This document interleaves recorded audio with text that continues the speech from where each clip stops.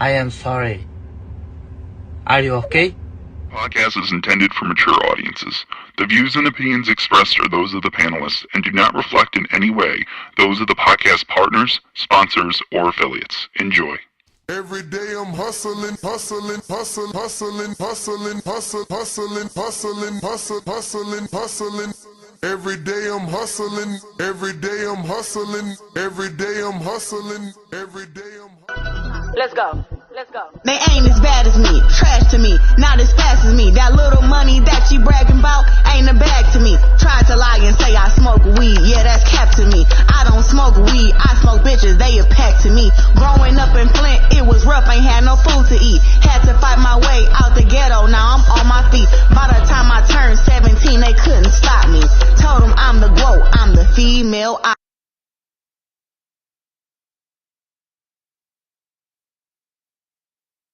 Hi, this is Michael Buffer, and you're listening to The Voice of the People.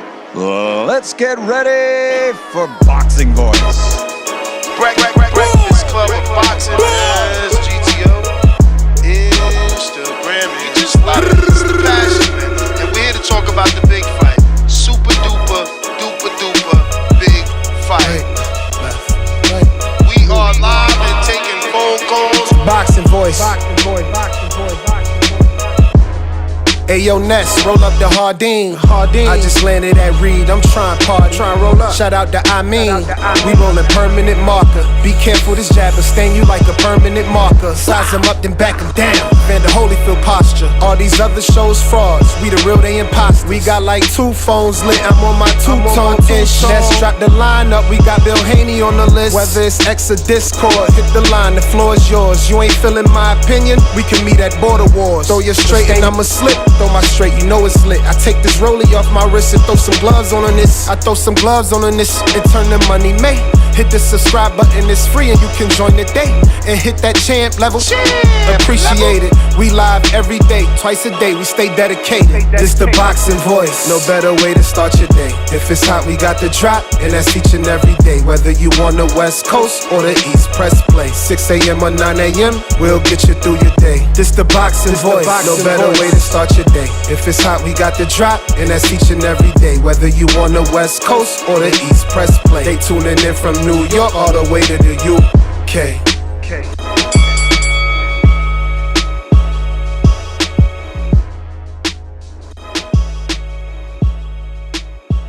This is just too easy. It's like taking candy from a baby. What up? What's going on, ladies and gentlemen? Welcome back to another edition of the Boxing Voice Radio. I am your host, Nesta Gibbs, Solo Dolo, Scarface, No Manola. We're here for the previews and predictions for the Claressa Shields versus Lonnie Daniels Detroit Showdown.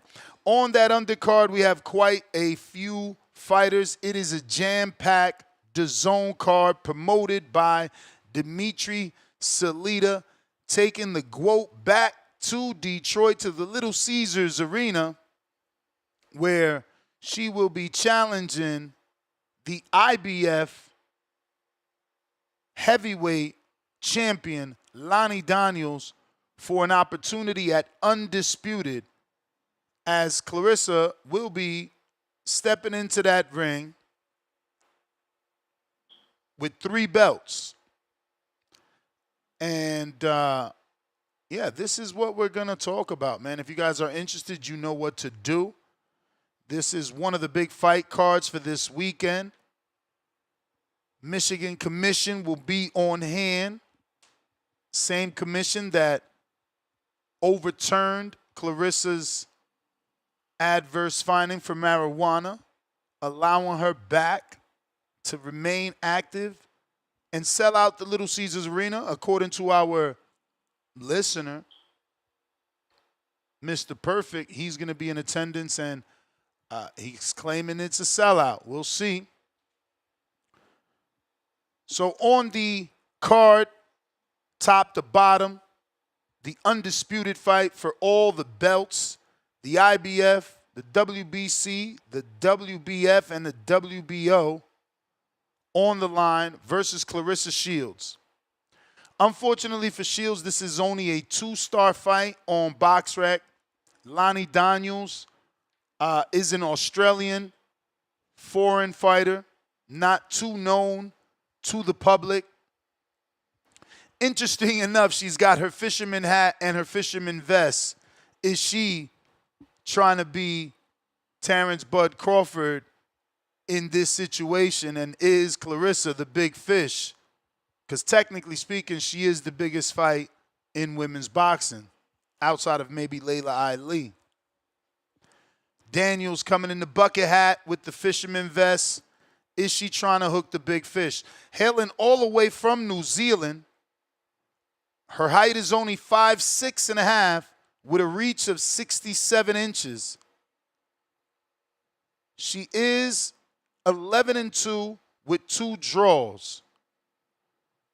Her first loss came in only her 3rd fight, and that was a fight at super middleweight. And she got a split decision loss. And that was a very small fight card, 3-fight fight card, and she happened to pick up a loss. Since then, bounced back, 2 wins, and then suffered another loss by decision, challenging for that WBO World Light Heavyweight vacant title. So, never nothing wrong with trying to fight for a world title and, not being able to succeed and dusting yourself off and trying it again. You know what I mean? No reason we should clown her for not winning that first title shot. After that, she went on to have 2 draws back-to-back with Tessa Tulevo. And it's crazy because Tessa is 1-6-2. And Daniels had back-to-back fights with her after Tessa had lost 6 straight fights. You can't make this shit up. We're gonna go really into detail because people that are getting the zone money, they got to do better. I got nothing against Salida, but this is nasty. I mean, he went and found Mexicans and Australians, and what I mean by that is he found losing records for the cheap in Australia, the way people go to Mexico and find losing records for the cheap to build their fighters up. This is her record, Tessa Tuluva, or however the hell you fucking pronounce it. Loss, no contest, loss, a win, and then 2 draws with Lonnie Daniels. I mean, I can't make this shit up. But hey, hopefully those 2 draws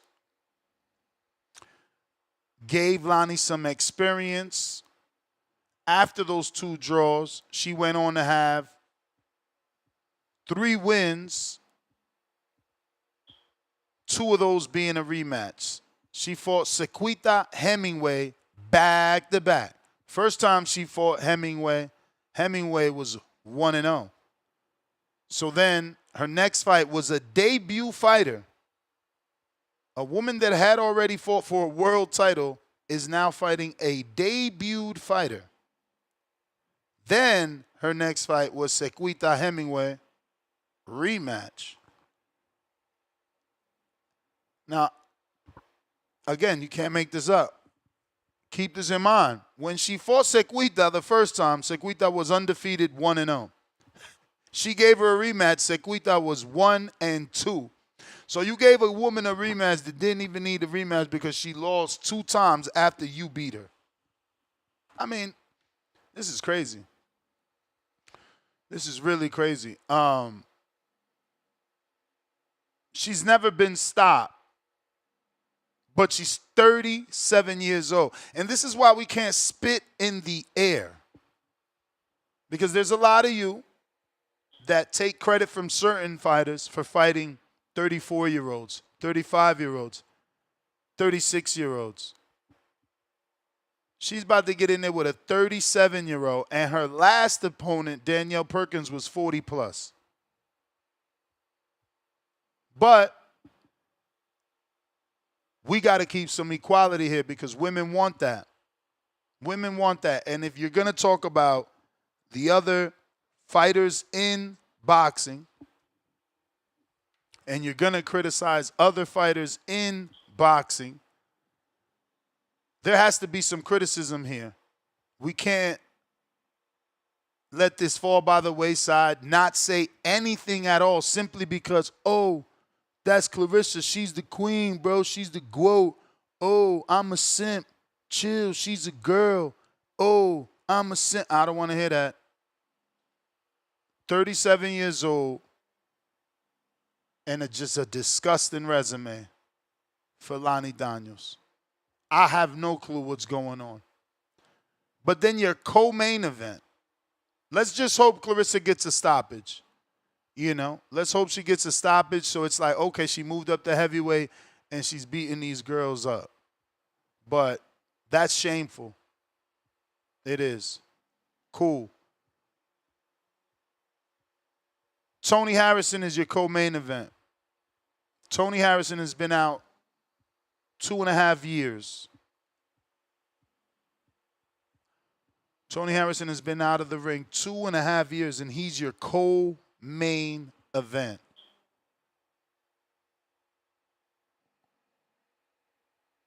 I don't know if you guys heard me. Tony Harrison has been out of the ring 2.5 years. And he's your main event, your co-main event. Gary Russell was out around the same amount of time, and he was on the PBC prelim streams on Manny Pacquiao.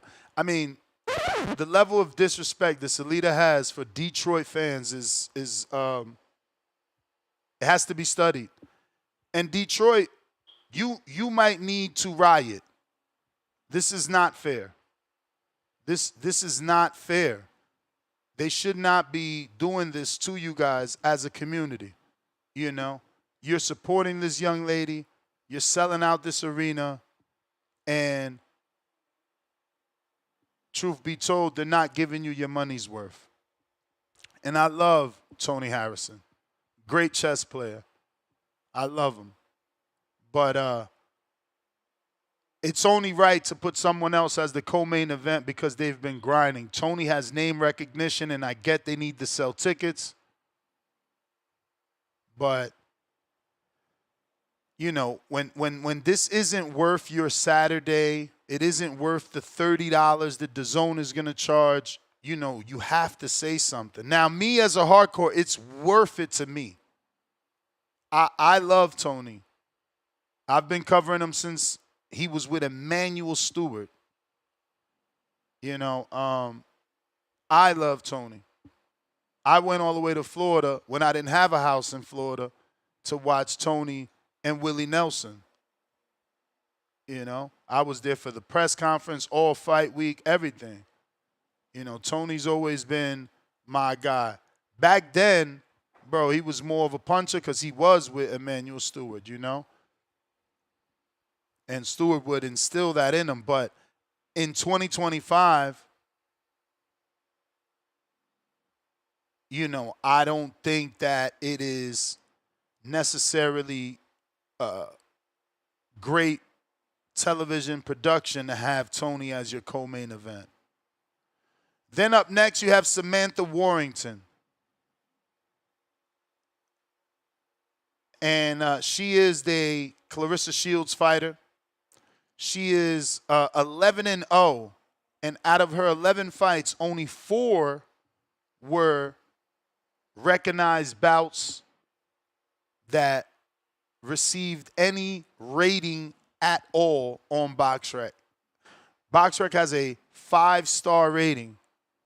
Your fight could be 5 stars or it could be absolutely no stars because the fight isn't worth a star. Samantha only has 3 1-star fights.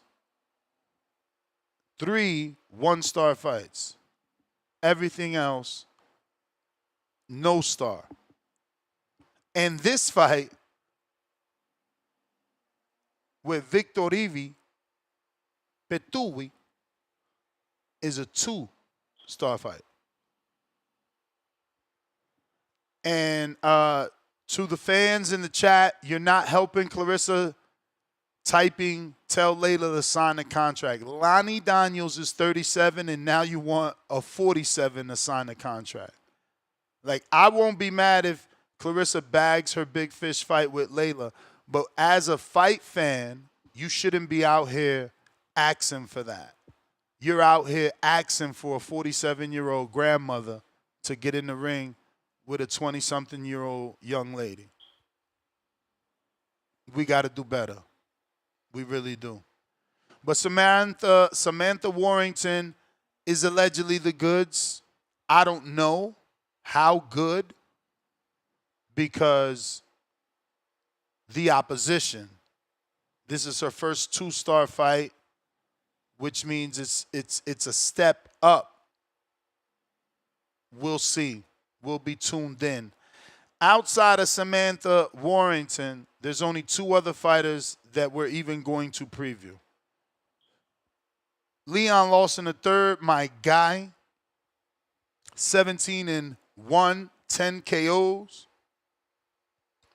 He's back. This is his second fight this year.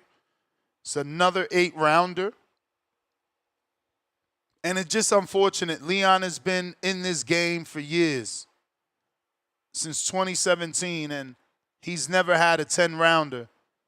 You know, the only one that he had was to Nathan Gallimore, and he lost that in 2021. Since then, he's never, ever, ever, ever, ever, ever had another 10-rounder.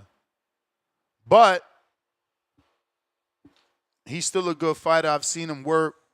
I've seen him spar Andre Durrell. I've seen him work with Lubin. I've seen him be trained by Kevin Cunningham. I'm hoping that he just needs his shot. You know, he's very tall. Got to be 6'6", maybe 6'5". And he's in the 54 and 60-pound division. Doesn't necessarily have the momentum of a Fundora, but similar attributes to a Fundora.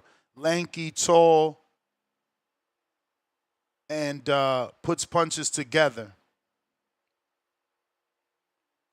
But this is your DAZN fight card. Part of your subscription, Dimitri Salita promoted card. And Leon Lawson III will be taking on Ryan Wilcots. He's a 1-star fighter. World rank 412. That I need to know who's Salita's matchmaker. I need to know who's Salita's matchmaker, bro. My boy Price Taylor's in action. 8-0. Big heavyweight. We interviewed him on the show. He was very active in TCL. Comes out of that Atlas Cops and Kids gym in Brooklyn. Trained alongside Big Baby, Lennox Allen, Shoo Shoo, Richardson Hitchens, Chris Colbert. Good guy, lighthearted. Again, Dimitri Salita's matchmakers. Yeah, we need to line them up. We need to just line them all up and let them have it. Because they got my boy Price Taylor in there with Robert Sims. Ask me how many stars Robert Sims is. None. Why? Because Robert Sims is inactive. That's what they got for my boy, an inactive. Yeah, you got Taylor's box rec, his amateur box rec champion. You gotta click on the tab that says professional. Not amateur, not TCL, professional. You looking at his TCL pro record. You got to look at his boxing pro record. TCL are only 1-round fights, something that he did to stay active. And that TCL run is what got him his opportunity with Salida. Claressa fans, you can stop. You can stop. You don't have to be Karens. No one is bashing the card. This is all truth. I'm giving you facts. How many stars? Who's inactive? Who's good? Who's not? Who's been out for 2.5 years? Who's not? Who had a draw back-to-back with somebody that wasn't on anyone's level? Who didn't? This is not bashing when you're reading black and white. This is just facts. We don't have to act that way. Don't be a Karen.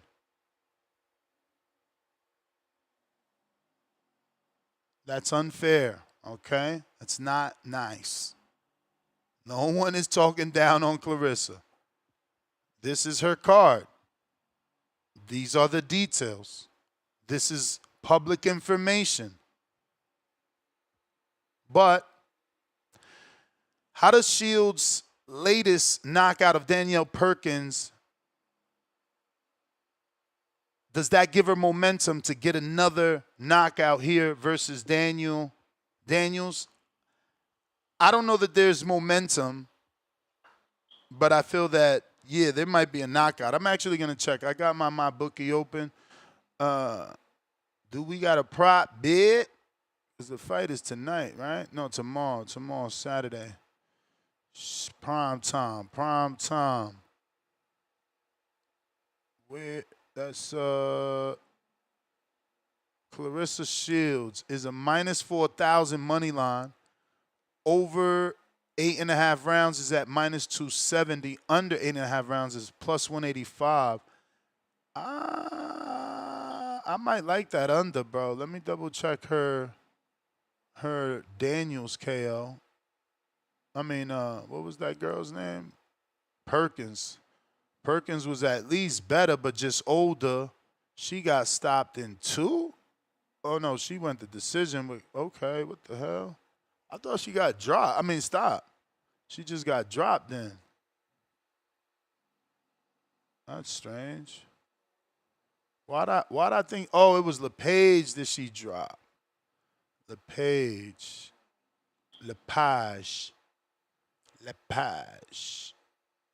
LePage happens to be a 1.5-star fighter, and she's only had 5 1-star fights in her whole career. 1-star fights in her whole career. Lord have mercy. Lord have mercy. And she hasn't fought since July of last year when she lost to Claressa. This is the issue with women's boxing. It's like we go get an inactive person, that person gets a shot, and then all of a sudden, boom, they're inactive again. It's crazy. But breaking news. 36 minutes ago, the WBO has sent out official correspondence to both parties and now has officially ordered the negotiations for the mandatory heavyweight title bout between Alexander Usyk and Joseph Parker. Both parties have 30 days to reach an agreement, or the WBO will proceed to the purse bid. Let's see if this actually happens. I wonder if Turkey wants this fight.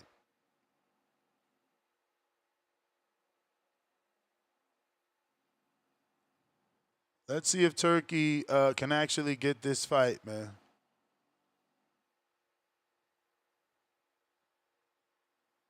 But this is the fight card. This is what we're talking about. We got a poll going on. Claressa Shields versus Lonnie Daniels. Who wins? 43% believe she will get the KO, and that is the GWO. 41% believe she'll get the decision. Once again, the GWO. 7% say Lonnie Daniels by decision, and 8% say Lonnie Daniels by knockout. So this is your jam-packed card for DAZN and Claressa Shields. Can Harrison's experience trump Diaz's momentum? Because Diaz is coming into this fight with a little bit of momentum, and it would be devastating if he can actually upset our boy.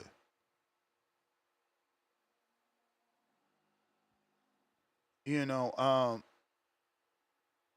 Edward Diaz happens to be Dominican, and the momentum I'm talking about is it's just a little tune-up, a little shakeout he went and did in Colombia. You know, he got him a little tune-up, a 3-6 tune-up. So, you know, he had been out the ring since June of 2024. But he went to Colombia, man, enjoyed the beach of Cartagena, and got him a little tune-up with Juan Martinez. And now he's going to be getting in with Tony Harrison, who hasn't gotten a tune-up and has been inactive for 2.5 years. So, you know, who knows? Who knows? Could the Dominican brethren get an upset here? Journeyman for sure. 15 wins, 6 losses, 5 by knockout. 5 out of 6 by knockout. 5 out of 6 by knockout. But 12 out of 15, he stopped. So he stopped 12 people. You know, so he might have some pop as long as those 12 ain't nobodies. But if you want to call in and voice your opinion, phone lines are open for today's previews and prediction of one of the biggest female fight cards this weekend. The GWOAT, Claressa Shields, is back. This is a preview and prediction episode for her card. If you want to call in and give your highly anticipated predictions, because we can't wait, I'm telling you. I know there's millions of people tuned in, dying to hear what you got to say about this fight card.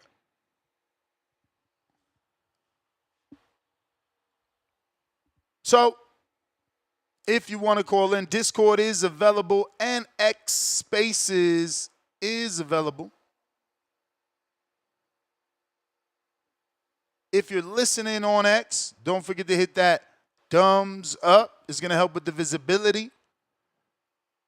I meant to say retweet and repost. That's going to help with the visibility. Maybe you just listening, you're driving to work, you can't really talk. But if you hit that retweet, repost, that's going to put this episode in the eyes of other boxing fans that may not be driving, may be available to talk. And we'll give an extension to this show. Call in, give their predictions for this big fight. So if you're watching this on X live streaming video, also do me a favor and hit that retweet, repost on there as well.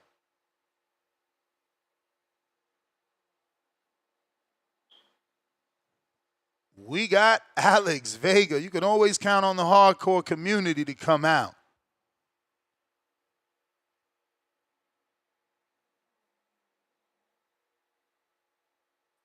Yo, can you hear me? Yes, how are you? Good morning. Good morning. Hello. My bad, I got a phone call. Okay. Can you hear me? Yep. Yeah, just came back from a little mini vacation. My birthday's coming up, so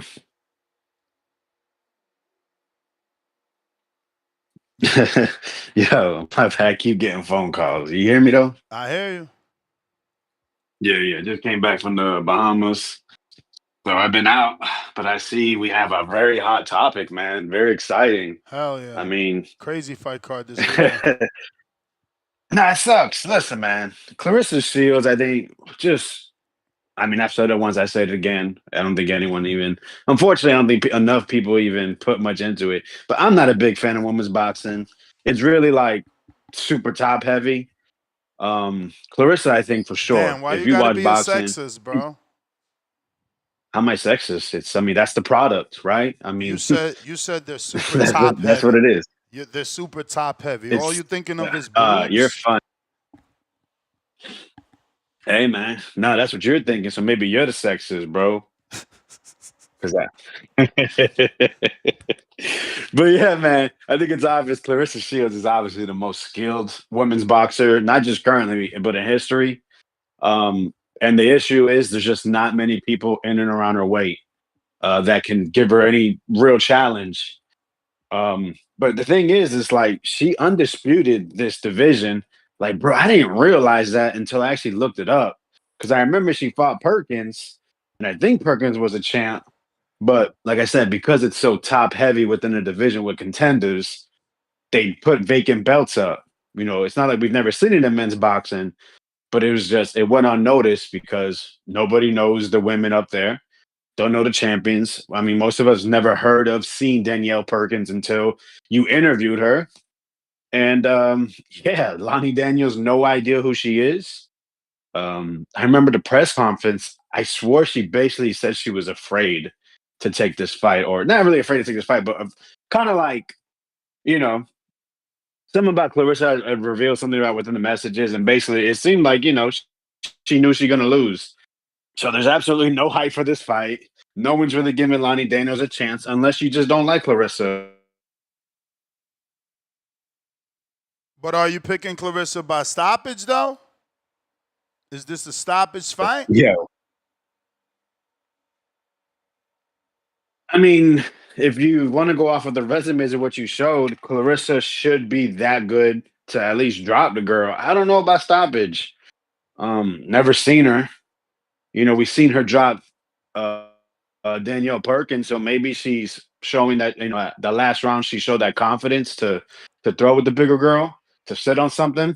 So maybe she has something in storage. I think that would be great if she's able to go ahead and accomplish that, get a stoppage, get things pumping, for her crowd, and get the promotion to want to work. What do we want? Honestly, what's there for her? There's the franchise rematch, which I think lost some steam with her last performance in the ring on the Hall of Fame weekend. And then there's Shadeja Green. So basically, we want her to go back down and wait. Those are the best fights available for her. Listen, Katie Taylor and Mena Serrano are always going to have better resumes because there's more quantity of good product down there when it comes to women's boxing. So I think honestly, what's best for her is if she looks spectacular, gets this girl, drops this girl once, twice, maybe gets a stoppage. Hopefully, by dropping her, getting the stoppage, not a white flag or ref waving it off from too many punches. Get the franchise rematch. Hopefully, Shadeja can go out there, get a nice performance, something to really, something go viral, and then have those ladies match up in 2026. This Layla Ali, bro. I was against Pacquiao coming back. I don't like these 40-plus-year-old people coming back from long layoffs. She hasn't fought in like almost 20 years. And I think it's disgusting from the fan base, from people that say, I love boxing, I watch boxing, I'm a hardcore, to say they want to see that fight. That's nasty. I don't want to see a 46-year-old fight an in prime 30-year-old best of, Guat as, Guo, I'm sorry, Dan Two-Tone. Guo, I was not trying to throw a shot. I got a lot of love for, what's her name, Shields in the ring. But yeah, bro, we don't want to see that. You're My disgusting. man said, I got a lot of love for Shields in the ring. You nasty. You said Shadeja. Shout out to Miss Green. Hey, man, with the top, see what happens when you put on good fights? You stay on people's minds. That fight with, what's her name? I'm sorry, Savannah Marshall was a good fight. I enjoyed that fight. If they rematched, I'd be cool with it. If she moved on by someone else, like I said, provide a highlight. I think that'll help build her profile and help push what, especially here on this channel, what we want. We would like to see Clarissa Shields versus Shadeja Green. Power versus skill. And I think Shadeja shows she has skill too, which what we were lacking when she fought Franchon Cruz. So, yeah, man, Just wanted to get a call in. Appreciate the time, and I'll be listening. All right, champ. All right. Who else is going to call in and give their predictions for this weekend's big fight with the GWOAT? We got to support, Claressa Shields. She's been doing her thing for a long time now. There is rumors that this is the last fight on her contract, so at least we got that to look forward to. Maybe she goes into some deep negotiations and comes out of that with a new deal where Salita does get her the opponent she deserves, or a new promoter where, we get better fights and bigger events, But we are talking Claressa Shields, Lonnie Daniels, heavyweight, undisputed fight, Detroit, Little Caesars Arena. According to Mr. Perfect, 20,000 sold out. We got NFL, what it do?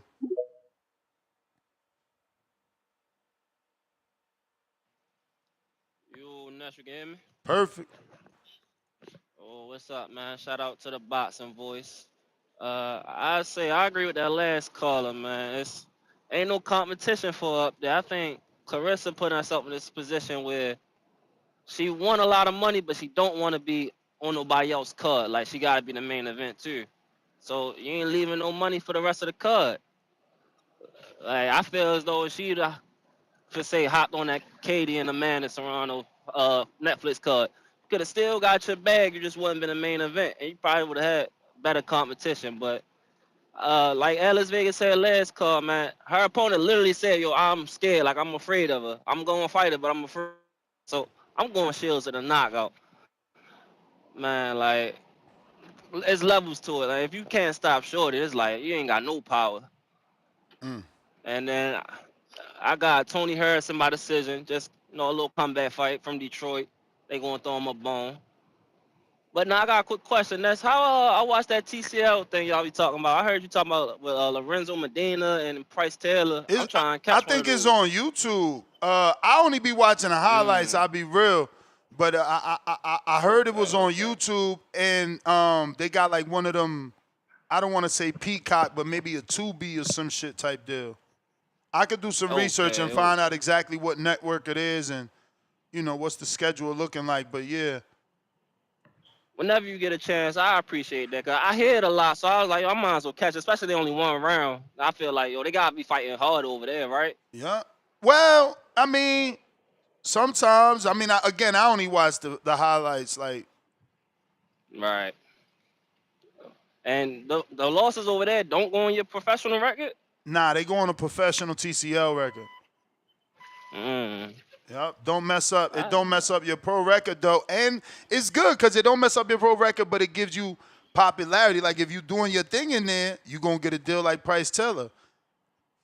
Right. Lorenzo got knocked that's out. Niggas should go get their tune-ups. And he got knocked out over there?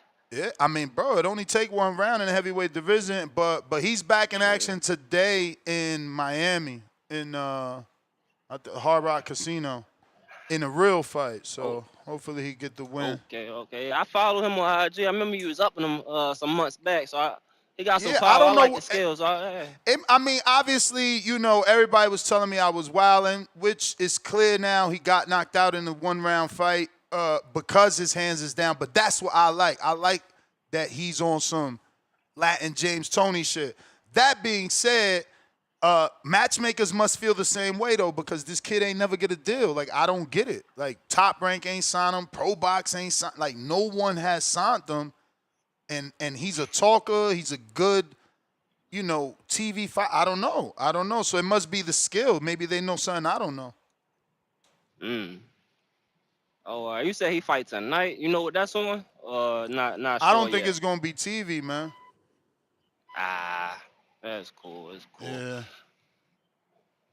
All right. But yeah, and then I'm looking forward to your boy Price Taylor. He talked this smack on the other day in the interview. Word. So hopefully, but then you say he in a tough fight too, though. Hell no. Robert Sims is a veteran, but he's been inactive, bro. Fucking Salita's matchmaker is terrible. He went and got dudes inactive, females inactive. I don't know. Yeah, I feel you. Yeah, best option for Claressa, man. Go fight Shadasia. She unified now, so ain't like you fighting for nothing. You feel me? Just And start she throwing beat the names girl. on your resume. She beat the girl that's the biggest name on your resume. So y'all got an equal win. She put herself on Claressa level. Like, yeah, Claressa resume is deeper, but your best win, we got that on our resume too. And guess what? Your best friend, she lost to the girl that we beat. But she also lost to Franchon too, though. Yeah, but Claressa that's what I'm beat saying. Franchon. That's what I'm saying. Franchon beat Shadasia, but Shadasia beat the girl that beat Franchon. And the girl Savannah did beat her. And the girl that was Claressa's biggest fight, toughest fight, best opponent. Like, we right there, baby. We manifested this shit. We right there. I can see that, especially you said this her last fight on the deal. Signed that one fight MVP deal. You feel me? Get Shadasia. They even give you a main event with that too, because you know that's what we you don't want it right now though. We shining right now. What the hell? You've been begging for this fight for years. We now you don't want it. that get back with Franchon first. It's gonna make the fight even bigger. We either want Franchon or we want Layla Ali. Get the fuck no, hell no, Ness. Yeah, listen. I only want Layla. Listen. Claressa can't. I'm listening. I only want Layla for Shadasia Green, so that Jake could show how great of a promoter he is and show Claressa she fucked up, right? Because, like, think about it. It's still a fight. Exactly. It's like, look, you ain't want to fuck with me. You keep clowning me. Look what I could do. I got Layla, and it ain't for you. It's for my fighter. Now, my fighter beats her. The fight with you and my fighter is even bigger because she beat Layla. Right. Show her ass, like, look, this where it's at. You either come over here or you got to lay down. So get down or lay down. That's it. And for Jake, it would be the best thing to show that you really fucking with your fighter. You got her the biggest fight. Because, yeah, Claressa the biggest fight, but Layla Ali also the biggest fight. Because that's the one Claressa won. So which one is bigger? Is it bigger to fight Claressa or is it bigger to fight Layla Ali? Because if Claressa won a fighter, I guess it's bigger to fight Layla Ali. Yeah. I think that's a possibility too, just because Layla was like, I want 15 to 20 M's. They got that 15 kind of fast. If I'm Layla, you got, hell no, that's the first offer. You don't never take the first offer. I tried to tell these dudes, but they so up Claressa ass, like, nah, she got the money No, she said 15 to 20. Now what you're doing is leaving Jake an opportunity to be like, hey, go your 21 million. Exactly. Damn, 21 is crazy, but shit. I feel like Shadasia will win that. Just Layla, she ain't fighting so long. She damn near 50 too, bro. 47. You feel me? 5 and above, you give it a 7. You round Lanny Daniels, 37. I mean, it's all the same thing. 10 years ain't the same thing. But yo, that's my call, man. Appreciate your time, man. Keep rocking. All right. Yeah, man, I need Jake to get that done, bro. I need Jake to get that done. That's playing defense. That's being a good promoter. That's sending a message to other fighters. I will work for you. I will get you the biggest. You know, the biggest fight available. I will get that for you. Jake could do it. Listen, Jake, Nikisha, one phone call. And they got that money. And what phone call is that? Netflix, man. Netflix. The only daughter, and I ain't saying this in no disrespectful way, but we don't know no other daughter. We don't know no other daughter. I ain't even know that other daughter. I ain't know Nico's mom until she said she was Nico's mom and then she was Ali's daughter. We don't know her. We know Layla. That's his daughter. You put Layla Ali, the daughter of Muhammad Ali, on Netflix. Shadasia Green, who looks almost identical to an Ann Wolf. play highlights of Aaron Wolf back in the day, making it seem like Ali never gave us that fight, and now she got to fight the younger version of Aaron Wolf? Storyline is there, bro. Listen, I was made for this. I could build storylines. The storyline is there. And then after you beat Layla Ali, you get the GOAT because you beat the GOAT's daughter. Come on, man. Jake, stop playing. Don't let us down. Don't let us down. Don't do that to us. We need that squabble. Michael B, what up? What it do? What it do? Yeah, Mr. man. Perfect, what exactly is cap? Like, this dude, he ain't got nothing to say. He just, everything is cap. You just mad, man. What up, Michael? They angry, man. Solita, man. What is with the man? Listen, is that's what's going on? Like he paying Claressa so much he can't even put together a banger card. Like, this card is nasty. But I've been to Detroit. They don't need much of a reason to come out and party. You know what I mean? You put Tony Harrison and you put Claressa Shields in the building.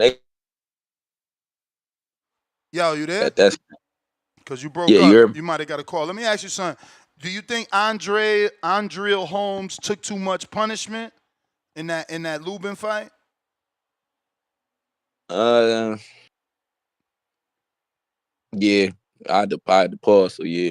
Okay. Nah, because I was going to say, why we ain't bring him back on a little tune-up to make this card better? Nothing crazy. He lost, right? So get him something to get him back in action. But look, yeah, I mean, this card ain't got nothing on it. Yeah, he might have needed some more time to recover because I definitely would say bring him back for sure. That would have definitely made the card better. Or it may have been that, he didn't want to disrespect him with what he was going to have to pay him. So, yeah, they may have to, he might be looking to put him on another card where he could get a better purse for real. It's just, I don't know. I mean, there's nobody out there for Claressa to really fight at the heavyweight division. We know that. There's only 4 active heavyweights for real. So, she's staying active until she gets a big fight. When she's going to have to go down for a big fight. And, I mean, the fight we won is green. You know what I mean? Like, the narrative you put out, like, you know what I'm saying? That route of having Shadeja fight Ali, if she was to come back, that would definitely, put pressure on Claressa. But at the end of the day, that's the fight that needs to be made. That's the best fight as far as as far as at the heavier weights. You know what I mean? Like there's nobody else up there that makes sense. I mean, what, rematch Savannah Marshall? Like, she just lost to Shadeja. I mean, there's nothing else that makes sense for real. Unfortunately, I think because of her GOAT status, Claressa has an inflated sense of her worth. For real. She feel like she need to be paid all this money. Like, bro, at the end of the day, boxing just a vehicle for real. So make the big fights, push the sport further for the next generation, instead of just being greedy and trying to make as many dollars as you can. You got some dollars, like, invest your money, make some money elsewhere, and really push the sport and make some big fights and make some history. But I got her by late round stoppage. She better get this knockout though. She needs a knockout because Shadeja got a big win, so that'll definitely bring energy to that fight. All right, then.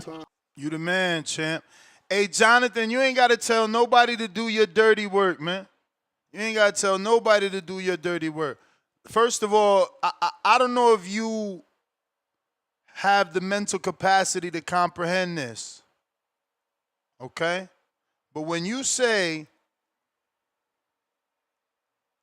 that I'm wrong because I'm saying fans shouldn't want Shields versus Ali, but literally pandering for Green versus Ali, and that's wild. What's wild is that you don't get that. But let me see if I can give you some real life examples in the men's division to help you understand what I'm saying. Okay. We're going to use Bud as the example since Canelo is flawed in your eyes. I try to use Canelo. One of y'all going to talk about meat, right? So let's talk about Bud. he's considered the GOAT. He's considered the best. He's a fucking superhero. So what we don't want from Bud is actually, y'all fuck around and say yeah to this, man. Y'all fuck around and say yeah to this, but I'm going to put it out there anyway because it's the only equivalent. Floyd is 48 years old. And again, the boxing mind is twisted, so this is a poor example. We are not supposed to want Bud Crawford to fight 48-year-old Floyd Mayweather off for 10 years off, which he don't even got 10, but we got to factor in that Layla Ali got like 30 fucking years out the ring. Okay? So that is the equivalent. That is the equivalent. Okay? Your best fighter in the world going out there and fighting an old dude. Shadeja isn't considered the best fighter in the world. You're not supposed to want the best fighter in the world to fight someone off 10 years inactivity and 10 years older than them. Let's not do that. Let's not do that. So it's not pandering. No, we want the best from Green. Shadeja's trying to get to Green's level. And I'm talking meteoric, media, stardom, not resume. Ali doesn't do anything for the resume. Ali does everything to build the fight with shields. See, and this is the issue with guys like him that try to make it surface, try to make the argument on the surface only. Because my argument is ultimately to come back to shields. My literal statement was it makes the fight bigger for Shadeja and Shields. But y'all don't see that. Y'all don't see that.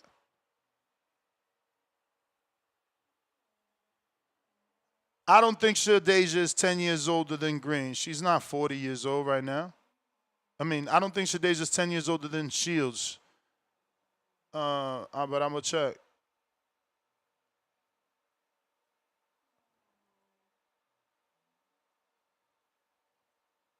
But yeah, man, it's totally different. 35, bro. So, Claressa is 30. So, that fight, that's good to go this year. That's good to go next year. So if MVP can get us a fucking Christmas on Netflix, Shadeja Green, Layla Ali, then first quarter or summer, we got Shields and Green. Super fight. Super fight. Competitive. Because you see, Shields and Layla, yeah, that's a super fight. That's a bigger fight than Shadeja Green and Shields, and a bigger fight than Ali and Shadeja Green. I understand that. But we know Claressa's going to thrash her, so why not sacrifice Ali to build up commercially Green to make Shields Green a super fight? That's what I'm talking about. You on some other weird shit.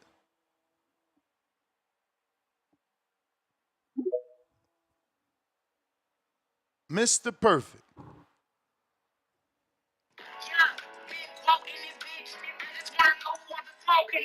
Dan, they said no phones and you still was recording? That's crazy. That's crazy.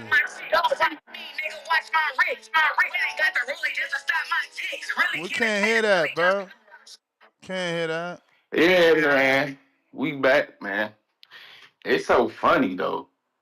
Because if you get Shadeja, the Ali fight, she don't lose. That's the crazy part. But if she don't, the Green fight huge. Give her the fight. Give her the fight. Give her the fight. I mean, she the only one with the promoter that can make it happen. Lose. So get Shadeja the fight. She gonna lose, so we gonna fight Ali regardless. If shit. Yeah, you know what? This You what I right. be You saying. right. This You what I be right. saying. No, you This what I right. be saying though. That makes it better. Either way, look, Hey, look. Actually, bro, you are no, it ain't. genius. It ain't gonna No, make it better. it Cause do. Shadeja gonna get cooked But that's by my everybody. point. But that's my point. If she lose to Layla Ali, that's what God wanted. And Layla now becomes so prestigious because she beat a young gun champion, Lineal, 3-belt. Yeah, no. It's a win-win for for Claressa. Win-win. Win-win. So look, hey, it's so crazy. Cause if Shadeja rematch Savannah, she will lose. She fight French Shine, she's gonna lose. Wow, She the hate fight is real Layla, with this one. she's gonna lose. Hate, This shit's so crazy, bro.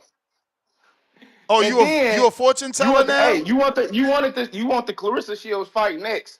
But once she wipe her, I knew she should have took that fight. With that quadruple left hook I seen in the gym. I'm tired of this shit, man. I knew she should have took that fight next. Hater. You gonna be on this bitch crying. Hater. Like, this is what I be saying. Like, so do you want the fight next or no, bro? Like, let me know. Bro, we ready for Yes big or no, squabbles nigga? only. We ready for big That's not a squabbles big only. squabble. Because she's gonna be the minus 1,000 against her. So come on, bro. That's not a big fight. And we gonna eat again. and we gonna eat again. Your Nah, girl, no, you can't even make money off. You can't even make money off of fucking Shields. How much you? How much you gotta? How much? No, I'm talking about you. I'm talking about you. You can't bet and make no fucking money. No, I never won money off Claressa. Exactly. I never did. Exactly. I never did. We gonna eat again. We gonna eat again. Yeah. But do the under. Hold on. Do the under. And when she fights Shadeja, do the under. Do the under. When she fights Shadeja. Since you niggas so hyped on her that don't have no skill and got lucky beating Savannah. If she rematch Savannah, she's gonna lose, bro. Lucky. She's gonna lose, you bro. scared. That's that Claressa Shields fan pumping in your blood right now. You scared. No, it ain't. You scared. Look, you want to see her lose before she get to your fucking girl? She already lost. The fuck? That only made us better. That only made us better. That only made us better. That only made us better. How?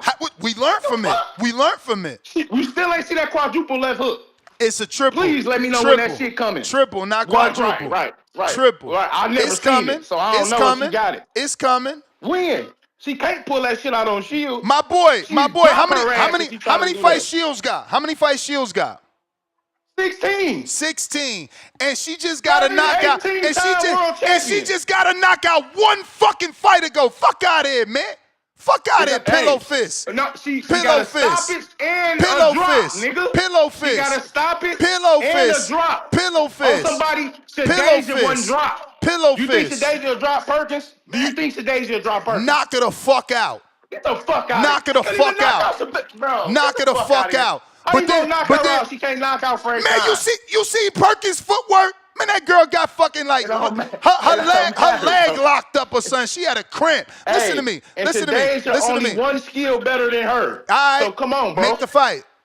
Make the fight. And when it's made, so what? When it's so you made, on this bitch crying? When it's made, so don't be on this bitch when crying. it's made, don't be like, oh, she fighting an old lady. No, that's who you wanted her to fight. Who? Oh, wait. Hold on. Here you go with this flip-flop shit. Do you want the fight or not, bro? With who? Shadeja and Claressa. Of course. What the fuck? Right, next. You want it next or you want to wait? It could be next. It could be on the moon. It could be in the Little Caesars. After Shadeja fight, I don't want that fight next. It could be inside the oven at Little Caesars. We don't give a fuck. We cooking her. Yeah, okay. Right. She gonna be a double stuffed crust pizza in the Little Caesarina when we done with her ass. Right, because she gonna Papoose gonna be ripping that snack shirt. Caesar's box. Papoose gonna be ripping his snack shirt off his chest, not knowing what the fuck happened. Hey, it's so crazy, bro. Cause you was just complaining, I don't want that fight next. Now you want the fight next. Nigga, make up your mind. Cause I want my girl to be filthy rich, so I want the Layla fight to get paid, plus the Layla fight makes the Shields fight bigger. If you don't get that, cool. If you think we scared, nigga, give us the fight next. Remember, you real scared, nigga. You asking for Layla. Hey yo, but, don't but get. You don't want Shields to get to Layla. Yo, fight. this dude what I'm crazy. saying, bro. This what I'm gonna tell you. Don't get hung up on, because the only person that sent the fucking offer was MVP to Claressa Shields, and her ass said she ain't no. Co-main event. That's right, motherfucker. Was the money co-main? Was the money co-main? Was the money co-main?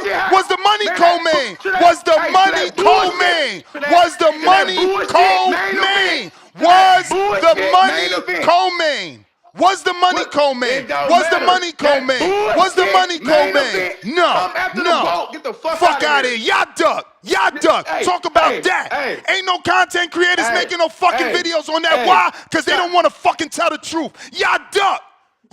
The biggest fight of your fucking life. Claressa never made 6 million views. Claressa never did 6 million views. Fuck out of here.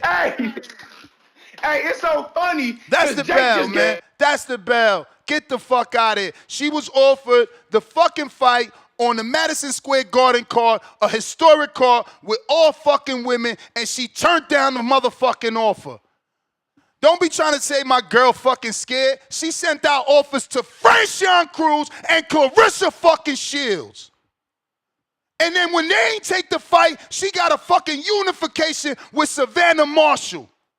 You motherfuckers gonna put some respect on her name. She ain't asked for no fucking Lonnie Daniels, no fucking Danielle Perkins. Nigga, fuck wrong with you? Let's talk resume. Let's talk the fucking offers she sent. She sent champions offers. You sending out offers to fucking Australians. But Cambosa is saying shit. All of a sudden now Lanny Daniels is a pound-for-pound fighter. Smack yourself, man. Don't you ever disrespect. And next time you call in, you put some respect on her fucking name. She sent the offer to Franchon, sent the offer to the fucking Guo, and then made a deal with Savannah Marshall. You ain't never seen no fucking male fighter do that.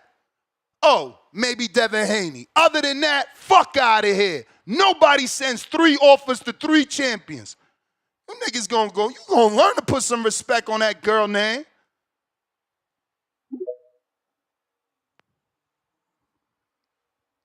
But she the Guo, so y'all don't say she duck. Biggest paycheck, but y'all don't say she duck, cause she the Guo. She don't do co-main events. That is a duck. Fuck out of here. Fuck out of here. Out here ducking squabbles and the biggest paycheck. If that, when it's Boots, oh, Boots a duck. Oh, Norman a duck. Biggest paycheck. 10 times is a pay. Man, Claressa Shields did a pay-per-view. 10,000 people maybe seen it, and that's because they illegally streamed it. She ain't never done 6 million views, and you gonna let her turn down a Netflix historic deal with a girl that she been talking shit about. You've been talking shit about Shadeza, so her team said, hey, go to fucking offer, let's squabble. Yo, you good, Ness? You good, man? I'm always good, because I tell the truth. Mr. Perfect, he gotta lie. He gotta lie. Why? Because he in love. Look, I'm not in love. I just love Shadeza. Shout out to you and Mr. Perfect, bro. The one thing I'll say, I like his fucking passion, bro. That was a funny ass call, man. That's all it was. That's all it was funny. That shit ain't had no facts. No facts. Nah, he was in the shout outs to Ruler's back. He called this shit the screaming voice, bro. That shit had me crying. Because that's all he do. He gotta scream. He don't want to talk because he know talking he gonna get cooked. Yo, let me ask you real quick with this Daniels. Bro, she got 13 fights and she fought like damn near 5 fights with like 2 people? Yep. Nasty work. Quote work. Yeah. I mean, I'm gonna edge Claressa. To be honest, look, I don't watch too much women's boxing. You know, you can call me a fake if this was Canelo, you'd be in here. You would be talking shit. She just fought a 44-year-old, and now she find a 37-year-old, and we talking about GWOAT status. This GWOAT status. Yeah, I was looking at this, and I'm like, damn. Like, I was like, all right, Daniels, and I'm looking at it, and I'm like, what the fuck? Not making really that much sense to me, but I don't really care too much for Claressa. I don't really hate her. I don't really like her. So, you know, it's not too big of a thing for me. Let me ask you now, with Tony Harrison, homeboy he's fighting, bro, 80% knockout power? Man, 80% knockout percentage? It's just a bunch of. It's a bunch of. I looked at the box rec. All I seen was he lost to Puello and a couple of guys. So it could be that fake power. You know what I'm saying? And I don't ever remember watching him. So that's why I'm asking you. I'm like, yo, is he actually hitting or is this like fake power? Bro, them knockouts. Look at where they at. Look at where they at, bro. It's that overseas shit. Yeah, but I used to be a big fan of Harrison, you know, so I had a pull for my guy. I like my guy's movement. You know, I've always had the issue with, again, anybody who's hitting real hard, they usually pose some kind of problems for him. Between that and his gas tank, he usually fades out a little bit in the later rounds. But I'm glad my boy's back. I fuck with Harrison. He had one of the greatest press conferences of all time. You know what I'm talking about with the Charlo shit. You know, so salute to my boy for coming back. And you know what I wanted to ask, because I caught the replay for yesterday's afternoon show. So this is pretty much just like a quick rundown. This whole TKO thing that they trying to do is just like a slick way of pretty much avoiding the Ali Act and having their own thing going on. Yeah, not avoiding it, they're amending it pretty much. They're adding shit to the Ali Act and asking to amend this so that they are allowed to also exist, you know, and do their own thing. Okay. With the UBO. Yeah. Yeah, bro. I don't really know how I feel about that because I was trying to think of the positives, and I do remember. I think you were saying with I think Turkey said it or maybe Dana that they were trying to start their own thing from the ground up. So maybe they'll start with their own fighters and maybe if they get got some a contender. Names, they're going to be doing a Dana White contender for boxing, and they're going to have a Tuesday night series. It's both rumored to be on Netflix. I kind of like that. Feel like it's your But yeah, I'll let you get to some other people, man. Shout outs to TBV. Shout outs to you too, Nuts. And I'm going to definitely tune into that Border War show later, man. All right. Mr. Perfect, you got a counter from Jonathan Sims to come live some more.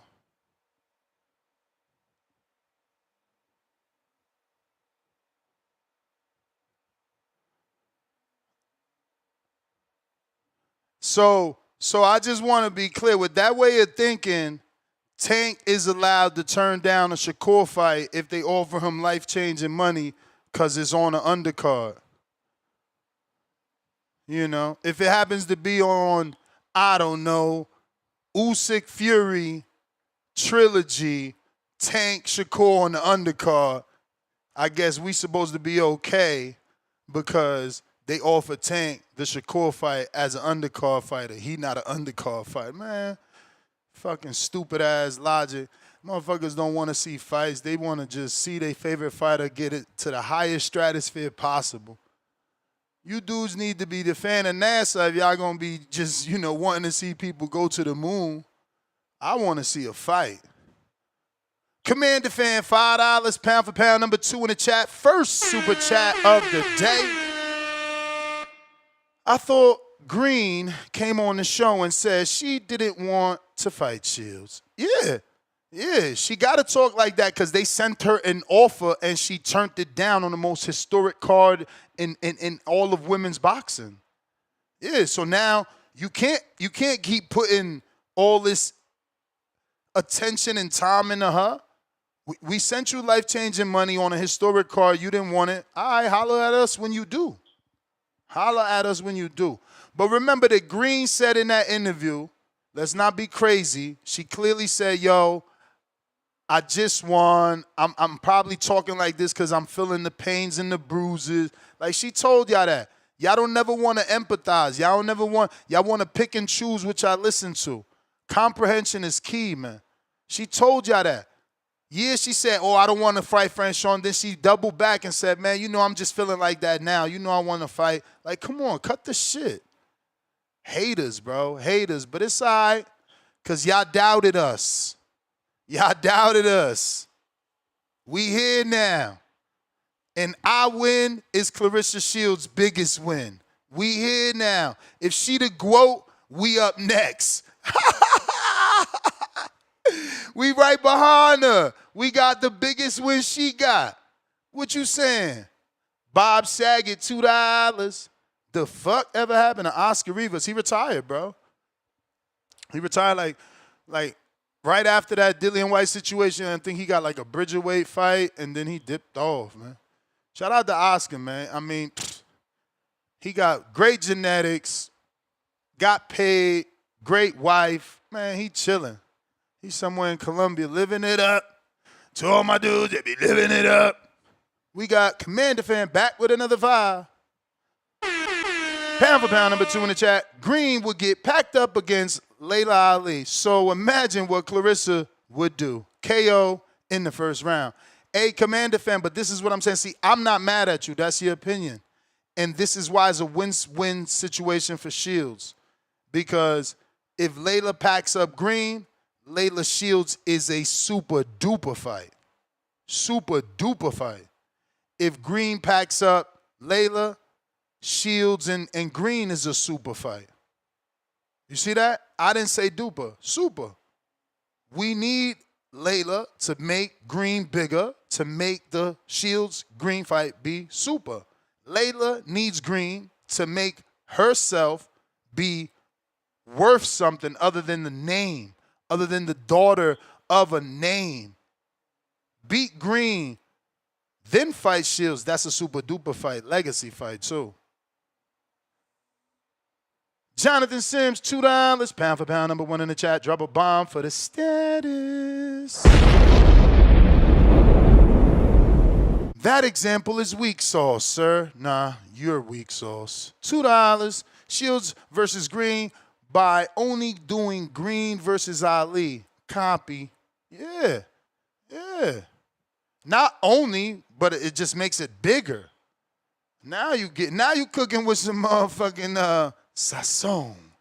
We got Jonathan Sims, pound for pound in the chat, number 1, sending a counterpunch for Mr. Perfect. And we got Darian, it says $2 with the $2 super chat. Dre Day, $2. Ness being the main event makes the fight epic. Nobody want to hear that shit, man. All we care about is the fight. If the co-main is better than the main, that's all we care. If the opener is the best fight, that's all we care. Like, we just care about the actual action in the ring. Y'all trying to change shit. Y'all give a fuck about ring walks and all that matters in the grand scheme of the event, but it don't matter in the fight.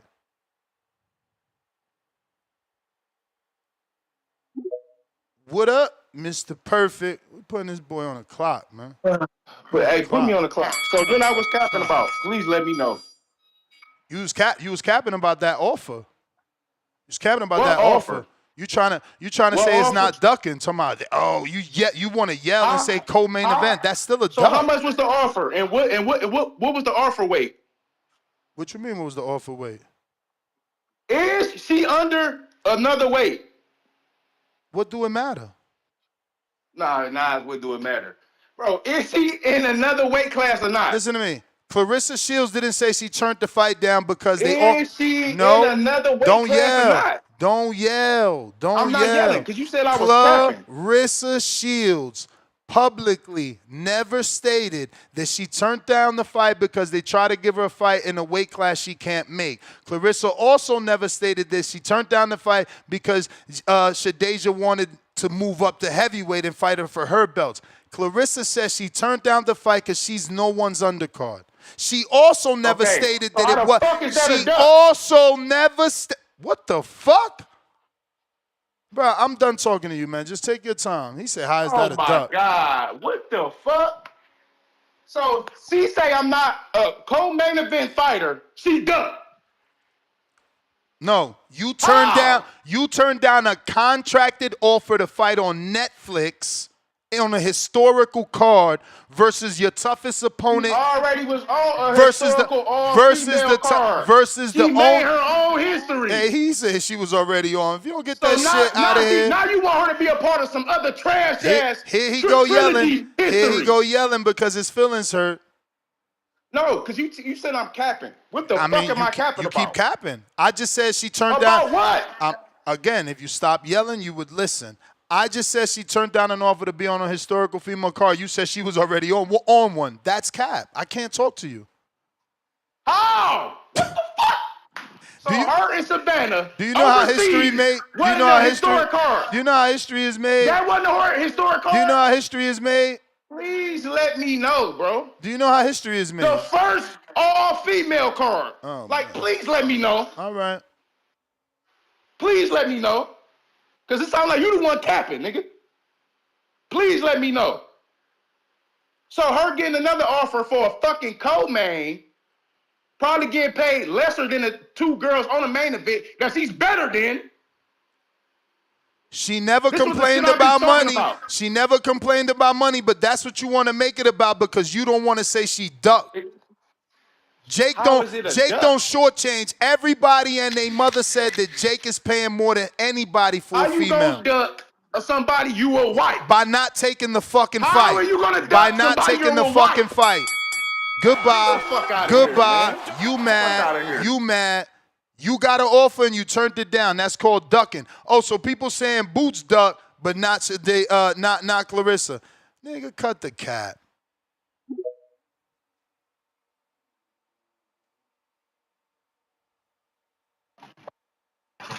Boxing boys. What up? What up, man? Shout out to the GOAT, man. Claressa Shields, you know, she rock with TBC, so we rocking with Claressa Shields all day. You know, she gonna knock old girl out probably about 7. And I wanted to say, your boy Devin Haney, if he stood in the pocket with Claressa, I feel like Claressa would knock Devin Haney out. What you think about that? You think Claressa knocked Devin Haney out? For sure. I think so too. Shit, Devin ain't got no chance for that right from Claressa, you know, the GOAT. No, let me stop bullshitting. Shout out to TBB, man. Shout out to the squad. Shout out to that boy Terrence Bud Crawford, man. You know, we here repping all the way to September 13th, every day, all day. Who my man, Mr. Perfect, been spazzing this morning. Hope somebody throw some counters. I might have to throw him a counter because my man's spazzing. I want him to hold it down for the GOAT because she holding it down all day. And she gonna knock whoever out. Only thing I don't like about Claressa, she always trying to talk about her booty. Get the fuck out of here. When niggas talk about girl, but they always talk some shit. She always talking about her ass and shit. Nobody care about your ass, girl. We want to see you fight. You a fighter. We're not looking at you for your ass. I'm sorry. You're not Serena Williams. Come on now. You a fighter. Get that shit out of here. We don't want to see that. We want to see you fight. You ain't one of them pretty girls we want to look at like that. I will say that. Lisa Baumgartner, she a fighter, but I like looking at that. She's something nice to look at. But yeah, shout out to TBB, shout out to you, Ness. Hopefully this show keep going. I don't know why you named this shit the Claressa Show. You know nobody gonna call in, but this shit gonna go fast. It's gonna be a short show today. You know it. That's why I got on this line so fast. I just clicked on this one. But usually when Terrence Crawford, I gotta wait hours to get on this motherfucker. You should switch it up a little bit. Throw some Puerto Rico or something. We gotta get this shit going a little longer. Claressa nice though. She can get a little slideshow, but let's switch this up because you know nobody gonna call in for Claressa. And I don't want to see her and Layla Ali. No. Oh, shout out to that girl Bree that was on here from the whole town yesterday too. Fire ass interview. Yes, sir. Fire. You held her up, you held it down. And yeah, keep doing your thing. That's we out. And shout out to Spider Rico. All right.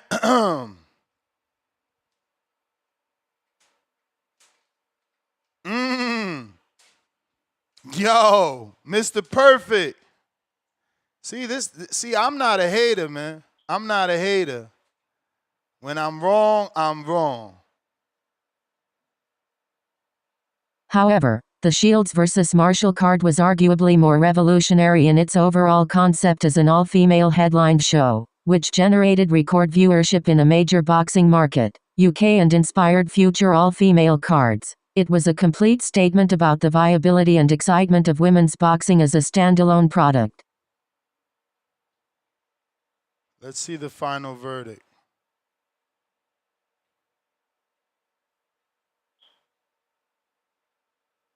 Ultimately, both cards played crucial and distinct roles in propelling women's boxing into the mainstream. Taylor Serrano cracked the Mecca, while Shields Marshall proved the strength of an all-female lineup and broke viewership records. They are both cornerstones in the modern history of the sport. But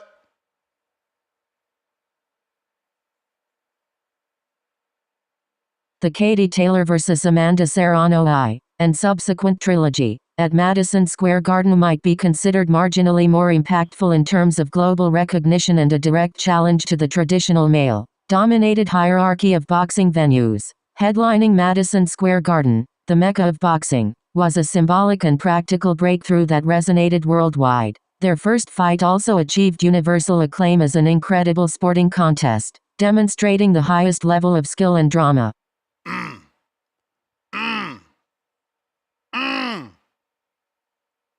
What you saying, bruv? What you saying? Trilogy and continued milestones. 2025. The recent Trilogy bout, July 2025, continued to break records. It was also an all-female card at Madison Square Garden, and the event reportedly broke a Guinness World Record for the most world championships contested on a single fight card. 17 titles. The fact that it was a trilogy of such high-profile fights further solidified their legacy.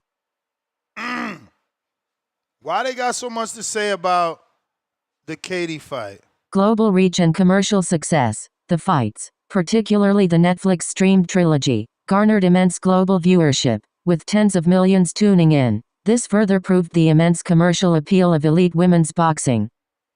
Ooh-wee! Wait.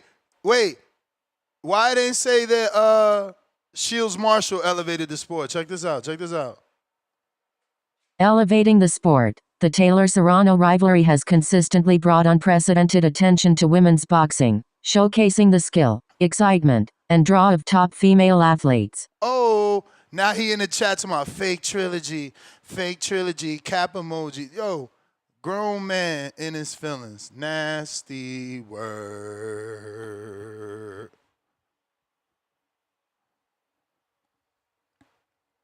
What up, Al in the Bay?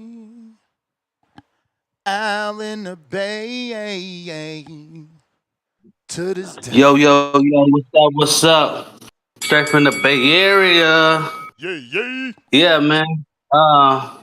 Sometimes I don't agree with Mr. Perfect, but he's right, man. That was a fake trilogy.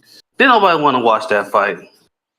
Hold on. The only reason was big. Al, one small question.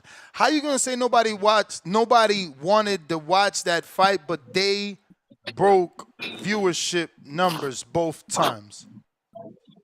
It's on Netflix. Oh, okay. Everything So good on that's Netflix. why. So wait. So hold on.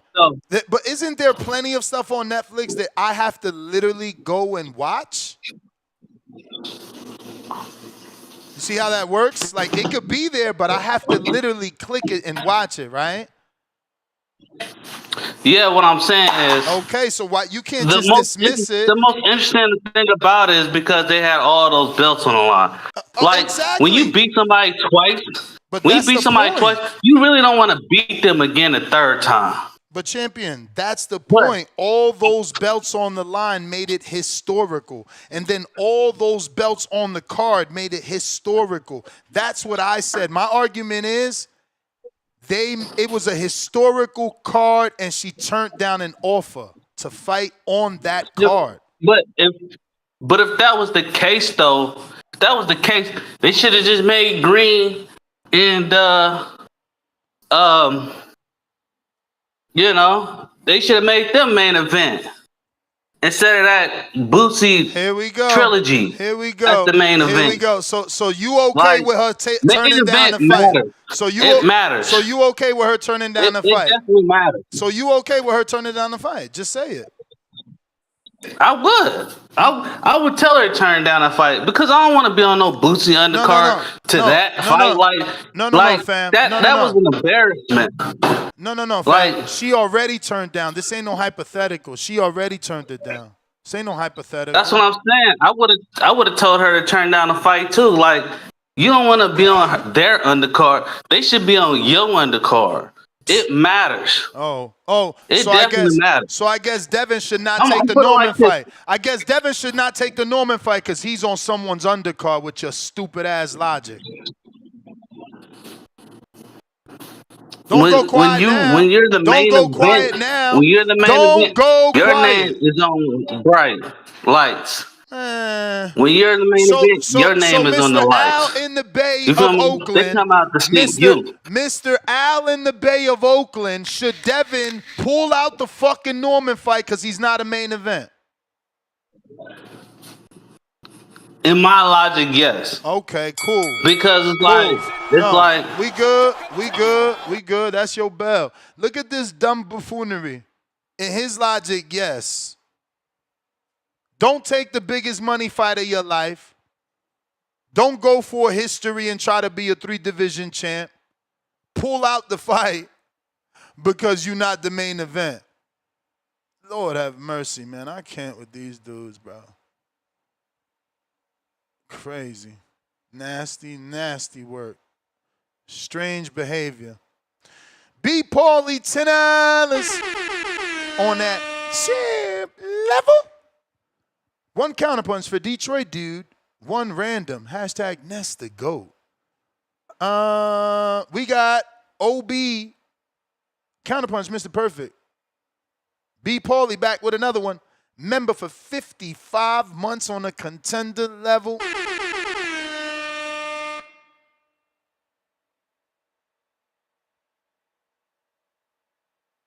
I guess he meant Salida ain't gonna do better. She need Turk or Jake. 100 emoji, pointing at you emoji, fire emoji, Ness emoji, Jake Paul emoji, Turkey Alashik emoji, hashtag Ness, the matchmaker. Somebody get me that old song and be like, I think. I don't know if I'm just remembering it this way because I need a soundbite that says it, but like, wasn't it like an old hip hop song? It'd be like, the crash out party, right? Or am I saying that wrong? Is it that harmony with different words? But we need it. We need it for this guy. He can't have a simple conversation without yelling and crashing out. All right, here we go. What is a trilogy, bro? What is a trilogy? Both of the fighters, both of the fighters have a draw, and one of them win. So what is a trilogy? Let me know. A trilogy is 3 fights. It's 3 fights. There's no rules. There's no rules to how you fight 3 times. Who the fuck have an O2 trilogy? Well, isn't it all 3 that she won, or there was a draw in the first one? After you go 0-2, who is talking about a trilogy? Katie and Amanda Serrano and the 6 million people that watched them. Did Katie want to do it? Did Katie want to do it? She took the offer and fought. They had to pay her more. They had to pay her what? More money, right? Because she won. Why wouldn't you want more money than the last time? Exactly. So they forced her into a trilogy, right or wrong? He said that no. You're really showing here that you don't know anything about a lot of things, not just boxing. It's called negotiations. If I beat you, what do you think is going to happen if Shadeja Green beats Claressa Shields? You think the second offer is going to be the same? So stop. But do you think the second offer will be the same? Exactly. And look, you sound and it's silly. so crazy is you are say crazy. We would have took the fight. Say we would have took the fight. No, you didn't take the fight. She out there. Listen, you she didn't out there take the fight. So her fight Savannah made the fight with Claressa bigger, right or wrong? Oh, duck talk. Oh my God. Duck talk. I ain't fight you now because I knew it was gonna be bigger later. It's so crazy. And then it's so crazy. You talking about Jake, where she with Turkey. She fuck with Turkey. And Turkey fuck with her. Who? So you talking about Who fuck with Turkey? Who fuck with Turkey? The girl that only talked to Turkey via Twitter. The girl that only talked to Turkey via Twitter and said, Turkey, when you gonna put a girl on your card? And how many girls has Turkey had on his card that wasn't named Claressa? Stop wishing. Matter of fact, I got a soundbite for you. Nigga. I got a soundbite. He only had one, nigga, so stop.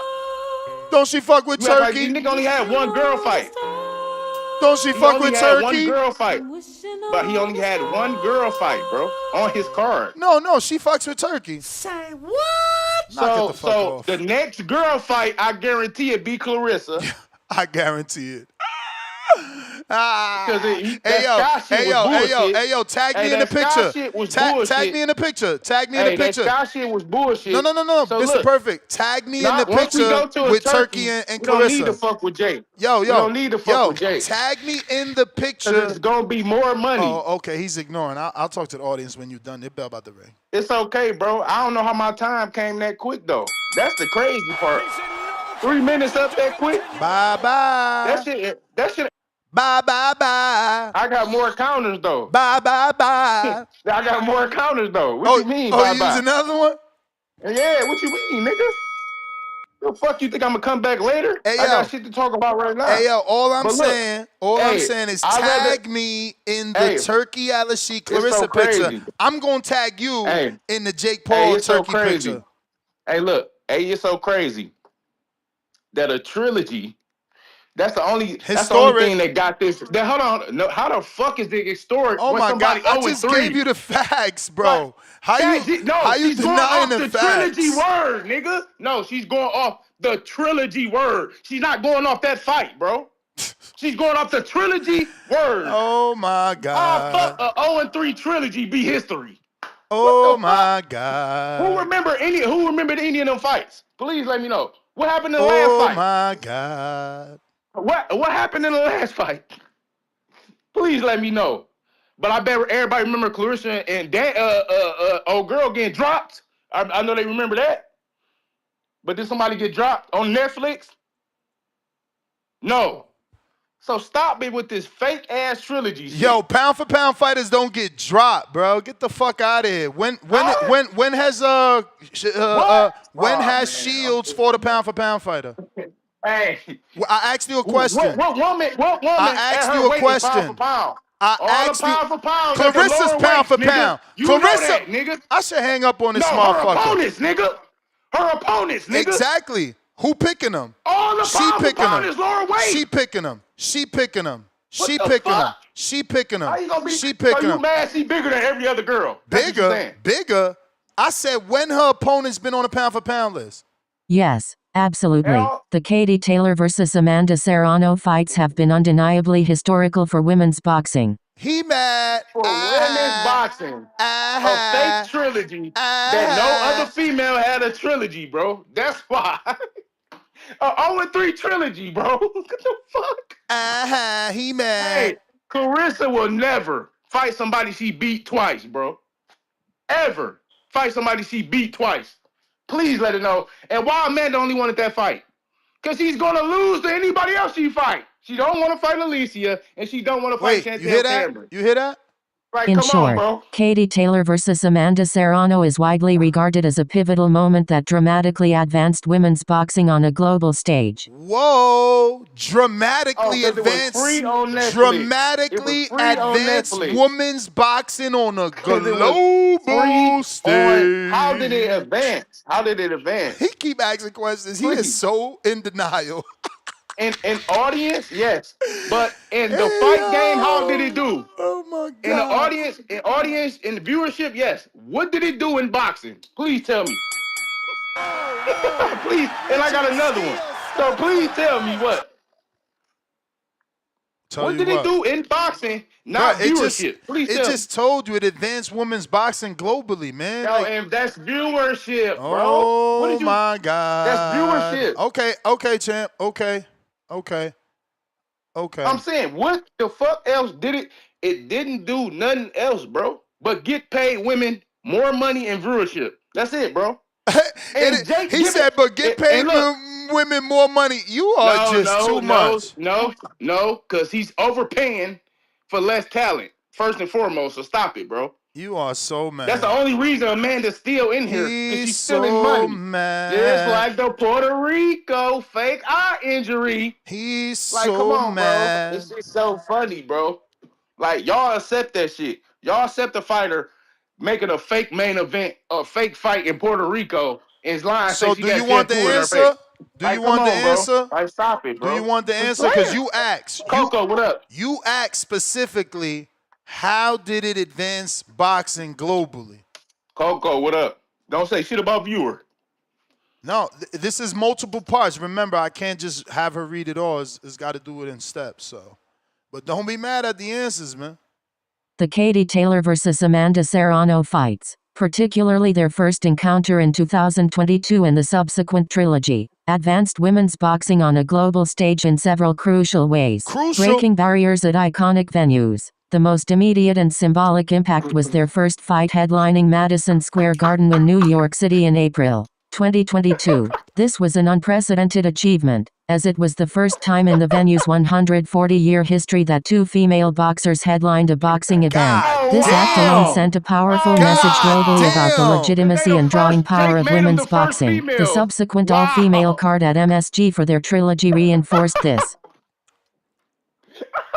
He jealous. So look, just He because they're the first two females to main event in the Garden because of Jake wanted that. Hey yo, like, bro. Hey yo, Stop, that's bro. like saying. Can you stop? Bro, I ain't even gonna do it, bro. But you nasty. You are hating. You are hating. Massive global viewership. The fights, especially the trilogy streamed on Netflix, garnered unprecedented global audiences. Reports indicated that tens of millions of households worldwide tuned in, with some estimates for the second fight reaching nearly 50 million or even 74 million households globally, making it one of the most watched women's sporting events in history. This level of exposure dramatically increased the visibility of women's boxing to a truly global audience. Hey, look, it's just so crazy because if it was a pay-per-view, none of that shit would happen. We ain't done. Claressa had a pay-per-view. Then nobody bought. Then nobody sold bought. out. Then nobody bought. We got pay-per-view. We don't do Demonstrating free, commercial viability, We don't the do massive free. viewership translated into significant financial success. Both Taylor and Serrano earned career-high, seven-figure purses, reportedly $1 million each for the first fight, and combined purses of $13 million and $18 million for the subsequent fights. This proved beyond doubt that elite women's boxing could be a major commercial draw, attracting significant investment and sponsorship. We got to stop because he wanted to talk over their historical purses so that y'all won't hear. Claressa had the first million. Stop it, bro. Nobody cares about 1 million that translates to 500,000. But they just said they got paid 1 million. No, you talked over her. That's why I'm repeating it. Shut your ass up and learn history. Both Taylor and Serrano earned career-high, seven-figure purses, reportedly $1 million each for the first fight, and combined purses of $13 million and $18 million for the subsequent fights. This proved beyond doubt that elite women's boxing could be a major commercial draw, attracting significant investment and sponsorship. This is vital for the growth of the sport. Stop, Coco. We can't do this with him. He's in denial. Now check this out. Amanda, who's active and a pound-for-pound fighter, seven division champion, isn't worth that. But guess who is worth it? What's her biggest win? Layla Ali off of a 20-year layoff. Y'all giving a 15 What's her biggest million. win? You mad? Can you name her biggest win? You mad? Please name Amanda's biggest win. The biggest win is Ness over you. Ness over Mr. Perfect. I slaughtered you. I slaughtered you. And you kept saying viewership. I said, don't say viewership. No. That's all you brought up. There's way more, but all you do is talk. So I'm waiting for your bell to ring, and I'm going to play it for the audience. But it's so crazy. You keep talking about viewership where they paid I ain't talking about nothing. This got overseas, bro. This got 5 different categories. Let Claressa you keep be talking. on Netflix. Free. We tried to put her on there. Nigga. She ducked the Netflix offer. Nice. Fuck you talking about? She ducked the Netflix offer. Let Claressa be on Netflix. No, she was sent an offer. You ain't got to wish for an opportunity to be on the biggest stage. They sent you one. You ain't want it. And your fans is cool with that. You know what I'm saying? He keep talking over because he don't want y'all to hear historical shit. What woman ever made $13, $18 million in boxing?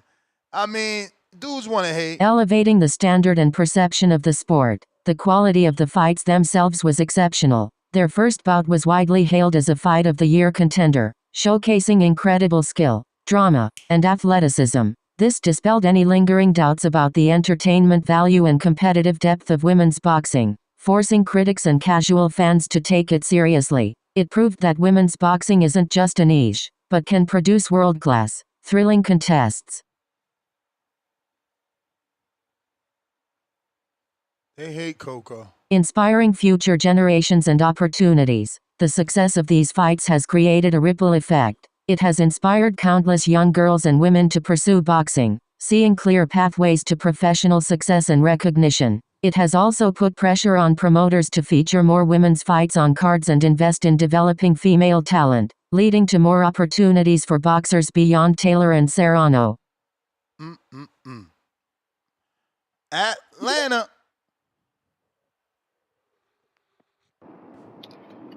Yo, what's up, Nash? You hear me? Loud and clear. Yeah, that shit crazy, man. Why you have to do Mr. Perfect like that, bro? Like, no, shit crazy, You know man. he get All those emotional things whenever true. you talk about Earl or Claressa. He can't take it. That dude need anger management. Man, shout out to Mr. Perfect, man. At least that nigga's always consistent.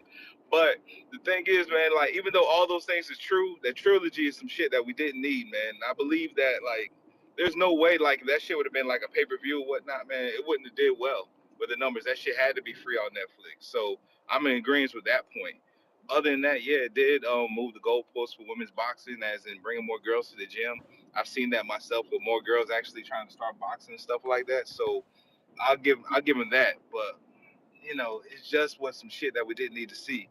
Also, you keep on talking about Layla Ali being such a big fight and everything, but like Ness, let's be honest, man. Like even in the '90s and early 2000s, she wasn't even the biggest Ali.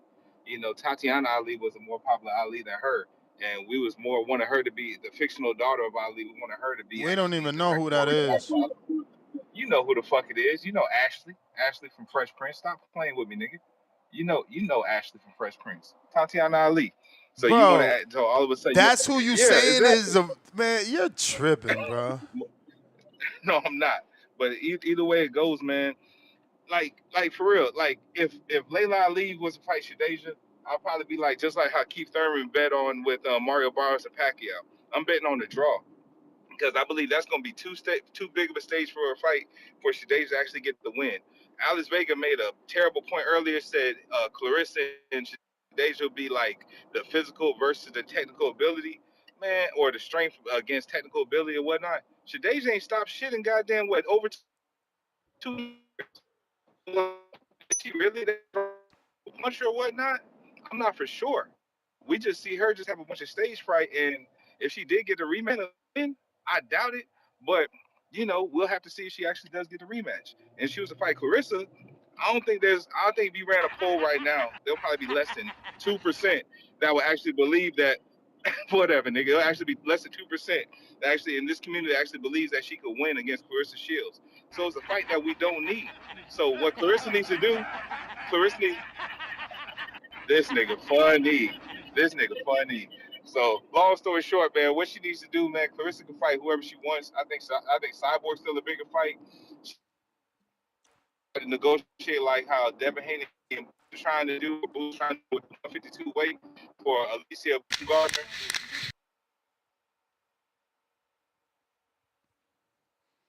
Damn, somebody on Twitter said Clarissa charged them for a photo. This is crazy. It's nasty work. He better be lying. He said Clarissa Shields tried charging me for a photo too.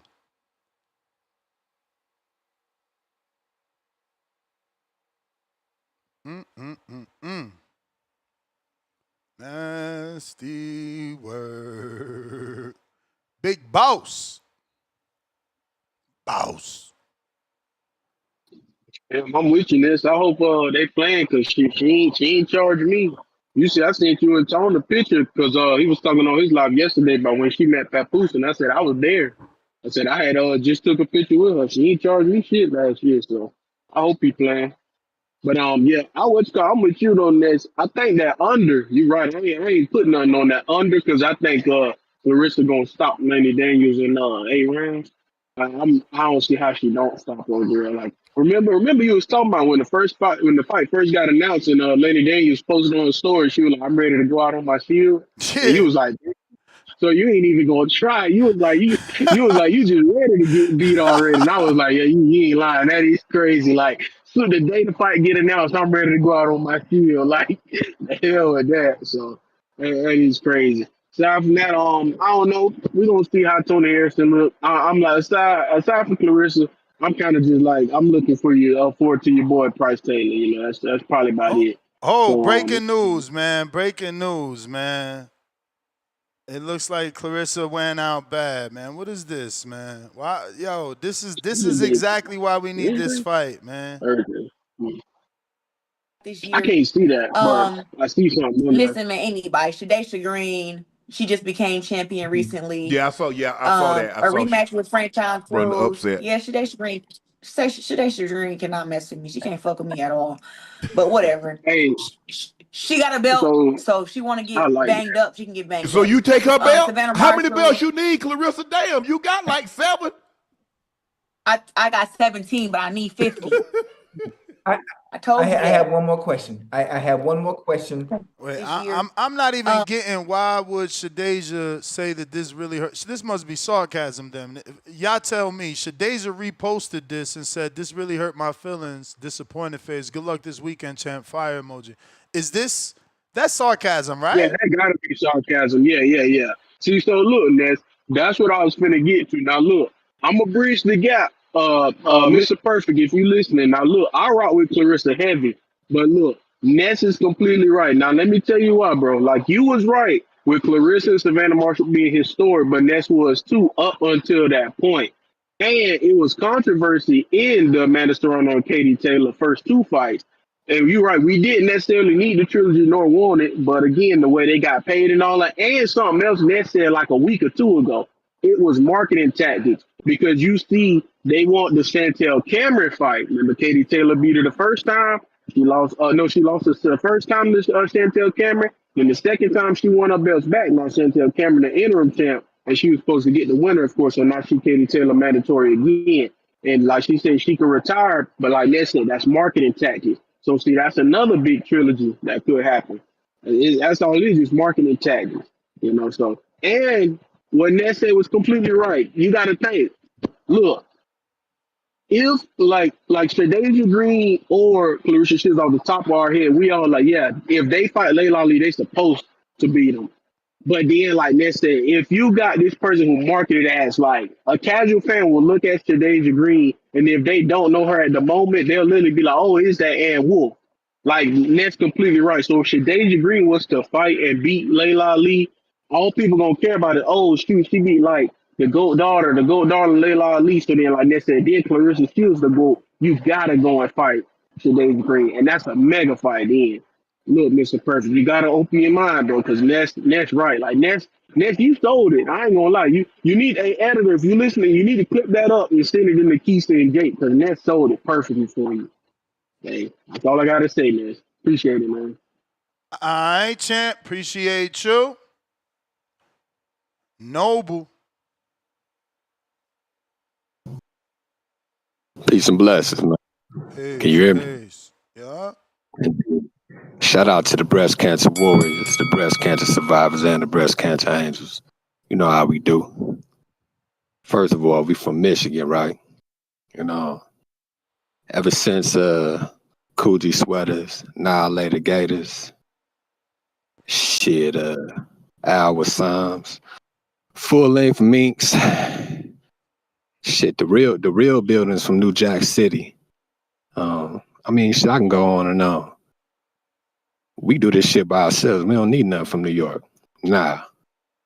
Can we compliment in New York City? Of course. Ain't no question. But in that fight, Serrano versus Taylor 3, the whole fight, 17 titles. That's a record in one event, man. That's excellent. We all know Claressa got 17 titles by herself, right? Those women in that event made some good ass money, right? With like 6 or 7 million for Taylor and even more for Serrano. 18 million total. They caked up. Claressa is expected to make 1 million in her base pay, 60-70% of the gate, which amounts to like 3.4 million. So that's like 5. Adding the sponsorships, she might make like 6 million by herself. See, the thing about it is, we ain't hating on nobody because they click together to do their thing. But for a long time, we've been independent. And we've been doing shit independently and still connecting with people. But on a boss level, it's just the mind frame, the mentality that we have. It's how we do shit. And we been knocking shit loose. And we gonna continue knocking shit loose. And the money gonna come to us. We ain't gotta go chase the money. And I'm not speaking like I'm part of Claressa's camp, but what I'm speaking like is I share in that mentality. Because this is how we do. And this is why we support her the way that we do. This is why people is flying in from New York into Detroit to go to the Little Caesars Arena to show out where it's projected to be 19,000 people. Same amount that was at Madison Square Garden for all those beautiful ladies doing their thing. It's complimentary. You want to make it seem like it's some type of verses or she need to get down with them. Nah, that ain't how shit go. She doing her thing. She doing it on a huge level. She ducked, man. Nobody give a fuck about that sad story. Man, ain't no duck. Deja Green is scared of Claressa. Sending an offer, you scared? And you scared of me, because what I said is this. Sending an offer is scared? That's the bell, man. Go to sleep. Now, first and foremost, let's attack some of this cap. He was saying 19,000 in Detroit. That's almost the same thing the women did in Madison Square Garden. Yeah, because it's easier. There's less shit to do in Detroit. You're talking about coming to the Big Apple. The Big Apple, where there's Broadway shows, there's theaters, there's everything in fucking New York, but somehow he want to compare the 19,000 in Detroit to the fucking 20,000 in Madison Square Garden. Let's give you another reason why you can't do that. See, because you thought you was slick comparing, but you're not. You know why you can't compare? Because the 19,000 tickets in Detroit ain't going to cost what the 19,000 in New York costs. Why? Because New York is prime real estate. Don't nothing cost the same in Detroit that it costs in New York. Silly Billy. And again, how the fuck could we be scared if we sent the offer? You didn't take the offer. You didn't fight on the historic date. Crazy. Keenan Lawson, no the fuck it ain't.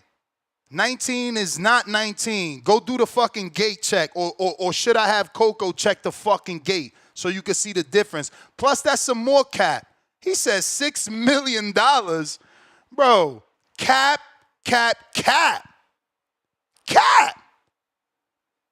Straight cap. 6 million? What the fuck is he talking about? That shit would be written everywhere in every blog if she making 6 million. What is he talking about? What the fuck? We just gonna lie because we could lie. Yo, y'all feelings get so hurt. Listen, we was reading off BoxRec. Don't be mad at me that Lanny Daniels is 37 years old. Don't be mad at me that she had 3 fucking rematches with 3 separate people. Don't be mad at me that she got 2 back-to-back draws with a girl that only won 1 fight and lost like 7 straight.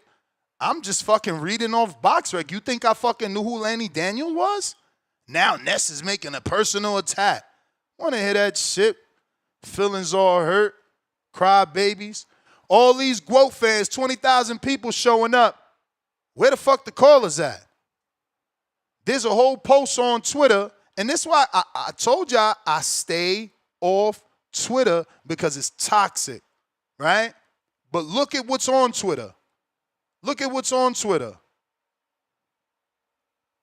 What does this say? Boxing enthusiast, 13 hours ago. It's Claressa Shields' fight week. Nobody gives a single fuck. Okay. He's got 11,000 followers. We click on the post. It has 123,000 views, 95 retweets, 939 comments. And I'm going to scroll slow. First 3 comments, one of them says he's lame for that. Keep scrolling. Another one calls him a hater. Keep scrolling.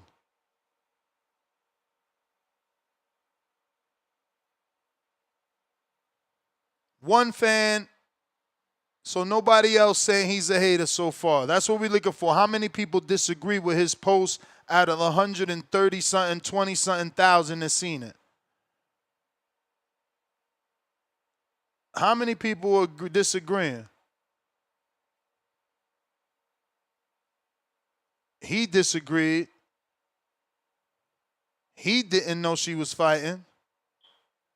He's calling him a hater. He's laughing. He agrees. He definitely agrees. He's laughing. I mean, you know what I'm saying? It's not like her fans are on here like, nah, you crazy. We got tickets. We going. Fuck you talking. People laughing. And look at this show. It's over, man. 2 hours and it's over.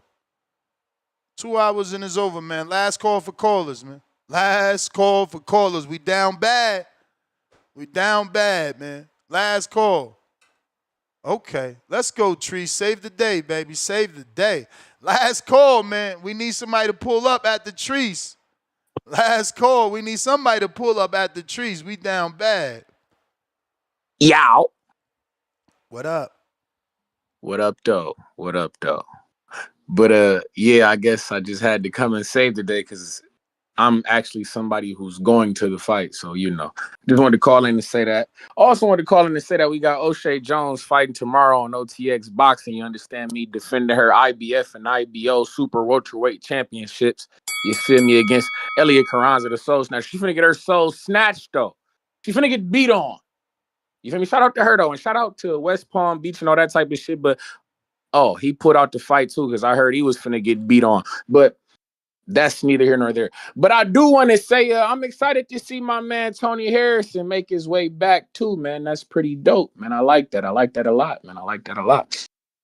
Maybe he fuck around, get a Laura fight or something like that. Two old motherfuckers, you know, they make it happen or something like this, you know.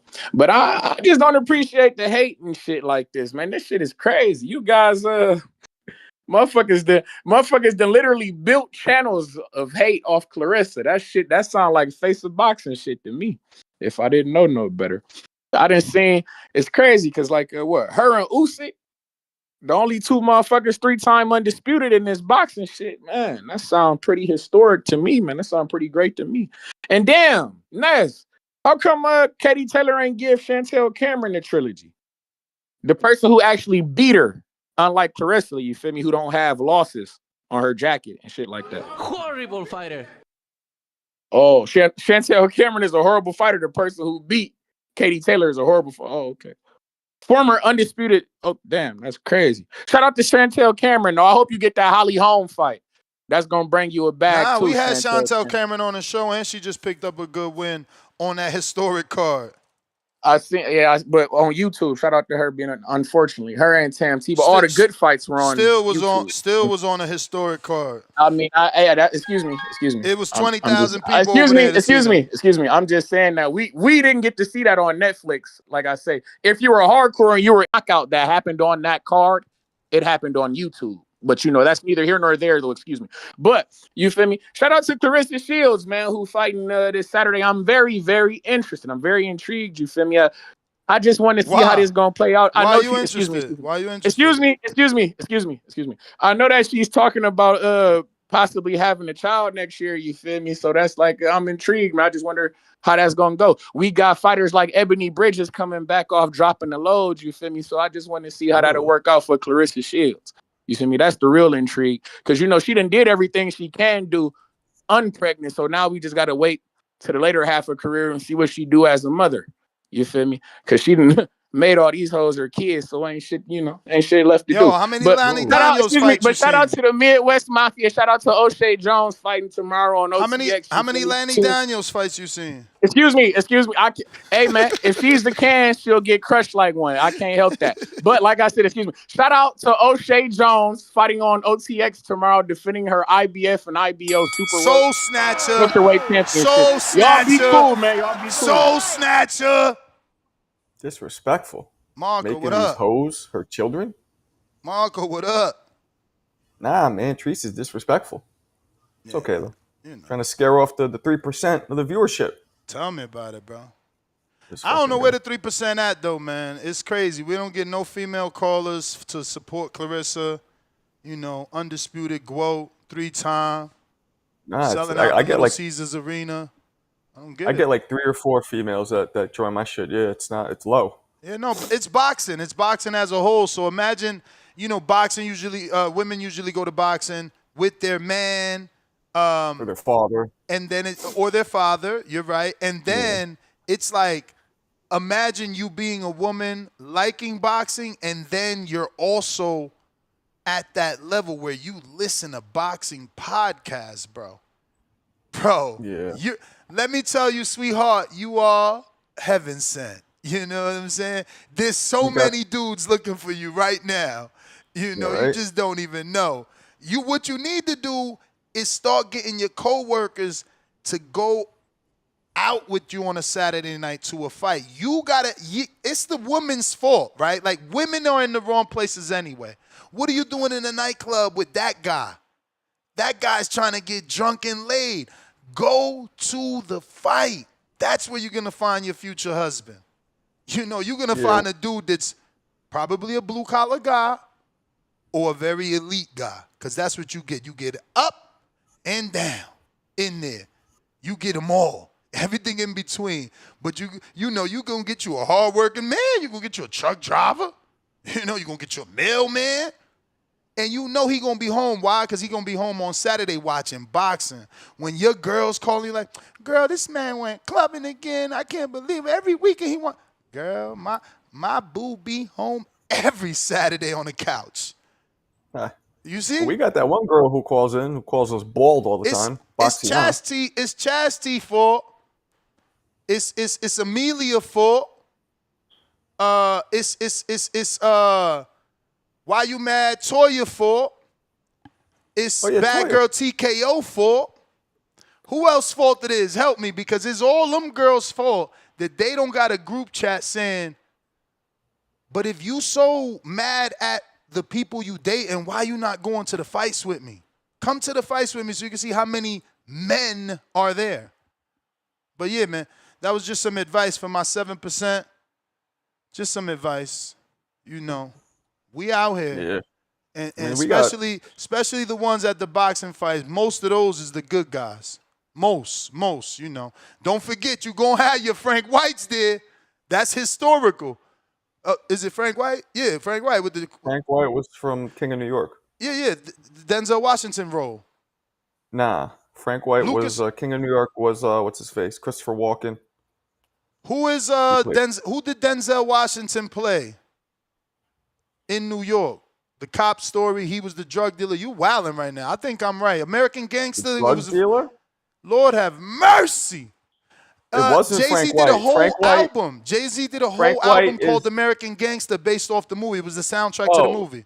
Well, Frank White is absolutely from King of New York with Christopher Walken. Frank Lucas. Thank y'all. I said the wrong thing. That's why I confused you. It's Frank Lucas.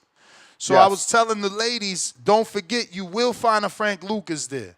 You know, you obviously gonna get your, especially in Brooklyn, you gonna get your East Coast hustlers in them front rows, a lot of jewelry. If that's what you into, that's what you into. I ain't tell you look for them bad boys. Get them dudes in the middle rows. Forget them front rows. Them front rows, those dudes got, you know, they got high stand. Get you one of them middle rows, 500 seats, $200 seats. There you go, right there. That's the good men. Forget them Frank Lucas rows in the front. Them dudes balling. They got too many girls in their DMs. You don't want them. What up? Crash Out Posse. Welcome to the Crash Out Posse.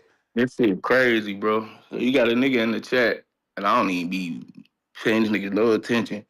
He say Serrano won 2 of the Katie fights, and she sell tickets. When the fuck did she sell anything before Jake? When the fuck did she sell anything before Jake? But can I just like respectfully interject here? Yeah, because I'm about to get on your ass. Go ahead. Okay, so this is my respectful counter to that. You say, when did she sell anything before Jake? I say, who was Kelly Clarkson before The Voice? Everyone needs an Here we opportunity. go. Kelly Clarkson was ass. All right. So, all right. Well, she went Before black. The Voice. She had made a career. Not And The so Voice. She was my on, point. yeah. My point is, you don't get that until you get the opportunity. So Clarissa made her own opportunity, right or wrong? No. Clarissa from the door was blessed to have Salida in Showtime. Remember, she debuted on nah. Showtime, primetime, not Showbox. We know Salida ass, bro. Stop. He was ass enough. He was ass enough to get on TV and get a network deal. Cause that was his only. She was the star, bro. So now you mad. So now you mad. He did what he had to do for her. No. But yeah, man. So just stop, cause Amanda ain't shit without Jake. Jake saved her life. Nasty. Like she's behind every man. Like, hey yo, Chin. Hey yo, Chin. Life, bro. Behind every man is a good woman. Facts. You right about that. And for you, and he made her a partner, bruh. Like, you still hating on Amanda. She out here managing. She out here managing. She got fighters for real. Katie, fucking Crystal Rosado. Crystal? Ellie Soto. No, that ain't it. Who is that? No, that ain't it. Who is that?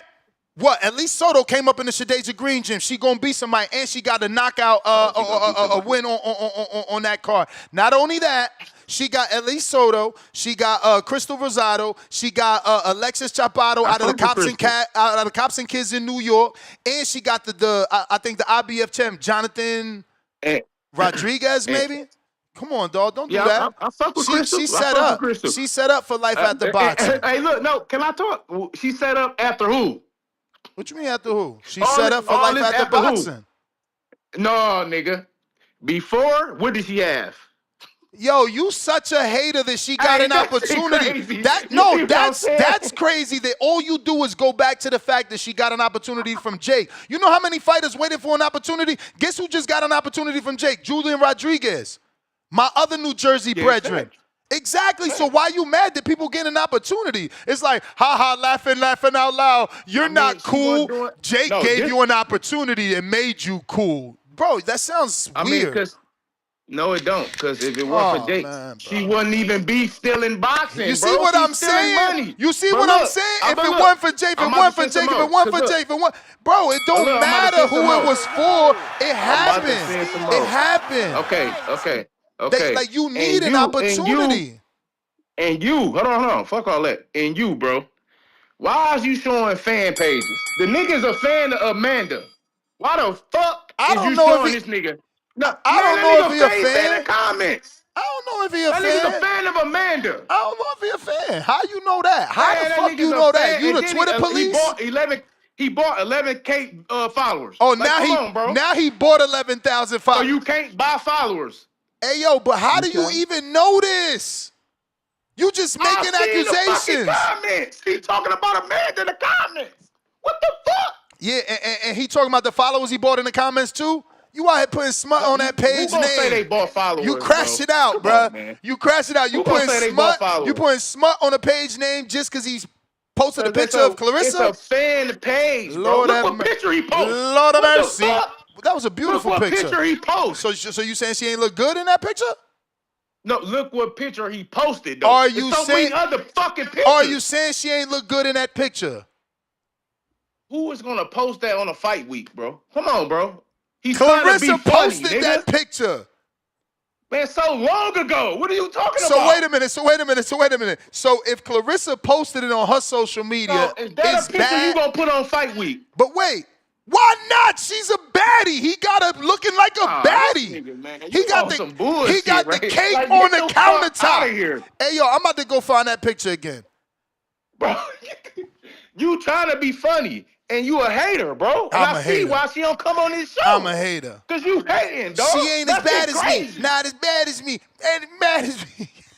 Yeah, nigga, for real. Hey yo, how you gonna say this a nasty picture? I love this picture. Crazy, bro. I love this picture. That hate crazy, I love bro. this picture. They got the cake on the countertop. Cake on the countertop. What you mean? What's wrong with that? So hold on. What's wrong with that? Nigga line saying so a man? Hold on. So a man named Katie won Jake Paul for the first fight. What? Did Jake Paul put on a man named KD1? I don't fucking know, bro. You need me? I Okay, would have so to just Google cap that it. shit. Some nigga just capped and said a man. No, actually, no. Actually, no. It was Eddie Hearn. Eddie Yeah, he Hearn. didn't do that. Oh, 80 good, 80 good. Same, that's the same shit. Well, I think it was both, though. I think it was both, because ain't that the time Jake made the bet, $1 million bet with Eddie, and Eddie ain't take it? Yeah. Oh, Yeah, he says yeah. mash So out Jake posse. It ain't crash out. But so what? A producer could give me that sound bite, mix it. Mozzie, help me. We got to make that mash out posse. We got to have that changed. And that flow, that melody got to be like, it's the crash out posse. The crash out posse. I know you hate that she don't come on here, bro, and Shadeja do, but stop the hate, bro. Like, just stop the hate, bro. Hey, man. Just stop it, bro. For Shadeja get packed up, nigga. Tell her to pack Shadeja up, but guess what? She ain't take that offer, man. She ain't take that offer. We wonder why. We really wonder why. I just wonder why. Jersey Bob. Oh shit. Bob's my man. Jersey Bob. Hey, how you doing? What up? How y'all doing? What up, What's up, Bob? Marco? My man, Bob. Hey, how you doing, man? I just had to talk to my wife before I got on here.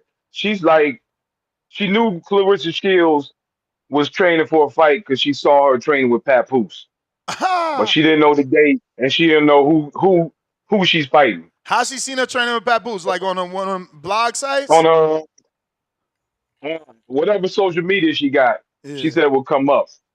And then when we had the pay-per-view, she saw Remy Ma and her, and she was talking. She know about all that. But the bottom line is, she don't know nothing about Claressa Shields fighting. She know about her life. She don't know nothing about her fighting, and has no interest in watching her fight Saturday. Damn. She just care about her Papoose and Remy Ma. So, which comes back to the point, most people don't care about Claressa Shields. I hate to tell people. I mean, she's only popular outside the ring. Like you said, I don't even know who this woman is she's fighting. Does anybody know this woman she's fighting? Has anybody seen this woman she's fighting in the ring? Hell no. We seen it in the weigh-ins looking skirt. But you know, so her first story she ever posted was like, I'm going out on my shield. I'm like, damn, you ain't even trying to win. She thinking about losing. Bob, you know what it's like? It's like when Wilt was dominating all these 5'10" white guys, right? That's Claressa. That's what she's doing. She's dominating everybody now. It's not her fault. She's just way better, and nobody knows who she's fucking fighting. But nobody really wants to watch it. But I mean, the question is, you failing your wife. Why you not telling your wife the information she needs to know to follow Claressa? She ain't that interested in boxing. She'll watch it with me, but she definitely ain't interested in women boxing. Damn. And that comes from me. She don't want to see women fight.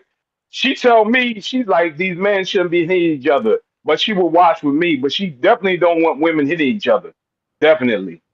So she's not gonna support women fighting. Definitely. She don't think it's right for women to hit each other. We got the old school thinking.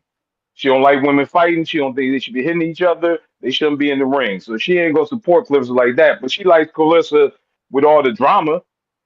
She like the Papoose stuff, but she don't want to see her fight. And I'm just tied in for a lot of these guys. You see the WNBA players are talking about pay us what you owe us, and they might go on strike.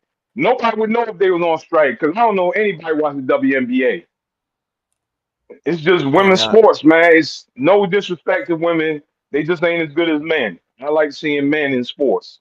Sorry. That's all I can tell them. It ain't nothing about gender. The men are just better. If men are better at sports, I like watching men play sports. Sorry, I don't need to see women play sports. The only thing I like in women's sports is tennis. Damn. Bob's Amish. But anyway, and the card, I think the card is terrible. Harrison, a bunch of people. Hey yo, that's crazy. Oh my God. I hope they only charge like $20 for tickets to get up in there because that card is terrible. Which one? There ain't nothing on there. Which one? Clarissa's card. Yeah, this card is terrible, man. Yo, You see what yikes. they have on there? It's bad. Ness, how much would you pay for a ticket? Just be honest. If you had to buy a ticket for that, how much would you pay? $750. $40, $50. I mean, I know you're a Harrison fan, but who else is on the card? Who are any of the other guys? Price is on there, man. 8-0 heavyweight, man. Price Taylor. Gotta watch him. He fighting Robert Sims. Big heavyweight, comes out of Brooklyn. New York Cops and Kids. Since he stepped in the gym, he's been sparring big baby Jarrell Miller. So no matter what you think of Big Miller, you know he's still 320 plus pounds when he fights, which means he's heavier when he spars. Yeah, man, the kid stood active in the Oh, that's the guy TCL. you interviewed the guy, right? The guy you Yeah. were interviewing? Yeah, I interviewed him this Okay. week. Shout out to you I for mean, I'm listening. gonna watch Appreciate him it. anyway because I'm just a boxing junkie. I'm gonna watch him anyway, but I'm not looking forward. I don't think there's gonna be much on there. We'll see. We know Clarissa ain't got no match, and I think Harrison they gonna set him up to beat somebody. So hopefully the boy Price puts on a show for us. Word, man. Hopefully this way we But can that's move it. him up. Get him that turkey deal. All right, gentlemen, have a good day. I'll talk to you. All right. Peace.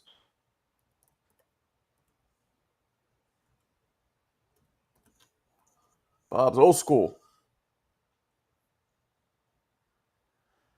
Man, Watch bro. anyone.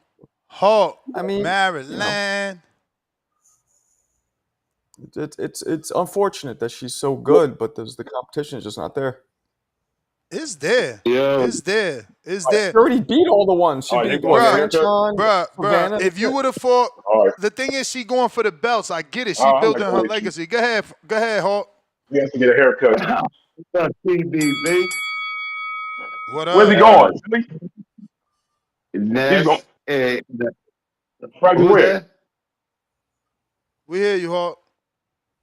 Oh, my bad. Who you got in there with you? Just He gonna let me know. Just me and He gonna let me know. The Hell's Kitchen Kid. Yeah, Marcos. Marco. Man, dang, Ness. I hear you on fire over there, Ness. First of all, if Green got that fight with Ali, she would lose. Ali ain't playing with Green. Green good. That's Green, perfect, though. That's perfect, though. Oh yeah, it'll make the fight bigger. My problem with Green when she was fighting, she didn't even get to fighting back. She don't seem confident when the fight started. You can't fuck around with Ali or Christian Shields. They come right out confident and go.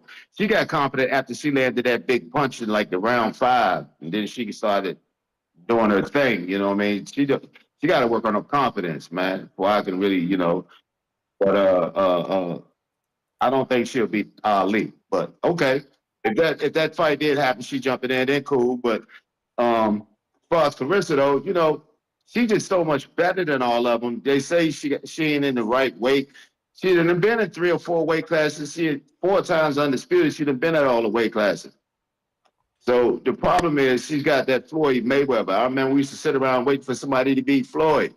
She got caught and dropped in the first of her fight against that I can't think of the name of the girl.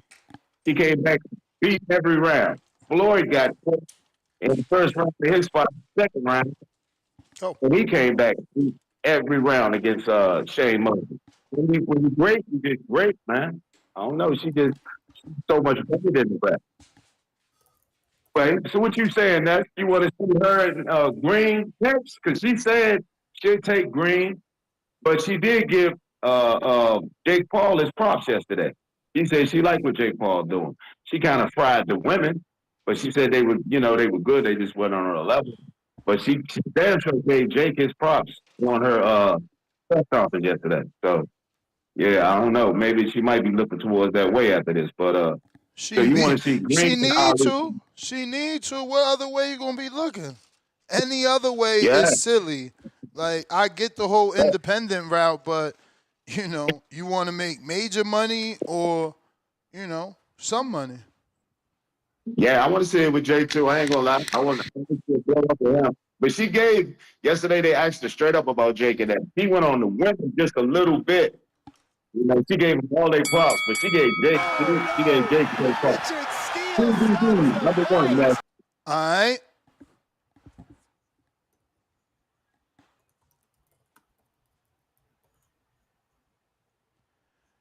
If you're watching this on YouTube, hit that thumbs up.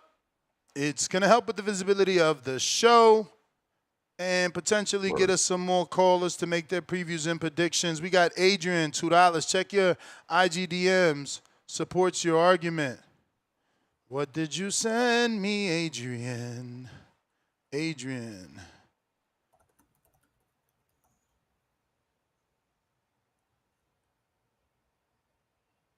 Huh.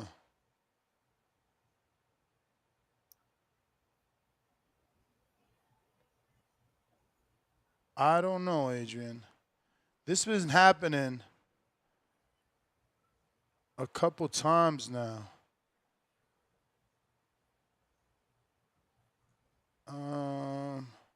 What happened?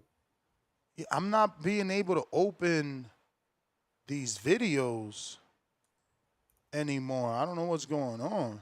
That happened yesterday.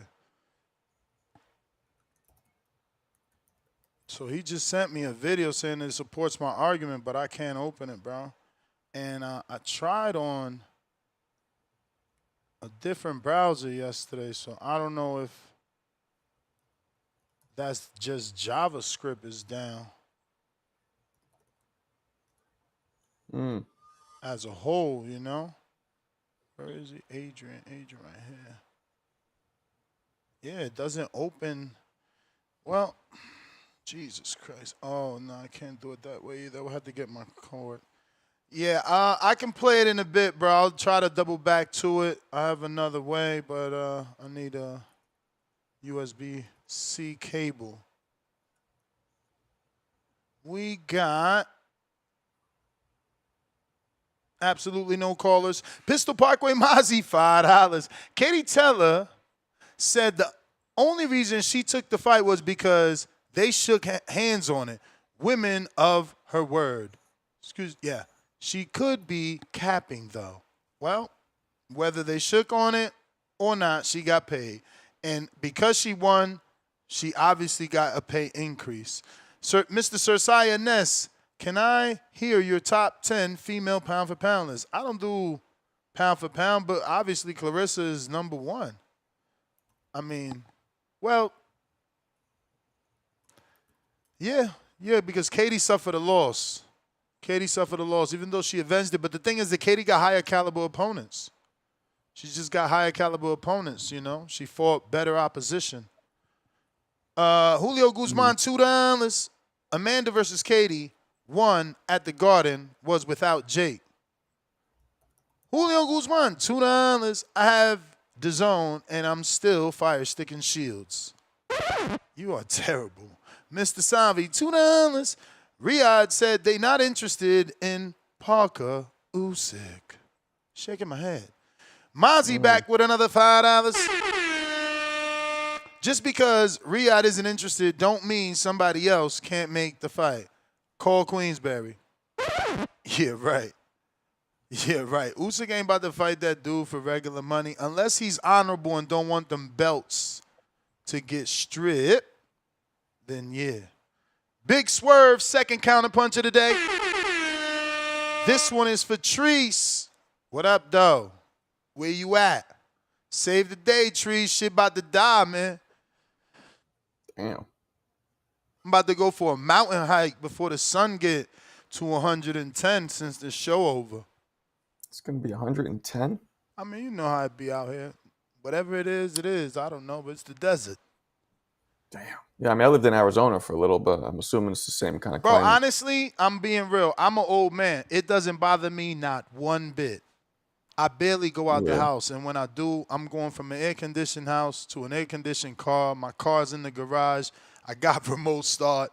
Like, you know, my seat's cool. Like, come on, bro. I'm good. You don't leave the house a lot? Huh? You don't leave the house a lot? To go where? To go to a gym? That's it. You know what I'm saying? Like, to go out You don't to do eat. movies? skater, all Yeah. that kind of But stuff. that's all air conditioned. That's Right, all air. right. That's what I'm saying. It's like you going from air conditioning to air conditioning. Out here, because it's the desert, all the parking lots, most of them, big parking lots. If you go into like a casino or things that are attached to casinos, because a lot of these casinos are intelligent. They try to put the best in their casino to attract you to the casino, Right. so that you have to walk through the casino, so you might get the best restaurant. You got to go through the Cosmopolitan, and it's like, fuck, am I going to gamble? Not me, but the weak-minded. That's what they're preying on, the weak.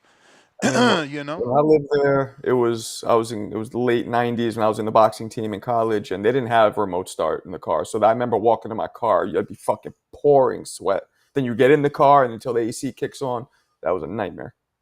But those days are over. That's what I'm saying. See, I got remote start, so even if we went to the gym and my shit's parked in the heat, I'm doing remote start and I'm waiting. Yeah. I'm not just Yeah. walking out there. You feel me? Yeah. I let it do its ting, ting, ting, ting. But right now at 8:13 a.m. West Coast time, it is only 83 degrees. So that's not bad. But it's That's gonna about go what up. it is too. By the time it'll go. Look, and that's not this. Today's not a hot day. It'll 7 p.m. It'll be 97, 98 at 5 p.m., 99 at 4 p.m. So it's not that hot. I'm used to it. Again, I'm used to it, bro. Yo, off topic, but why the fuck would Jake Paul fight Joshua? Like, what would make him entertain that fight? Just I don't think that it happens. Like someone already made. I mean, Jake reposted it, so they made this video. Let me just go find it. It's very short.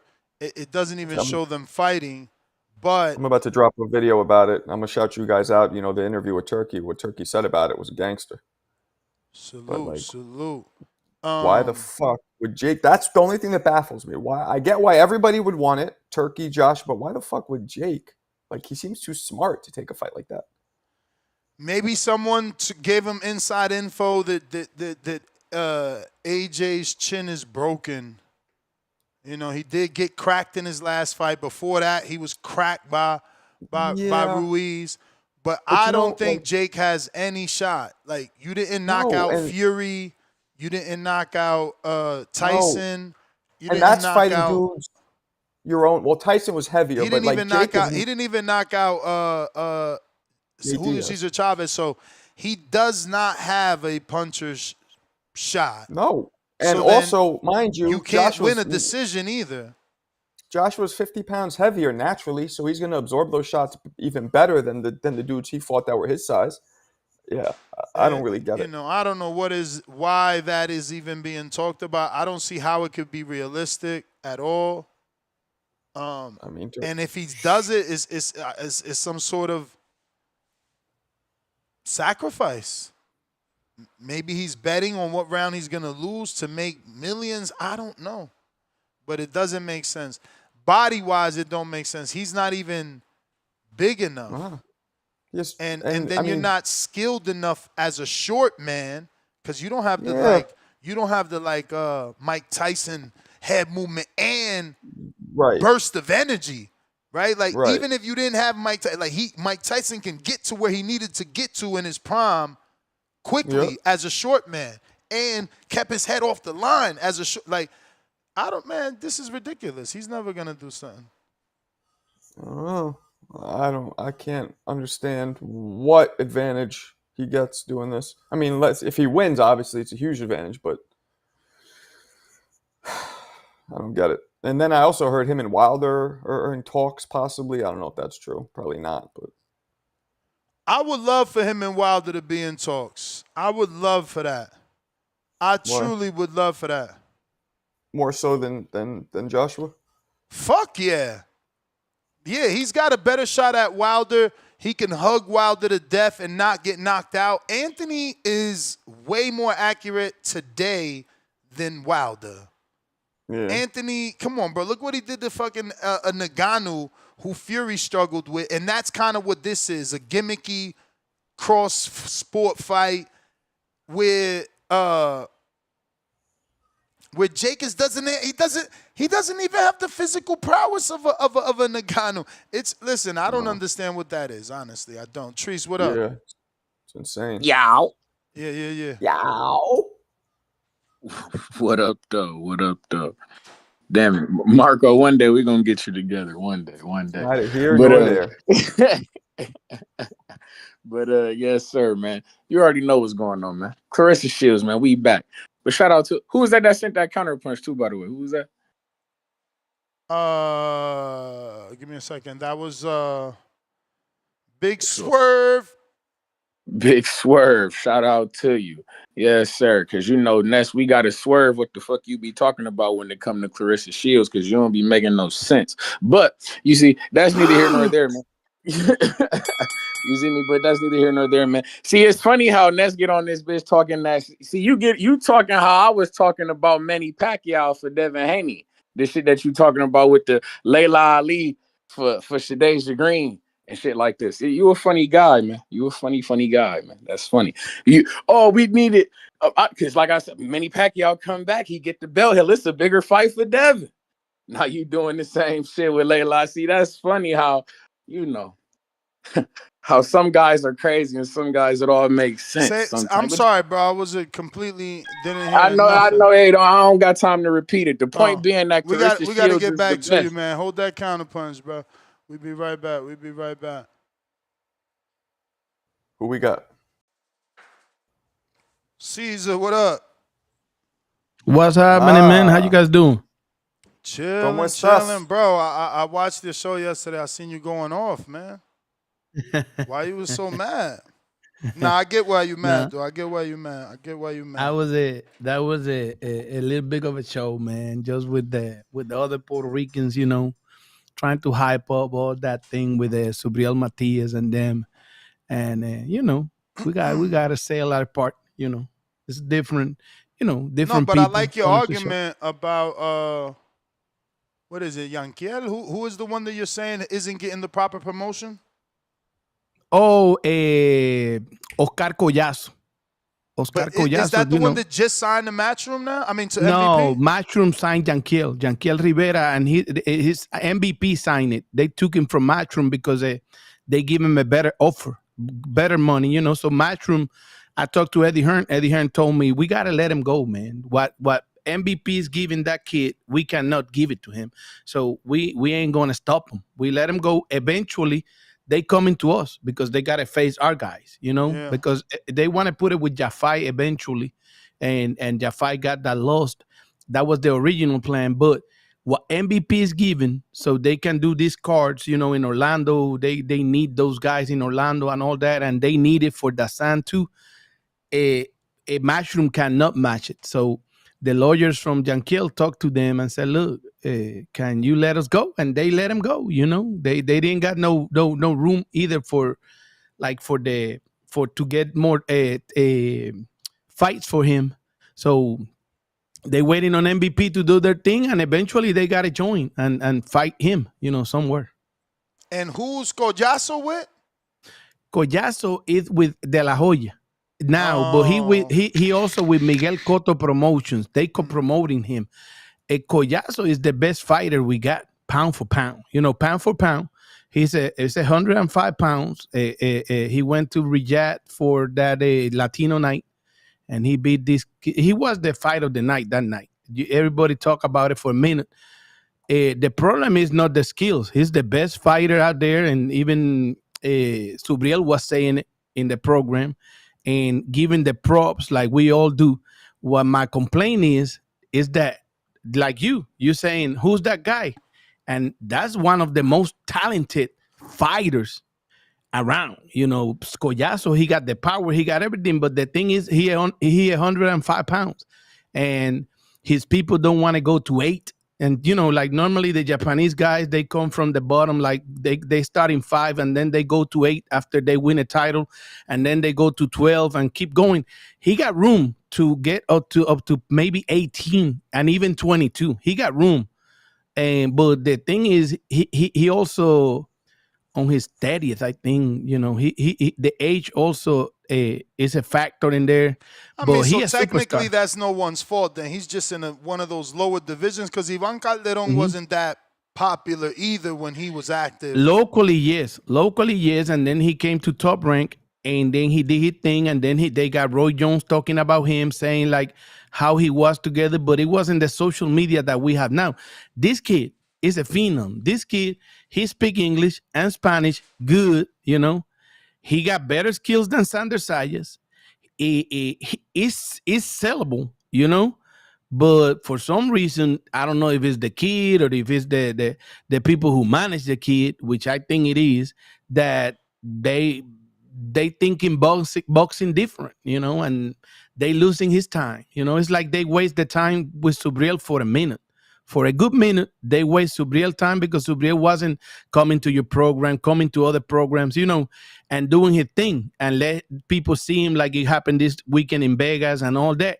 Now they doing it. Now they know this is the last stretch of Subriel, maybe because he already 33, right? So we got to get this one and run with it and make money out of it, which is the purpose of boxing, is make money out of it. You know, if you get in the ring and you're going to expose your life in there, you got to make money, brother. You got to make money, but we have to understand in America what is really going on with all this, you know?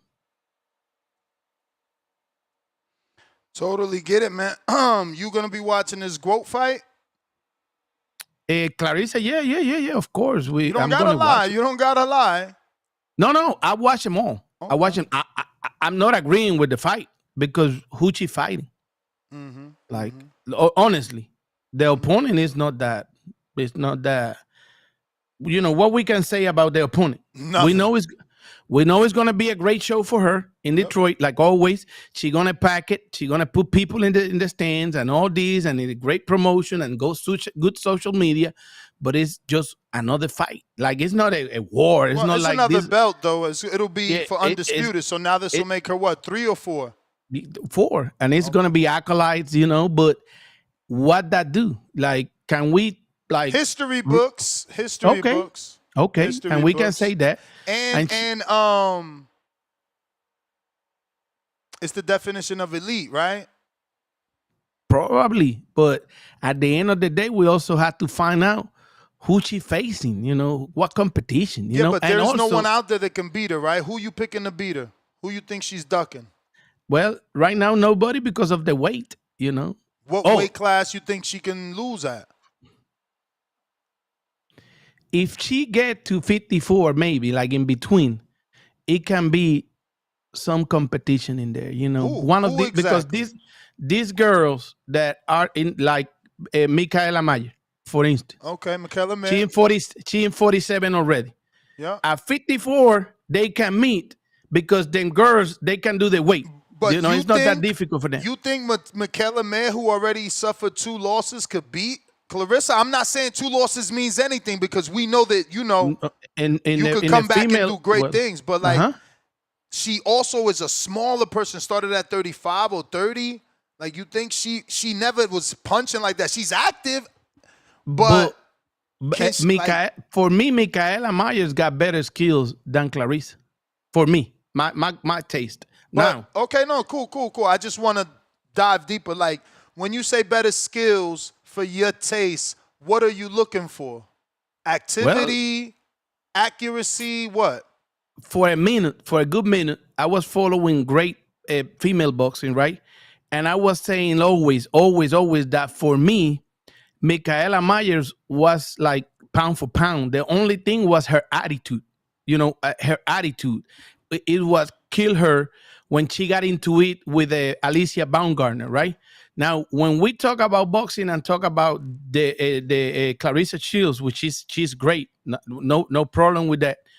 We have to look at the skills, and we have to look also at who Claressa have faced. Like, she haven't faced, never ever. Find me one, because also we can say a Franchon, right? But when she faced Franchon, debuting, right? Yeah, not the same Franchon right now. Yep. So we have to see at that. It's not that she faced Franchon and this one and this one. It's when, where, and how. because she got the names in there, but when, now, if But the we want to, the only name that is a question of when would be Franchon. Everybody else she took the belt from. okay, but who they was, female boxing Champions. Okay, but against who? Because champions at one point in female boxing, it was like, and at this point still, it's a lot. Like, for instance, on the 23rd of August in the Caribe Royale, 2 championship fights over there, and it's only one name in their hand. I think it is of the Jennifer Hand. I think is going to fight in there, right? So in female boxing, it was a bunch of champions around, in their hometowns and all that.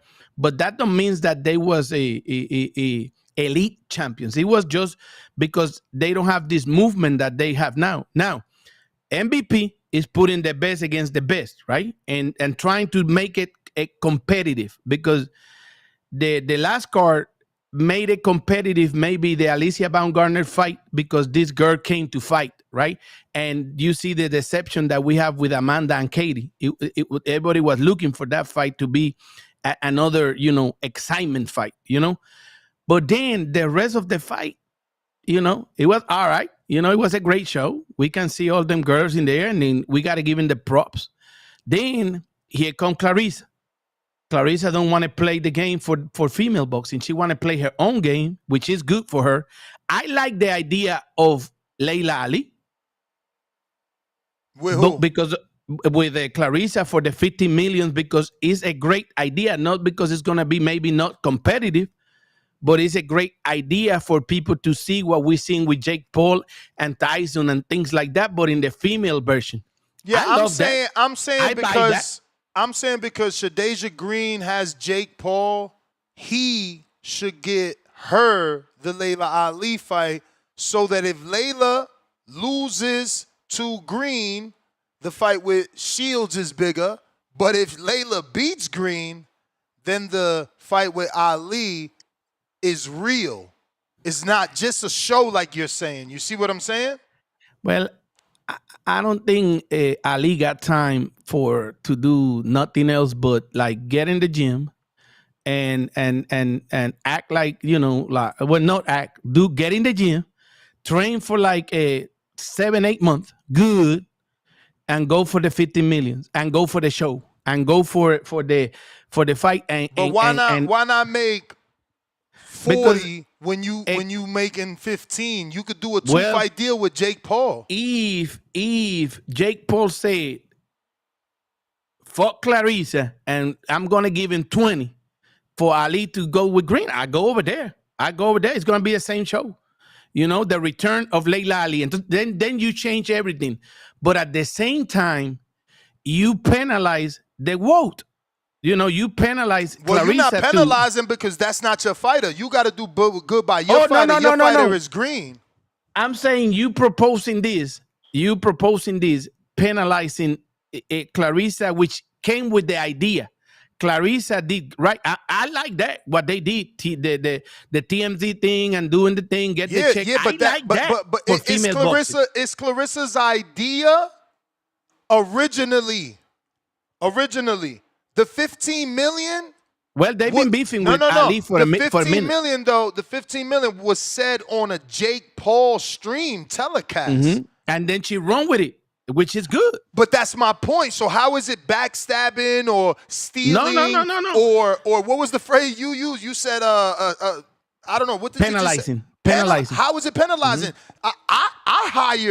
I hired Muhammad Ali's daughter to come do the telecast on my show. Yeah, but she been beefing with Claressa before. She been beefing with her. But I'm bringing her back to boxing, not you. And then she throw the bomb at wherever they give her camera. Wherever they give her camera, wherever they give her a mic, she throw the bomb, and then Claressa took it. Okay, I've been beefing with you. Now you're talking that for you to get back in the ring. Did Claressa take it, or did Claressa come with the minimum? Did she take it, or did she come with the minimum? Well, she came and find out. Now with the minimum though. If Jake dejó espacio, lo que estoy diciendo. She left room there. There's 5 million left. If Jake put 20 in there, and then make it happen. They brought a Holmes back, and I feel where you feel. I know where you at. That gonna make Claressa humble a little bit and come and play the game with the girls. Come and play the game, which she's the only one out of it. She's trying to look for other ways to don't get in there with Amanda Serrano, with Kathy Taylor, with the other ones. You see how Jake Paul put it together for them, and he's keep putting it together. It's 4 female fights, the 22nd and the 23rd in Orlando. Which is going to give more exposure, which is going to lead for the next thing. You know what I'm saying? Then Amanda going to keep going with her 3 losses, but keep hiding and getting a girls to make the show, and that's what's going to happen. But like I say, I buy the idea of Claressa with Ali because it's a one shot only. I wish they put it together, get together, and it's the other way around, and they say, come to us, come to MVP, and let's do 20, you and Ali, and let's put it. They're gonna sell that shit, and Netflix gonna buy it, and everybody. You know what I'm saying? But at the same time, I don't think, which is not bad, but I don't think they want to take that highest paid Amanda Serrano out of her. But they can have the excuse that Ali is a big name, whatever, and it's for female boxing and whatever. So it's ways around. It's just all about making money for them girls and giving, the shot to have events, female events, all good matchups and all that. I talked to that girl that was in Netflix.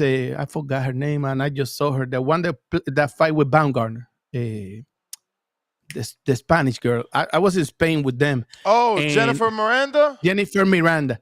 I talked to her in Spain, and she told me it was a great experience. It was a great experience, and all about that, and the opportunity she got, and the sponsors that she got now in Spain. Bro, and I talked to everybody Sharetta, doing and she business, said the same thing. Sharetta Metcalf said the same thing, that the amount of sponsors she got when she was able to tell them that she was going to fight on Netflix was crazy. One win that I like, that I wasn't agreeing with the judges, but I like the win, was Chadesha Green. Because I met her in person, and I know the kind of person she is, and a bunch of other stuff, right?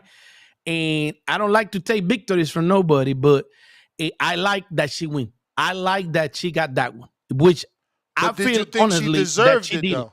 Okay. Well, okay. I think she convinced the judges. Yeah. I think she convinced the judges, but and that the ref helped for that, because it penalized her at the beginning, make her fight and help her, because she got that mentality. She's stronger than all them girls, and she want to keep. She do it every fight. She make it difficult for her, but the ref told her, no, you got these, and she did it, and she convinced the judges, even though I didn't wrong with that, but I was happy that she win. I'm like, okay, I got it, and now she's running with the victory. Now I hope she used this experience for the next ones, because she's a good tool for what MVP want to do. Now she got to learn from those, for the next shows, because the competition is going to keep coming. Franchon probably going to win to get in the money and go at it again and all that. She already beat her. And in boxing, you have to match them again.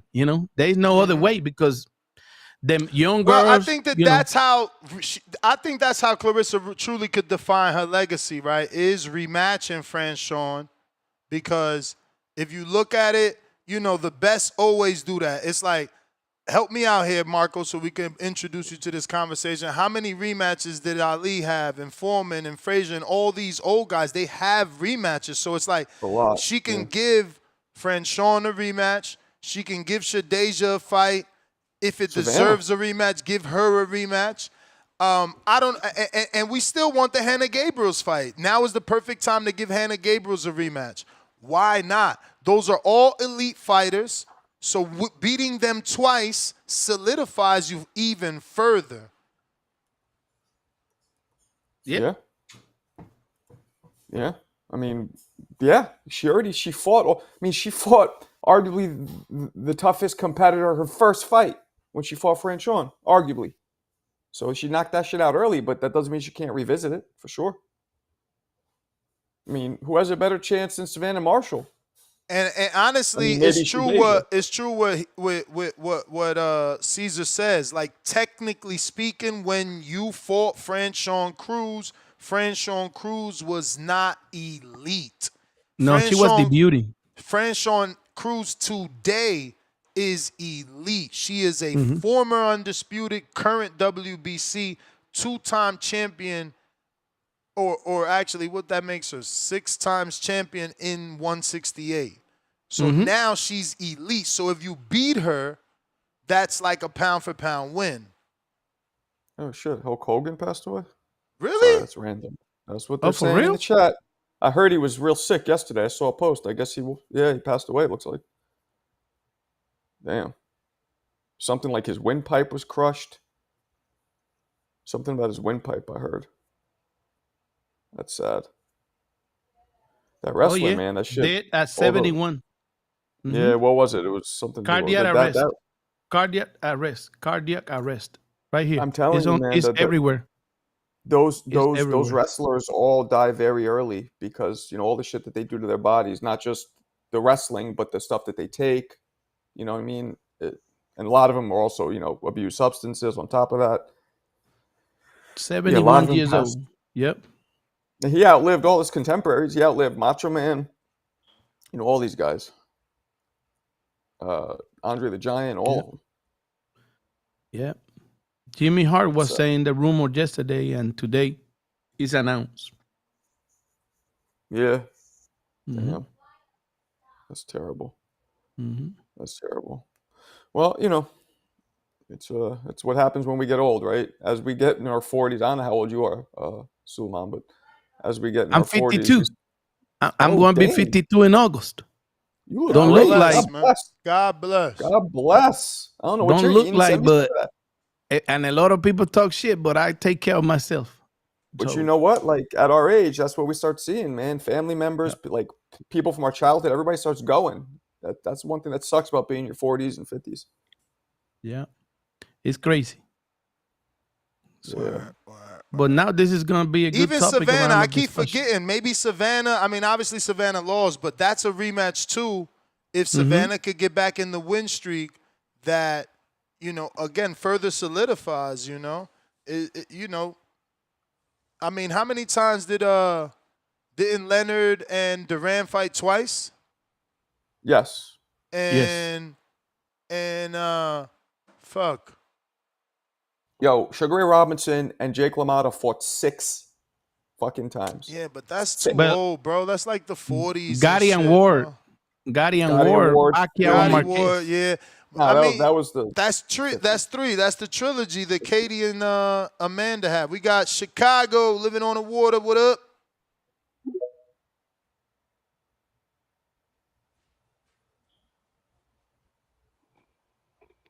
Yep. Check. Oh, Microphone Check. check. 1, 2. What is this? talk to us. What's going on, fellas? I'm actually in Detroit right now, Ness, and there's a big buzz in the city. So I'm here on work, but I know Claressa got an open workout tomorrow at 12, and it's for the public. So anyone in the Detroit metro area that wants to come out, I'm gonna try to head out there. And there's a big buzz right now. The AM radio, the FM radio is talking about her. So there's also gonna be performances by Rick Ross and Ice Vizzo and a couple other rappers from the D. So there's movement, and Claressa's doing her thing. I know it's a showcase fight, but this is good for boxing. You know what I mean? Overall, for the ecosystem, it's really pushing the sports for women, and I'm supportive, and I'm going to see if I'm going to slide through at Ness. I just wanted to call in and always support the show, and thank you again. All Wasn't right, the all Chicago right. that I talked to, was it? Sounded like him. Well, no, that's living on the water from Chicago. Yeah, I do. A dude that calls in a mine. It's a different something. He calls himself Chicago. Sounds like him. It might be him. Nah, definitely not the same person. How you know? Because I know. Okay. Okay. What are you doing? It looks like you're googling something. Using Coco. Replying to text here. Last call for callers. Unfortunately, we have no callers on this poor Claressa Shields big undisputed fight week. Damn. I bet you I wouldn't have done this show. They're like, you don't respect the GWO. You didn't respect the GWO. Damn you. Hey, did you guys talk about that that reform or the revival or whatever they call it of the Ali Act? I did. What you want to talk about? How you see it? I just did. No, I haven't watched you in a from while. what I've been able to gather, it's a parallel world. It's not gonna affect this boxing world we live in. They're really just trying to amend the Muhammad Ali Act. Like you said, they're calling it a revival act of it. They're adding $25,000 worth of medical coverage. They want to make a mandatory minimum dollar amount per round. They put that at $150, and that's not TKO. That's for the bill. That's for the bill. That has nothing to do with TKO's pay grade. You know what the problem with the Ali Act though is, and they're trying to call it. They're trying to create a league called the UBN. Go ahead, Marco. The UBO. Yes, thank you, UBO. The problem with the Muhammad Ali Act is there's no clear penalties outlined for if you violate it, and it allows each state to handle it the way they want to handle it. That was the biggest criticism of that act. So like even if you violate it, there's no clear penalties. So it's like, and some states don't even have to recognize it. So I think they need to make the penalties more stringent, because otherwise who the fuck's going to give a shit if they know that they're just going to get a slap on the wrist? So this is what I got on it. I talked to a lawyer, a great friend of mine, a female. She always helping with these topics, and especially with this one, I send it to her to see what she said about it. Right? They're not trying to reform nothing. They're trying to add to the Ali Act some that it goes against the Ali Act, which is create another monopoly or whatever the word is, but in boxing, and make it legal through the Ali Act, right? The 25,000, right? The 25,000 in medical coverage, right? It goes up for a lot of money of what it is normal in 43 states, right? Including Vegas, right? Nevada over there, right? Then what the 25,000 is going to do to the United States boxing, which you said is not going to affect, but we got to look into it, right? Is that they are going to take away all these small promotions. You know, all the local promotions going to hurt because they not going to be always to be able to cover the insurances that they request per boxer. So which is they but probably I think that you are, I don't know what's a good word, bro, but I think you're just wrong. Simply put, because I don't have any better phrase. Not trying to attack you. Like no. Think about say this, your part, right? say your part. Think about this. UFC is gonna have. They're gonna do quality control. They're gonna do They're not just gonna take anybody, right? So the local promoters, they're the ones that take anybody.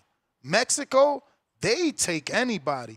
Like UFC is gonna give coverage. UBO is gonna give medical coverage and free drug testing, and you don't have to pay for rankings, and one belt to their contracted fighters. So you got to make the cut. Remember that UFC has been existing for 31 years, and there's always been Pride and Strikeforce and a bunch of other shit that I don't know because I don't follow that shit. So all I'm saying is that they will never take over, because look at the UK. You think the UK is going to give a fuck about the UBO when like a real fighter isn't giving up 60% of the, like Canelo makes 90% of concessions and tickets. So like, you know, real fighters know that. So it's like, well, wait a minute. I'm good. I could get the real boxing deal. Now another dude, he might say, well, I ain't that good.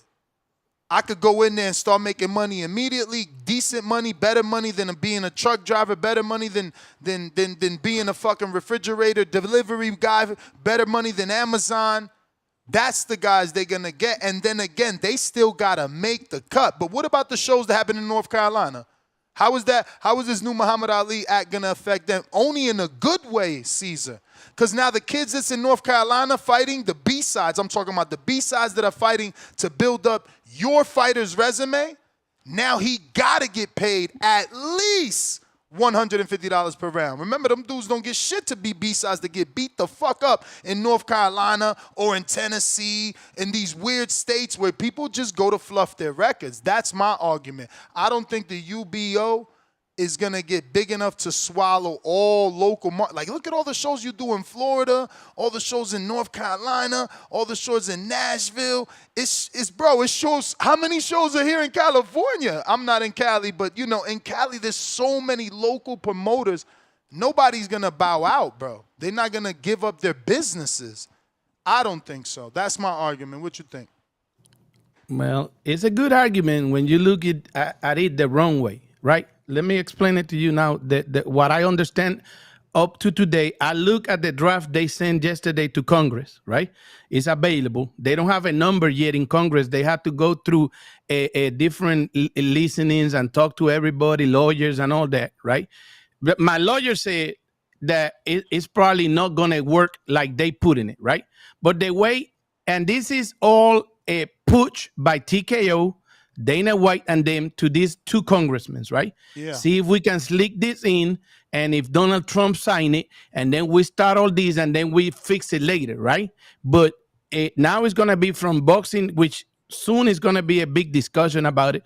I talked to a couple of people already, and the promoters, they was going to sue Turkey and them, and now they probably going to sue over here. So it's going to be a lot of movement on this. They put this out to see what people said, right? But the 25,000 per fighter, right? Which is what they proposing, is not only for them. It's not saying, they're not saying that we gonna cover that in our league. No, they saying that had to be the standard, right? That what they saying is 25,000 per is gotta be the standard on everywhere in the United States, right? Per the revival, right?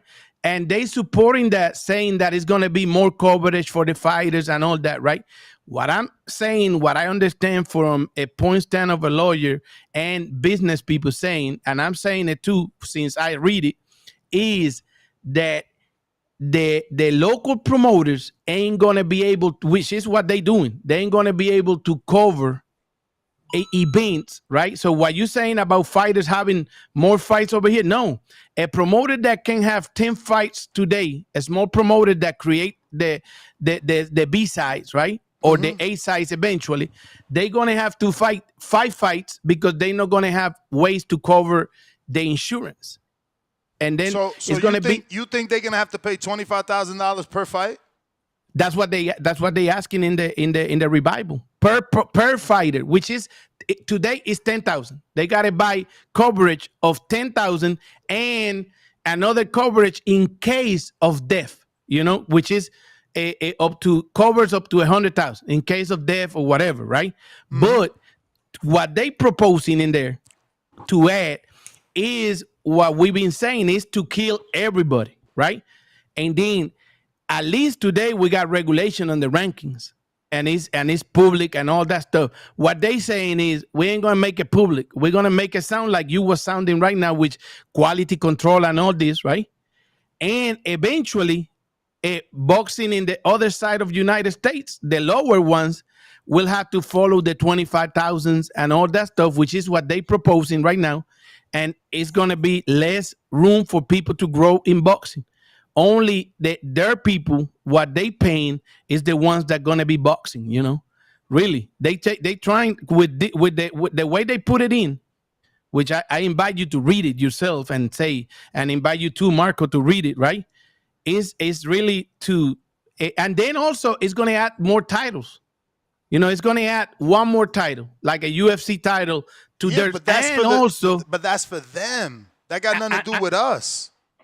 No, but it's got to be with us because people, the casual people, going to be confused on which is the real boxing, and also, but how you listen, can create right now. Think about it, right? Like I don't watch other sports, but right now this is like a XFL until it becomes popular. Like, I know, I understand. How are people gonna get confused about what they don't know about? There's no fighters. But the way they're gonna make it famous is oppressing the small ones, which is going to be even the big ones, even Top Rank and them, is going to be difficult for them. So what they trying to do is backstab everybody right now, trying to get that approved, and you'll see how the promoters gonna be like, really, we don't have money to compete because the expenses are. Didn't the UFC themselves go through this in New York? And I don't follow UFC, but I'm pretty sure they went through this themselves with the insurance. Bro, people get insurance companies pop up, policies get created. I don't think that they're going to have to pay per fighter. I think they're going to get a policy per fight. Right now it's per fighter. Right now it's per fighter. Get a policy, but I don't know. Right now you got to get 10,000, and which is in the law. It's in the law, and they do it. And that's the complaint of a bunch of promoters. But this is going to be a big discussion. I just want I text you, like, I want to talk about this because people are confused. Yesterday it came out, and people from Mexico, which I go to their program, put in their thumbnail like, this is a new law. It haven't been approved. This ain't even done. No, it's not. It's still. This is like is a bill they're trying to get passed. Yeah. It don't even have a bill number yet in the Congress until today. I'm waiting for it, like, to see what's official. I see the draft. And I'm reacting to the draft in my social medias, right? And I talked to the lawyer, my one of my best friends. I said, hey, let me know about this. And she said, bro, this is crazy. It's not compatible. Both of them, this shouldn't pass. Like, there's gonna be a lot of amendments to this, because it don't work. Plus, it's gonna be a lot of pressure from both sides. It's gonna be a lot of fight. This probably take 1, 2, 3 years. But at the same time, Donald Trump can do all kind of crazy shit that he doing, and try to, like, approve it or conditional approval, all kind of shit, and these people can start with this thing, but the way it's looking right now is crazy. And I invite you guys to read it but so we don't create confusion on these people, like, listen to us and don't understand how crazy it is. From what I've read, it's two parallel universes. It's no different than what the UFC did and Pride and everyone else still existed. It even says that the fighter has optionality to choose. You could go fight there, or you could choose your traditional boxing. Yeah, but at the same time, you're trying to impose a more cost to the other ones, which is how you kill them, And at the end of the day, the ones that gonna pay are the boxers or the wannabe boxers or boxing at the same time. We're gonna have 2 UFC leagues and one with gloves and one with big gloves and one with no gloves, and it's gonna happen like a strike and all them in UFC or the MMA, which is gonna be like secondaries, and all of these other ones, Matchroom, PBC. Because boxing ain't gonna die. That's what I'm telling you, like, bro. It's gonna be difficult for business. UFC had a void because MMA was not boxing. Boxing's been around for years. Bob Arum alone, Top Rank alone. Like, I was saying this yesterday when we brought this up, my brother. Like, Eddie Hearn has a company that's been handed down, bro. UFC only got 31 years, and Dana White doesn't have 31 years of running the UFC. Like, and look here. How you expecting him to take over Al Heyman that got over 25 years in boxing?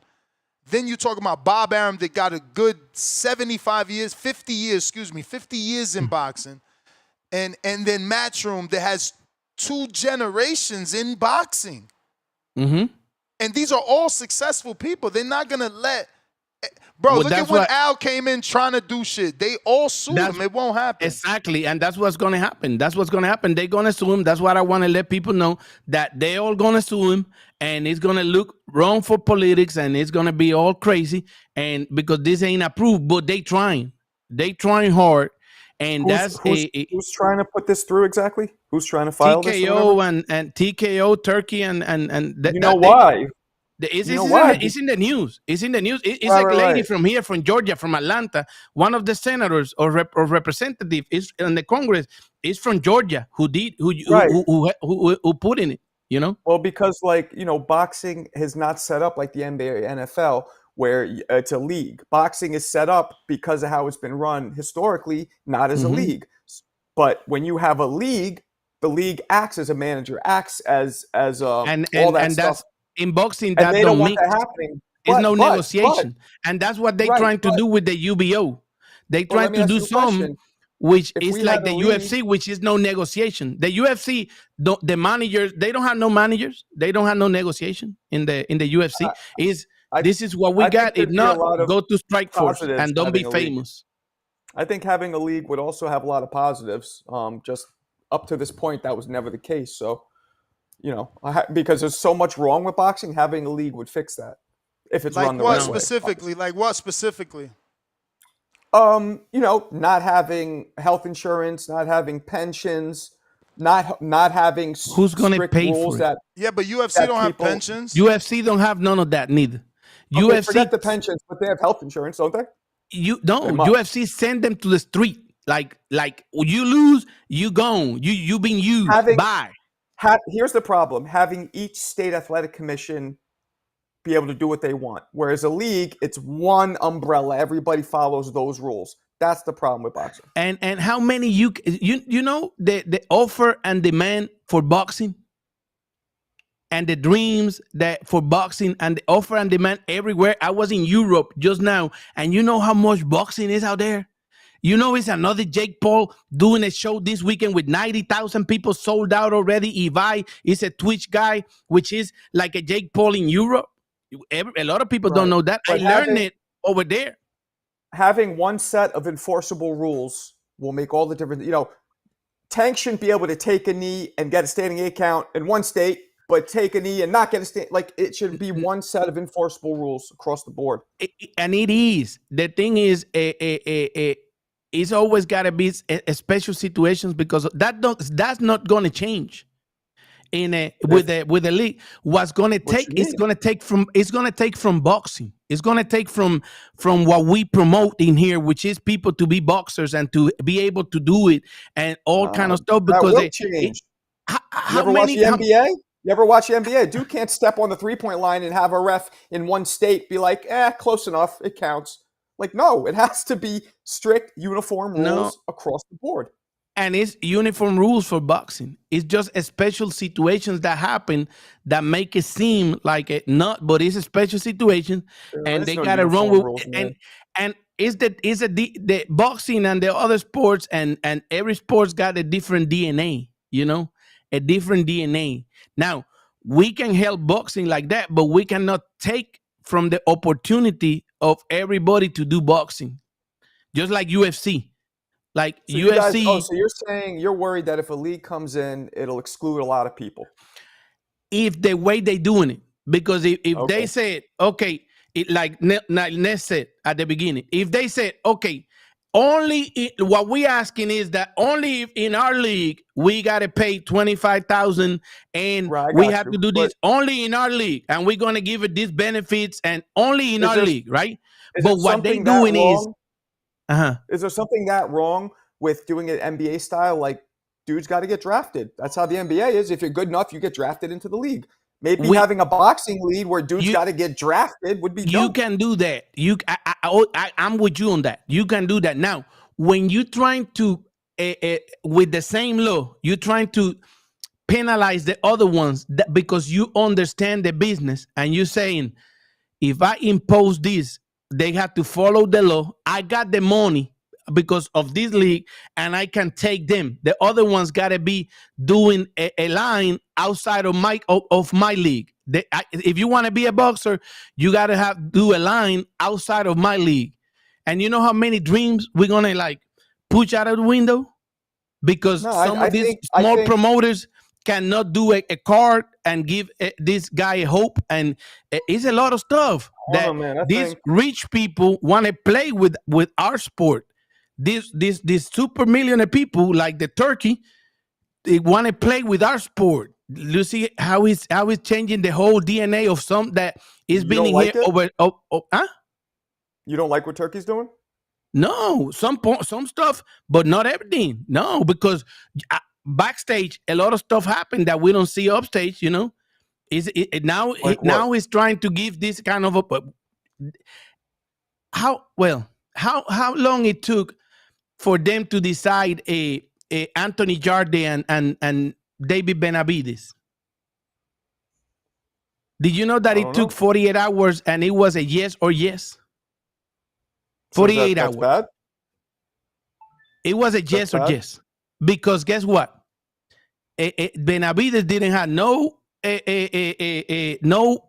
player to play with him in October. How'd that happen? Okay. They got a date for Benavides October 25th. You can look in Vegas. It's already scheduled. It was for Benavides, right? But it But was when no you say fight. they, you mean PBC. PBC. They got a date.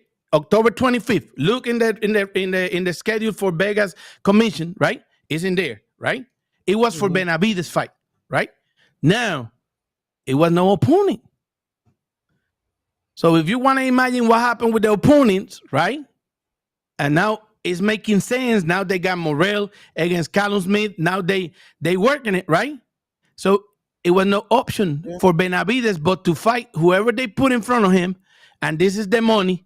And in Saudi, you cannot say shit when you get there. Like in the United States, you gotta go with what they do, how they say it. With the British Athletic Commission, but that's why Canelo don't want to fight over there with That's Crawford. why He there said no. should be one league. And We're gonna do it in Vegas. Vegas, right? And that's what they want to bring that to that bubble UBO, and a lot people gonna buy into it for a minute until they start complaining like the UFC guys that complain about their money. You know, they are slaves of Dana White, slaves of Dana White. It's no negotiation in MMA. No negotiation. This is what Dana White said in MMA, and we buy the show. It's not a problem. It's a great show that they put in there together. Crawford can say right now in the United States, even to Turkey, hey, I'm not fighting until I get this. If you want me to fight for you, I get this in the United States. And Crawford did it, and a lot of because it's the power of negotiation for your life. It's your life. You're exposing your life. In MMA, they disposable. You can get one, you lost, bye. Why you don't see that many Mexicans? How many Mexicans in UFC? You think? Every single sport is run by a league. Every major sport except boxing. Because it's way more. And Suleiman, they're all way more popular than boxing. Right it's now. not open for. My man it's not called open. you Suleiman. That's nasty word. How no? How is that the UFC guys got to come after they retire or about to retire or got a name like Ngannou had to come and make the million with a boxer then? With a boxer then, you know? You got a with point. a boxer. You got a point. You have a point. So, but my man, that's for the fucking quarter of a percent. Listen to me. That's a quarter of the percent of people that can make that kind of big money. The majority, the overwhelming majority of boxers. McGregor did it with Floyd Mayweather. You know, no. And the majority of boxers do not make that much money. All these YouTubers are making money out of gloves, boxing gloves, out of putting boxing gloves together. And you're telling me that it's not popular? And we got it in Spain, in Europe. Every NBA player rich. You're not listening. Okay. How you put it together, the league? How you put a league together? You got to do something along the lines of the NBA mixed with MMA, obviously. You got to do something like that. Put it along the lines. You know, a league is So not the only problem with a league would be dudes have to get drafted. It's not enough space to have but there's nothing wrong with that, man. Work bro, to a certain point, you get drafted. they That's get dope. drafted in their own promotions around the world, and then how they gonna get drafted? You know, because the They're gonna set a Olympics draft. games are crazy these days.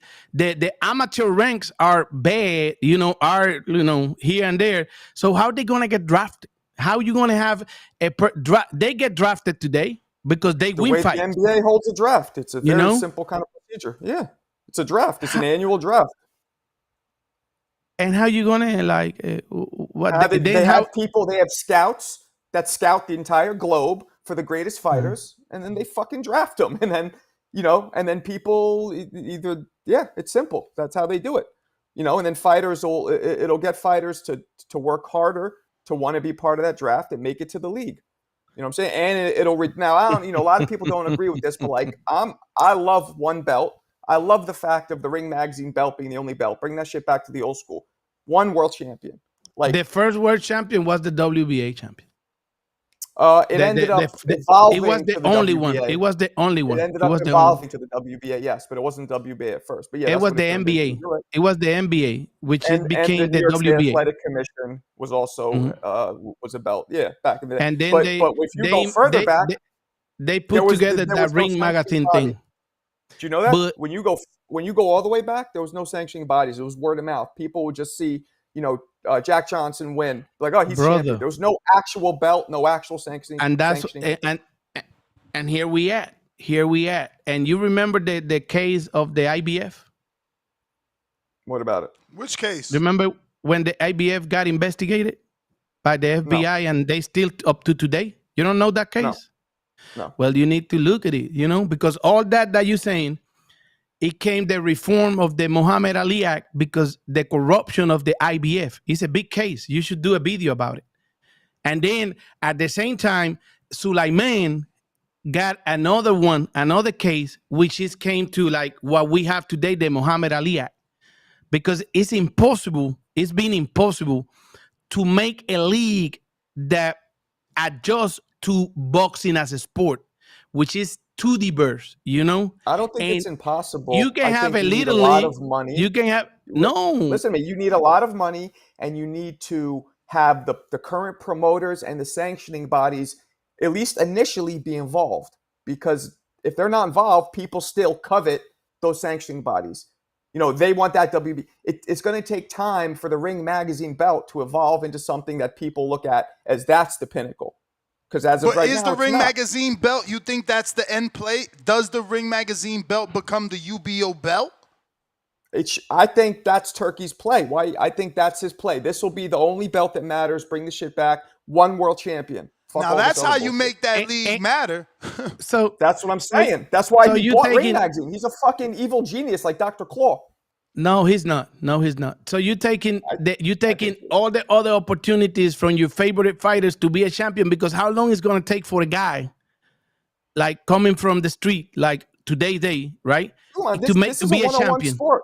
This is a one-on-one sport. There should be one champion. What are we talking about? This is one-on-one. This isn't team. But one champion should be fucking reigning supreme. And then when he loses, then that's the fucking guy who's on top. I mean, that's how it used to be. And now, it's more exciting to have multiple. It's more offer and demand. It's more offer and demand. Back in the days, it wasn't that much offer and demand. We in 2025, and the boxing have evolved to 4 belts era, which has been good. It's not less perfect. Viewership now. Muhammad Ali versus fucking Spinks 2 had almost 3 billion views. It was bigger. Heavyweight champion. It was only them. It was only them at that time. It wasn't that many competition. When you look in the books, you only can talk about those characters. Now it's more than that. Now it's 20,000 of them, which you guys interview here every day and want to have a chance and all these, Boxing was way bigger when it was done that way, way more popular across the board. The heavyweight champion of the world was the most popular, the richest, and the most loved fucking athlete in the world up until maybe the 70s. I'm telling you, it worked better that way. I don't agree, but I don't It's agree. okay. I don't know what Ness think, but I don't agree. I think and I love you, Marco. I follow your videos, but I think that you don't Appreciate you. understand it. I love Okay. I watch all your videos, especially when you talk about Tito and all these people. I watch them all, and I follow you and I all that appreciate you. bullshit. I thought you understand more about history, but when you don't know the IBF situation and you don't know the Sulaiman situation, which he got to go look for cover in Puerto Rico when he got sued, That doesn't and matter because we're talking almost about lost the getting whole rid of all those WBC, people. almost But that lost doesn't. That's the obsolete. WBC. And if you think the way to fix it is getting rid of all them people and make one belt, which is gonna take like 20 million years for another kid from your neighborhood to be a champion, it's crazy. It's super Look how crazy. quickly. Yeah, but it makes it Look more how special. quickly. And I mean, I get everything else you said, but that last part about 20 million years to be a champ, it makes it more special. Versus right Today now, is special. right now Absolutely. what we got is people diminishing champions. Oh, who he fought? Absolutely. He ain't no champ. He won a Today, vacant belt. okay, and that Yeah. make the discussion, that keep your program running, and all kind of No, we stuff, don't need that man, type of and all discussion. kind We of don't need that topics. type of that. discussion. And We don't need that then type we of have the discussion. undisputed. We We got don't the need that type of undisputed champion, discussion. which make greatness. You know, we got the undisputed champion, which make greatness and all kind of stuff, man. You guys got to inform yourself in some stuff, man, because they, you know, What you're it's doing is crazy. you're talking about the mess. I'm talking about eliminating the fucking mess. You're focused on the mess. Let's You're trying eliminate to this make mess. you're trying to recreate boxing instead to evolve with it. You're trying to. You think it's like a movie. Let's do a new script. No, Do you see how boxing got a quickly, history. Boxing got a see how history, quickly- and this Joker coming with a bunch of money, wanna like take it out and do his own thing in the United States. In the do you see United how States, quickly? Listen to me for a second. Do you see how quickly Turkey has already done that? he haven't done nothing. Best fight. No, What? he haven't done nothing. Fighters gonna be like it's gonna last. I don't think you understand. It's gonna last in the United States. That's not gonna last much in boxing. That's not gonna last much. They can try it, but you think boxers are gonna follow into that trap? They follow behind the money He's working now. with every promoter, every fighter, even the ones who didn't like him are fucking jumping on board. No, they jumping on the money, but they not jumping on board. Watch how they're gonna get sued and all that stuff. It's not gonna. And plus, it's a lot of boxing around the world, which is gonna be like crazy. Like, what's gonna happen? Probably boxers of the United States gonna leave and go and fight somewhere else, and then you're gonna be like, oh shit, we make a big mistake letting this punk come in here and take over. It's crazy. No, It's actually, crazy. every top 10 pound for pound fighter in the world, almost every single one has already jumped on that Saudi Arabian train. They jumping on the money, but when they go over there and see how really it is, live it is, I wish you go to Saudi and try to do a video saying all the stuff you do, like in America. Then people Turkey, are gonna hire check me. I will be there. Which is like Turkey's doing. But that's Turkey what he's telling you, that you would have to conform. You're not listening to what he's telling you? You will have to say, Turkey gonna tell you like Coppinger and the other dude, what's his name? A boxing scene, right? They not reporters no more. They not media no more. They Turkey's secretary right now. They don't have a voice. All my Coppinger said, which is losing his prime, is saying, hey, Turkey said this per Turkey. So Turkey using Mike Coppinger as a secretary, which is taking everything from them. It's making this Saudi Arabia. And people like you, well, you can jump on that money. Not all money is good money. Well, you can take it. but you're selling your boys to Turkey, like Mike Coppinger did, like Rick Reno did, right? Rick Reno is living his dream. He's not living boxing. That's why the 12th of July card was a mess instead of being great promotion of the event. Luisito de Cuba gave them a great card. Look, this is the matchup. Now, the other part didn't put it together because you see what was the attendance, how it was. Which card? How was Which the card? mess, you know? The 12th of July one, the one after the MVP. MVP whoop their ass in New York with the female card. So wait, let's get this straight. You're saying Luis de Cubas match made that card. Yes. The whole card. And how did that happen when he doesn't have those fighters? What do you mean exactly? I'm not contesting what you're saying. I'm trying to understand. He's the one who told them, look, this is the right card to do. And he got Berlanga on board. He got Puello, Subriel, and Morel and Kataev. Well, no, he negotiated with Kataev. Whose idea was it to go to Queens? Because didn't it sell out? Rick Reno and them, because the first idea was, but it sold out. Look here, the first idea was do it at the Central Park, but it was a mess at Times Square, and they didn't have no more options. They look around and they found, oh, we got this place here, because at the beginning, it was in the contracts, it was no venue. It's gonna be New York, right? Because the idea was to get the permissions. Yeah. The Central Park, right? To do some supposedly different Rick Reno's dream, selling it to the Turkey. It didn't work. At Times Square didn't work. It was a decent card in Times Square. So they said, okay, so let's bring a mastermind and let's give us a great matchmaking. Okay, the man, which is right, is true, is Luisito Acuba. He knows what boxing is about, right? He said, okay, I'm the man. I can convince this one. Let's put this together. At the beginning, when it came out to these people that see you, see me, see everybody, right? It was great. Oh, nice. Everybody jumping on the car, right? What you mean, see me? What you mean by that? No, that come to see us in the programs, that come see us in our programs, the people that are here in the comments and all that, right? Okay, yeah. They were all initially public, happy about the card, yes. Happy about the card, right? Yes. All of a sudden, you all mean we our see audiences, our audiences. The audience. All of a sudden, we see a Berlanga and Shakur dressing as tennis players. We see a lot of cartoons. We see all kind of crazy shit. Which Marco can do better. Marco can do better. All that shit. Wait. Slow down. Because I gotta.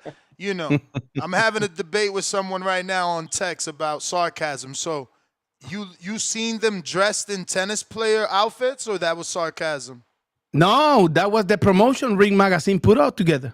I got the picture. I didn't see it. Send it to me. Let me send it. I didn't see them dressed as tennis players. Get the fuck out of here. That's wild. Let me send you the picture.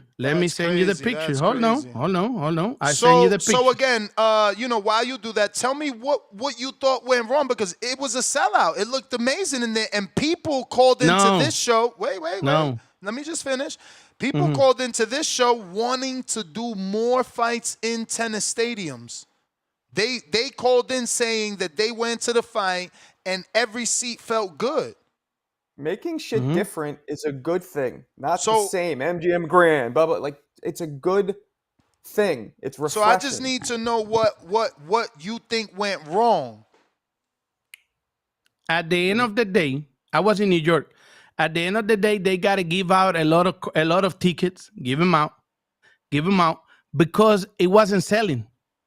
The resellers got to do business with the stations and all that, because it was a problem also with the immigration thing. It was a big, huge mess out there in Queens. Not the same in the Madison Square Garden. It's different areas, right? And it wasn't selling. Like when you look at Thursday night. But New York night, City is a walk-up. Like people used to say this when Al Heyman first went to Brooklyn Barclay. Oh, it's not selling, and then boom. Fight night, New York walks up, bro. It's a walk-up community. I know this from I have a business, man. Like 48 hours is when the most shit moves in New York City. New York City is a walk-up community, bro. But yeah. What about Miguel Cotto, bro? He did fucking the Bronx, New York. What is it? Yankee Stadium. There's nothing wrong with doing new things. I like new. I like new. It's just the way they promoted it. Ring Magazine and them.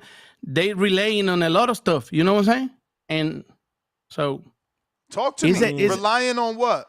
Like they not doing emotion on these promotions that they doing. Like for at least in my Hispanic community, the ones that my audience, it's not emotion for those fights. Like okay, that's a good angle though.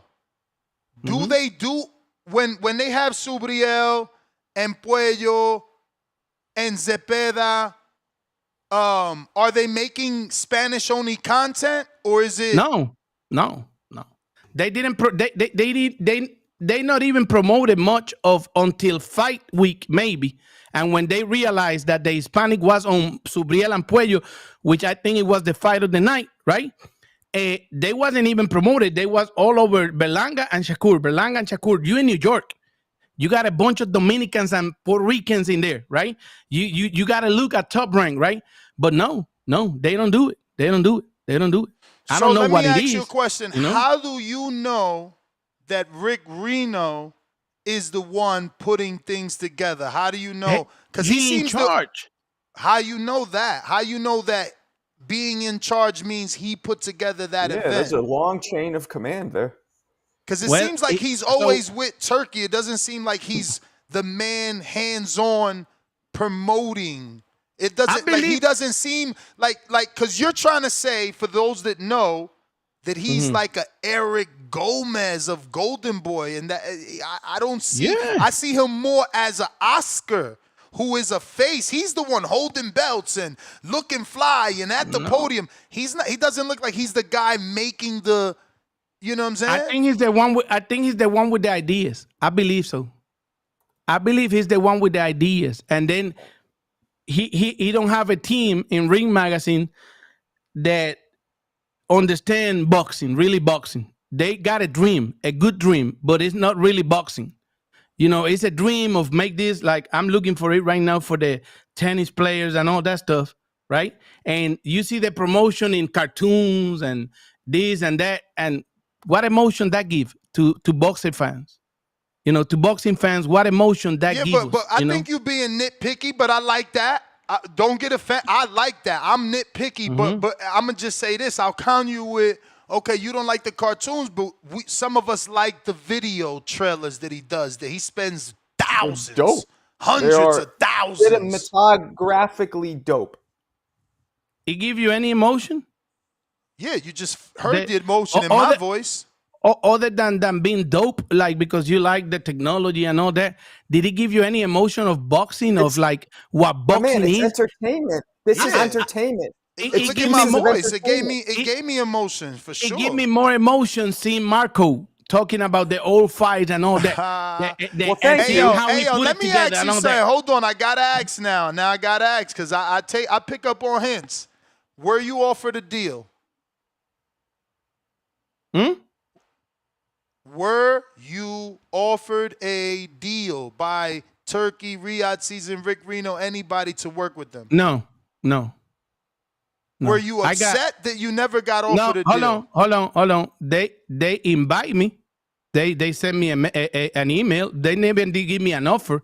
They invite me to work with their content and all that. And I was there in New York, and it was inside the interview of Benavides and all this that Coppinger did. I was there, but they never offered me a deal, and I'm just having my voice. I want to be independent. No, I hear you. I'm just asking because some of the things sound like a little. I don't know. I just want to clear the air. I want to clear the air so that people know you're not hating because you didn't get hired. That you're not hating because they offered you a low ball offer. No, I don't need it. You're not hating because you wanted the deal and they never hit you up. No, I don't need it. I don't need none of that. I've been offered from other places to do Spanish and all that. I want to have my voice. I don't want that nobody tell me you got to say this. No, when I I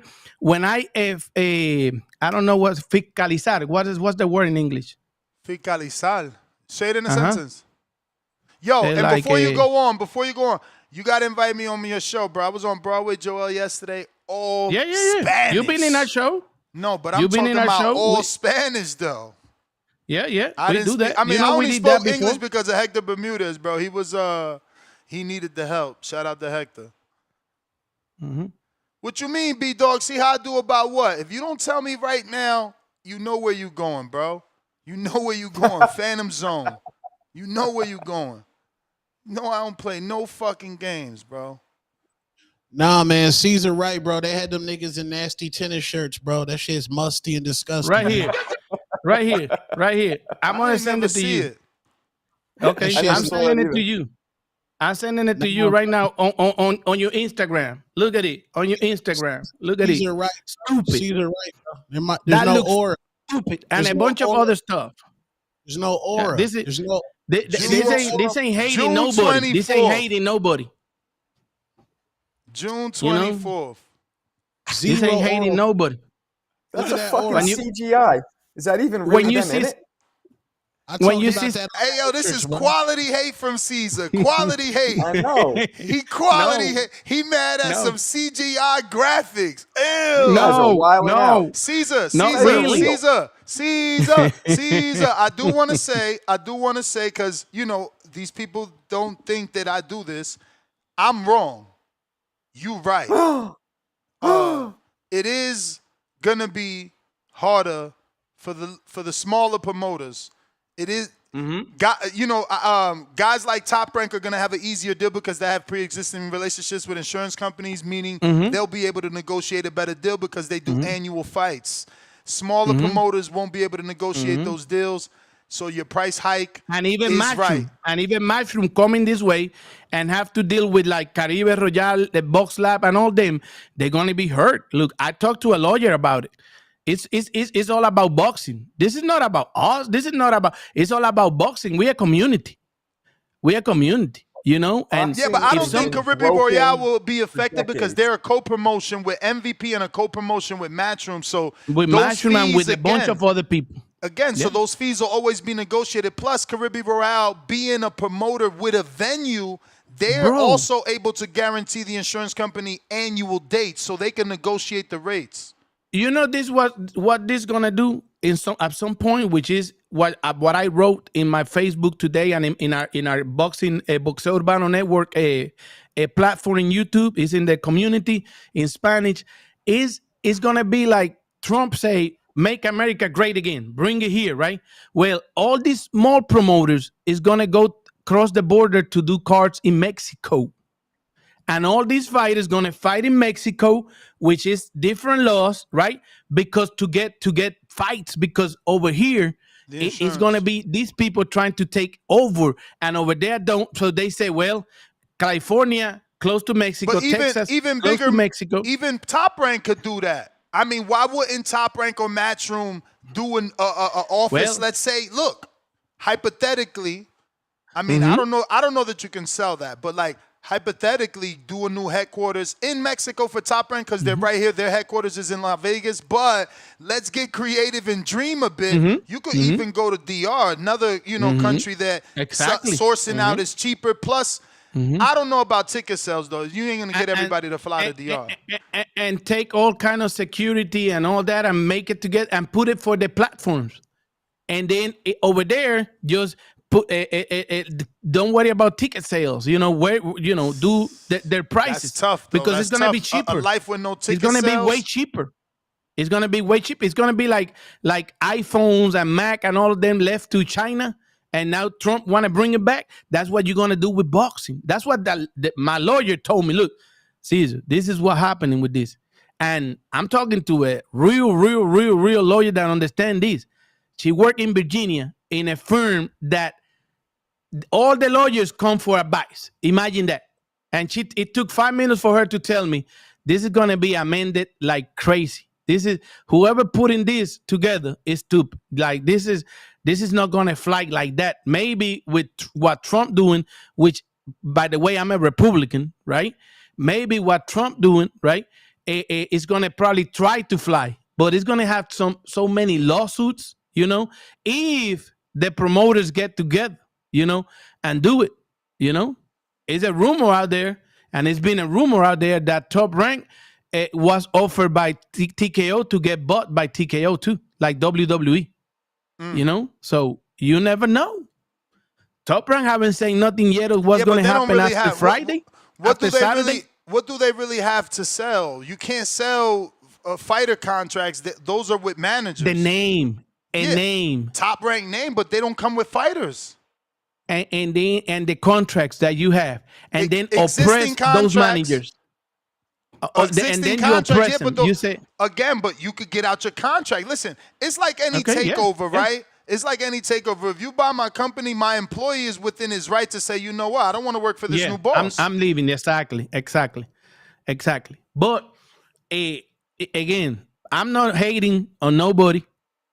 I just want that people understand that what they doing is going to affect boxing. I don't care what Rick Reno, how he do it, the other one do it. I just don't want to see boxing get affected. I don't give a damn how the ring run it, right?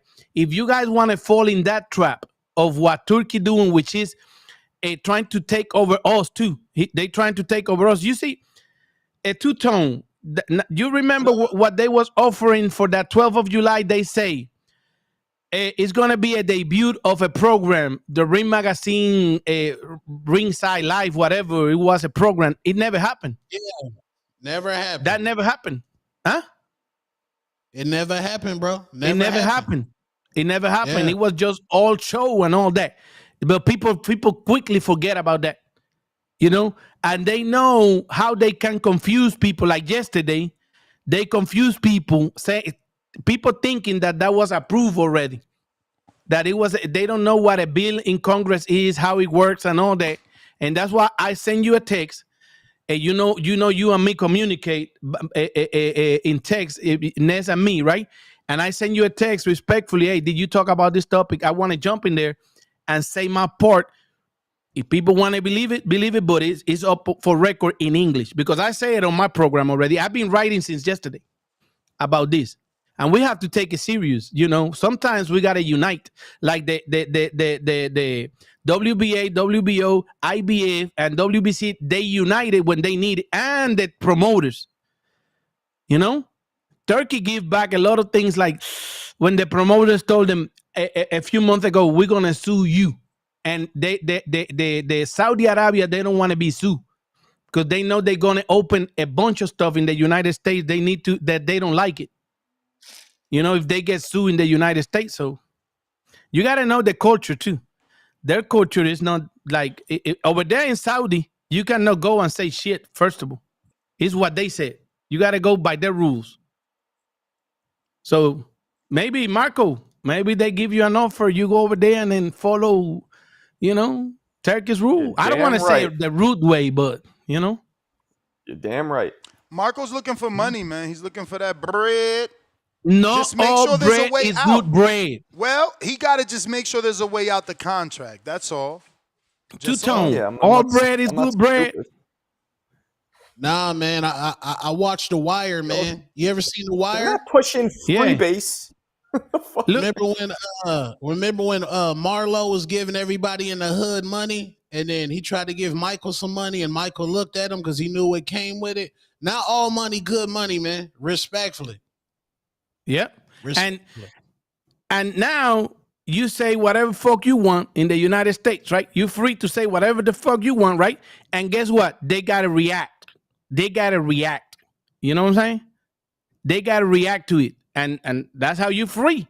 But when you sell your soul and your mouth to millions, that ain't gonna do you good. Not all money, good money. Yeah. They said Marco ready to sell out, man. That's crazy. Mm-hmm. Ready. Let's do it. I was trying to get my lawyer live on it, but he said let's schedule so he could pull up the bill and review it. Yeah, please. So yeah, we could do another show maybe Monday. I told him if I was trying to get him live. I thought he was just gonna be able to read the article and jump on and give us his take, and he's like, nah, hell no. Let me pull the actual act before that. I'm like, all right. I'm checking right now if it got a number yet. But if you got your lawyer, if in she's available to do a live call. No, she's at work right now, but I can get it at night. Tomorrow night. I can talk to her and bring her here and she can explain her part. And that's not a problem. But the word I was looking is to like audit. You know, when you audit these people like I do in my program in Spanish, you make them come to you and tell you their part, and then it can be a discussion. You know what I'm saying? I argued with the WBO the other day about how Crawford for me never was a champion at 154 for the WBO. So well, he wasn't. He had the super champion status to challenge the champion. Exactly, but the way they worded when they put out the communication out about how they was putting him 168, it was like he was a champion and 154 because a Fundora leave it vacant. They never name him, and he really never earned it. So I argue that. Guess what happened, right? That I got a call. Hey, let me jump on your program, and the president came and explained his part. I ain't gonna argue his part, but we have the discussion. We have a great discussion, and people in Spanish understood it and understood how the WBO see it, clarify a bunch of stuff, and that's when you audit those things, you get that. By the way, Marco, your boy Sulaiman is the only one who don't want to jump in my program. Who, Mauricio? Because Mauricio don't want to jump Yeah, in my but program. what did you do? Lo ofendiste. I didn't do nothing. I just been auditing a lot of stuff, which like he don't what? he don't like my Dominicans guy, because when you seen Puello, Yeah, but if you're gonna take a stance, in the markets of cafe and all that, huh? He don't give no props to whoever is not Mexican or other, but because it's examples, right? For instance, Subriel win the title in the ring, right? With Puello, right?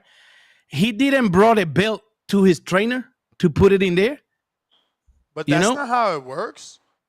Yeah, normally they put a belt on the trainer in there in the ring, like with people, same card, same card. They did not same card. In a different card, they did it with people. They do it with the other ones, but not with the Subriel people. Not the belt for the champion. The belt trainer's for belt the is trainer. supposed to come when you do something as a trainer. That's how Jose Benavidez got the it. trainer belt is when you get a champion, they give a belt to the trainer also. That's how got one. Benavidez got one. A lot of people, but that's petty. That's petty, right? But he don't take this guy to Martes de Cafe. He don't care. He don't give a fuck about Puello or Carlos Adames, which got the green belt. I mean, he invited Carlos Adames to Mexico, all inclusive. Before he was a champion, he went out there for a convention as the interim champion. He went out there for a convention and was treated well. He was treated well, like a lot of people, and maybe like all their champions. Like all their champions.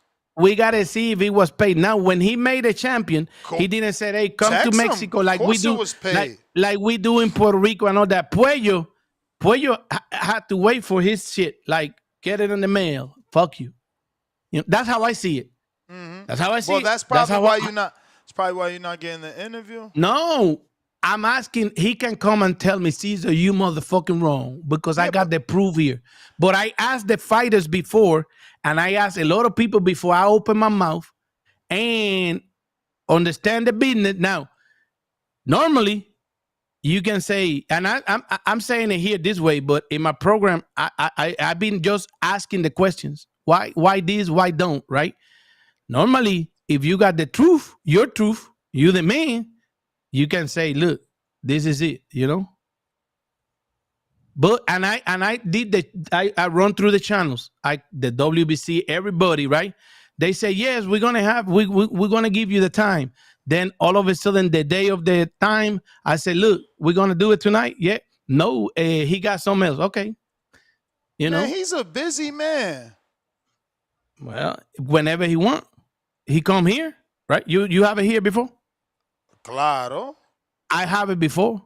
But right now, when it's so he's giving you his time. You can't just automatically assume that live. he's avoiding No, you. I haven't live in a stadium, which he got to answer the question. But come in here and sit down and have a talk with me and like all the other presidents do. You get Daryl Peoples? Daryl Peoples. He's been on your show. Yeah, I sent you the program. Yeah. Damn. When's the last time you got him? Oh, like a year and a half ago or more. But live or on your program? Live. No, well, I did the interview, recorded, but put it in my program. But we record the interview. We record the interview. Oh, so it was Zoom. Yeah. That's good. Yo, I can't get him to do a Zoom. because you got to talk to him in a place that you meet him. Talk to him and say, "Look, can we do?" And talk to him like, and then compromise, and then, Bro, hey, look, remember you lived told in me New this. Jersey, remember? You told me this. That dude is terrible. His headquarters is in New Jersey. Like, believe me, I've been trying. I mean, I've been doing this shit. I'm going on 15 now. I've been trying. He's bullshit. Something is up. Do you got this email? Bro, I got the email, bro. I've scheduled 3 times, and 3 times, every time he'll wait till like 1-2 days before the interview. I get that cancellation email. I'm like, you know what? I'm fucking done. I'm done. Just like Mauricio doing to me, yeah. But let me catch up. Hold on a minute. Tip Bell is $2. Rest in peace, a real American hero. Crying emoji. Hulkamania, double exclamation emoji. It's Tito Vos, $10. I'm glad we're done talking about Claressa fighting Paddington the Bear. Yo, she do look like Paddington the Bear with that hat. Oh, man. Dana would be a cancer to boxing. He's an exploiter. Read the fine print. Talk trans to that. Y'all niggas gonna keep watching, bro. Stop, bro. You niggas say all that shit. If it look like boxing, Tone, I'ma watch it. If it look like boxing, if they change it and make it look weird, with dudes rolling around on the floor, you know I'm done. Bro, you watch OTX, bro. Yeah, because they make it look like boxing, and they actually make it look like Atlanta boxing. You feel me? If you make it look like boxing, I'm with it. Bro, it looks like a scene in a movie where 2 guys met up in a town and they walk past a bar and there's a boxing match going on. Where? There's a drug deal about to happen. It just looks like a random movie. Where? You ever OTX? seen a movie? Yeah, it looks like 2 guys arrived in the You wildin'. OTX goes out their way for production. You tripping. It looked like Shang-Chi, bro. Hold on a minute. Nah. Real quick. OTX doesn't look better than Red Owl TV? Absolutely it does. It doesn't look better than the shit that Rashidi Ellis is doing in fucking his side of town? You know it. Stop hating on Rashidi, man. I mean, I'm just putting it, I'm comparing it with other DAZN boxing products. Like, bro, you can't do that to OTX, man. Them dudes, they doing their thing. All they need is bigger names, and they really gonna blow up. Imagine bigger names. Bro, that's a venue, bro. They got their own bubble. Bro, they gotta come home, bro. Home is Atlanta. You're not seeing the writing on the wall, bro. What? Turkey with this Ali shit, bro.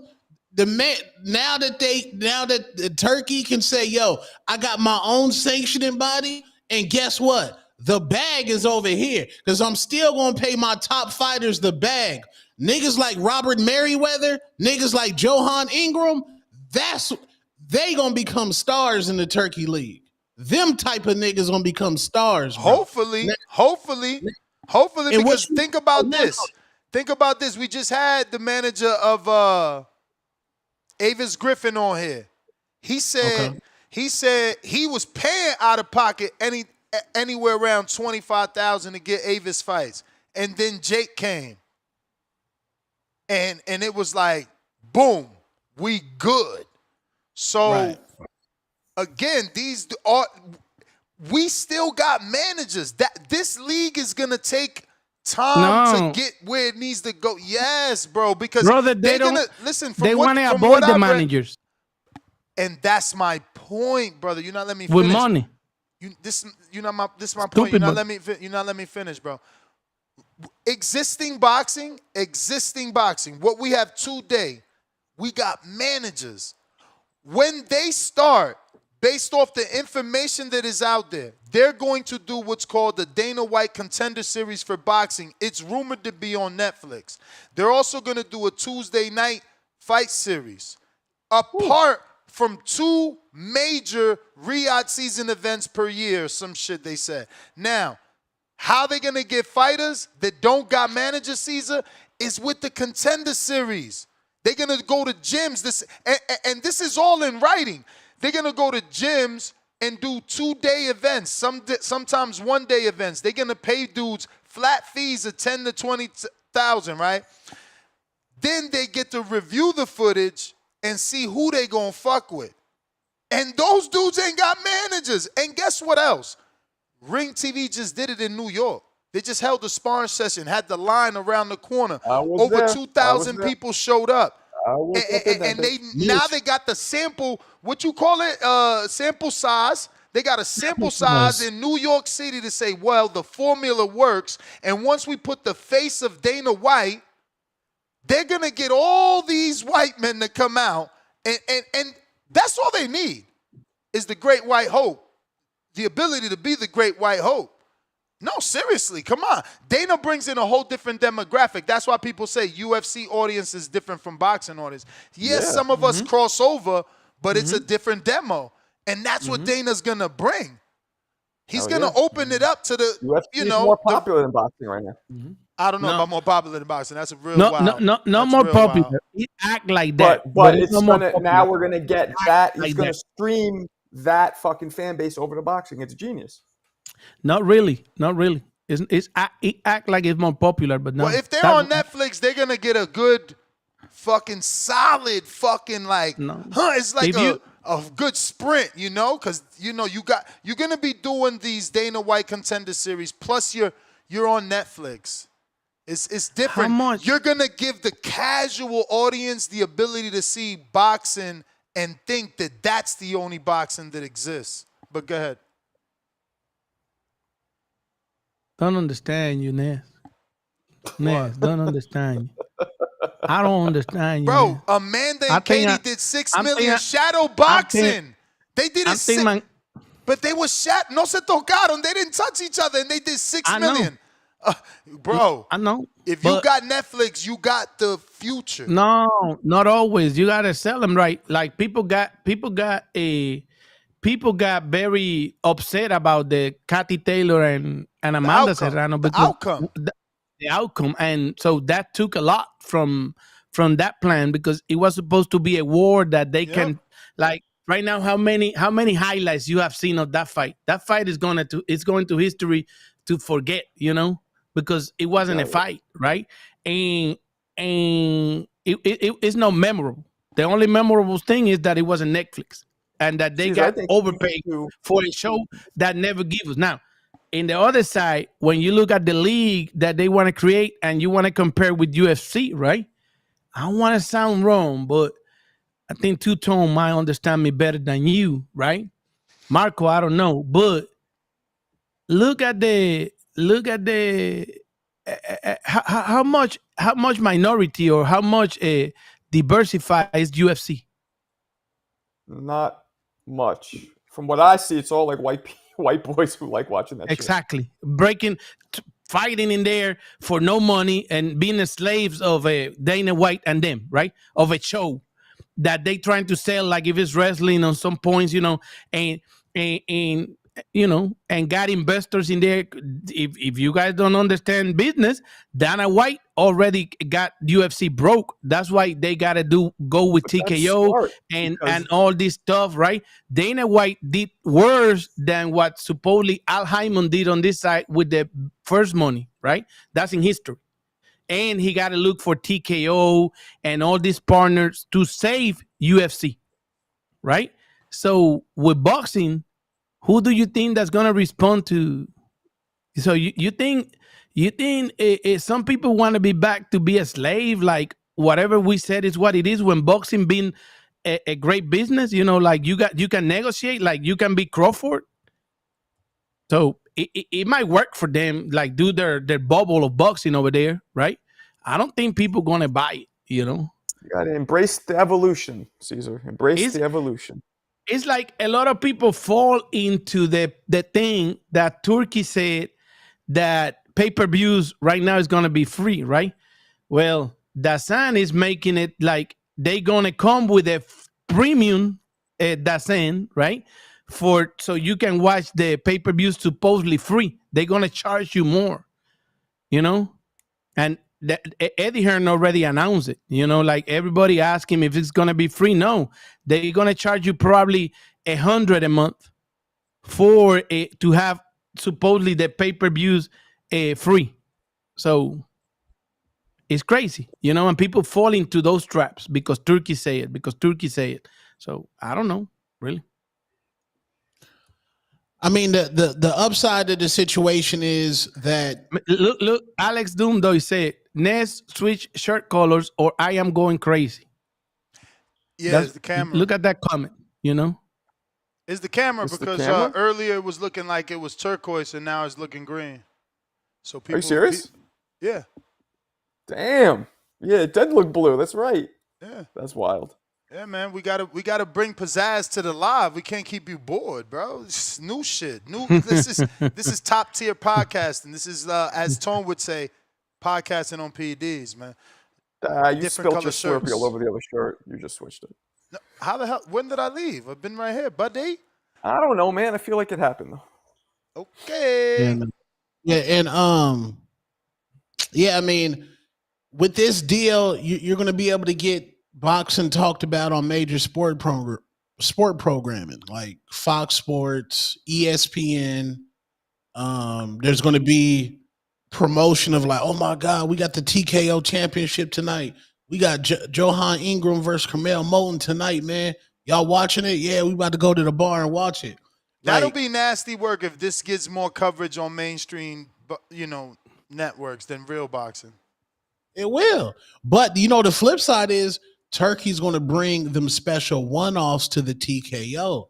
He going to bring... I think it's two times a year. Yeah, so he going to bring a Shakur versus a Kid Austin on a TKO championship. I mean, the only thing Turkey just needs to do is keep the same venues, bro. We don't need the outside shit. We just need MGM, New Madison Square. I disagree, Tone. I think some of it didn't work, but new shit is always good as long as it's conducive and it works. You know what I'm saying? Fresh take. Like I think the Louis Armstrong Theater was dope. Now the Times Square shit, yeah, that wasn't, that didn't work out too well. But like all the top tier fights through history have been at MGM, Madison Square. It was like gritty, like, and that's why the Amanda Katie Taylor fight is more historical than any other women's fight, because in 140 years of that venue, that was the first time that women headlined it, let alone sold it out. So it makes it hysterical. Yeah, like I said hysterical, I meant historical. Or they got to build a venue for boxing and make it like the fans are like sitting in the ring somehow with the design. Like, I don't know if y'all watched basketball back in the day, but the Seattle Supersonics, like that was an advantage to play a home game there because the fans were like so close and loud. You was like, when you watch it on TV, you felt like you was there. Well, yo, Tone, Jack Dempsey had the first $1 million gate, right? It was like 1.7 million in 1920 something. His promoter built the fucking stadium for that fight, right? It was 100,000+ people in attendance in 1920, before internet, before you could get the word out. That's how popular it was. Dudes had sap stuck to their ass because it was so hot and the wood was brand new and cut that it was leaking sap. They were building fucking stadiums for boxing. That's how popular it was. And that's crazy. And they would just tear it down after. Yeah. 100,000 people. That's crazy. 1.7 million in 1920. I don't know if somebody has an inflation calculator. That's a lot of money in today's day. That was just the gate alone. Word. Let me catch up on these super chats, fellas. We got Big Balls, $2. Me gusta tu nuevo hermano. He's smart. Talking about Caesar. I like Jerry Soriano. What's that? What did you say, Michael? Marco? He said, I like your new friend. He's smart, right? That's what he said? I know my Spanish. All right. We got Jerry Soriano. Your lender for life, $5. Well, looky who showed up. His last words were, Morel is going to show Benavidez who the real monster is. Welcome back, Cesar. Oh, shit. That didn't work out. $2. Leo, rest easy. Thunder Lips, Rocky 3. Prayer hands emoji. That's a shout out to Hulk Hogan. Throwback. Davey So Art, $2 per round bonus will lead to more fixed fights. Damian Marshall, champ level. Remember, for 27 months on that champ level. Champ. The champ is here. The champ is here. The champ is here. He says, Marco, soccer is the most popular sport on earth, and it isn't run by a single league. Ooh. Okay. That's a good one. That's $2. That Suleiman comment by Marco was funny as fuck. Laughing out loud. Yeah, I know he called Caesar Suleiman. That was wild. Pistol Parkway Mines. No, I thought he calls himself Suleiman the Scholar.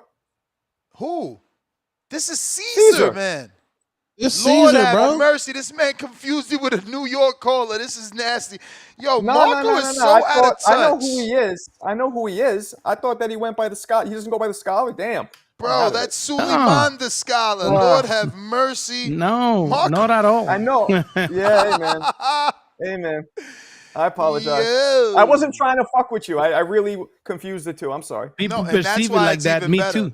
That's why it's even better, because we know he wasn't fucking with you. Marco is out of this world. Yes, sir. Drop that bomb for Mozzie, pound for pound, number one in the chat, $5. Ness, this new guy not speaking with facts. He's speaking with emotion. Get round one up here. Hashtag can't talk to round one. Oh, no, excuse me. Hashtag can I talk to round one? Let me answer that. Let me answer that. Yeah, of course, of course. It's all good that he thinks that it's emotions, because it's emotions. It's really emotions. It's about boxing, right? It's not about, it's about the way I think it. It's emotions. It's about boxing. Now, the great father time is going to give me the reason. So keep posted, keep tuning in here.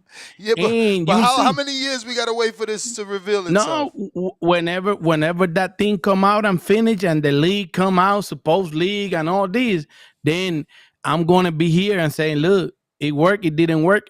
But reason is coming my way. Like people calling or texting Nez and saying, look, he's right. It's going to fuck minor boxing, the lower kind of boxing, the smaller promoters and all that, right? So it is what it is, I'm gonna try and get a smaller promoter on. Don't understand either sometimes, because they think they get in la trampa mediática.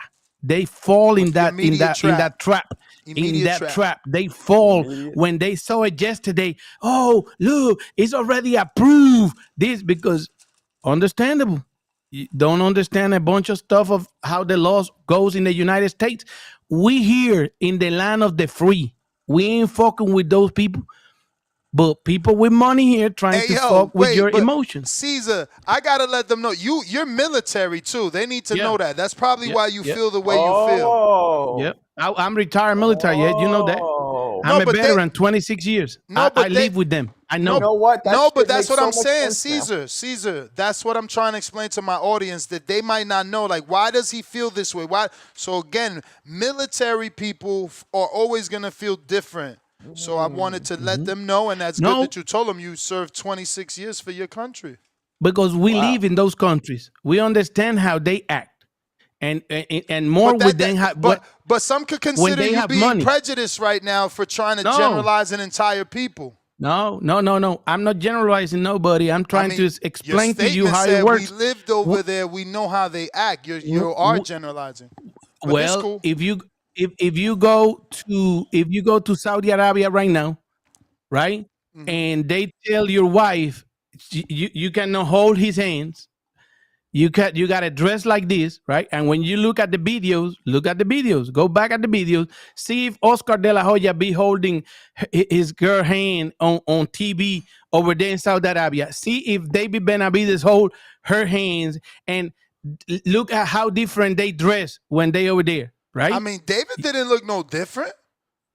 No, the wife, yes. She got it like dress, long dress and all that stuff. I didn't see Oscar's wife in no long dress. She wasn't covered.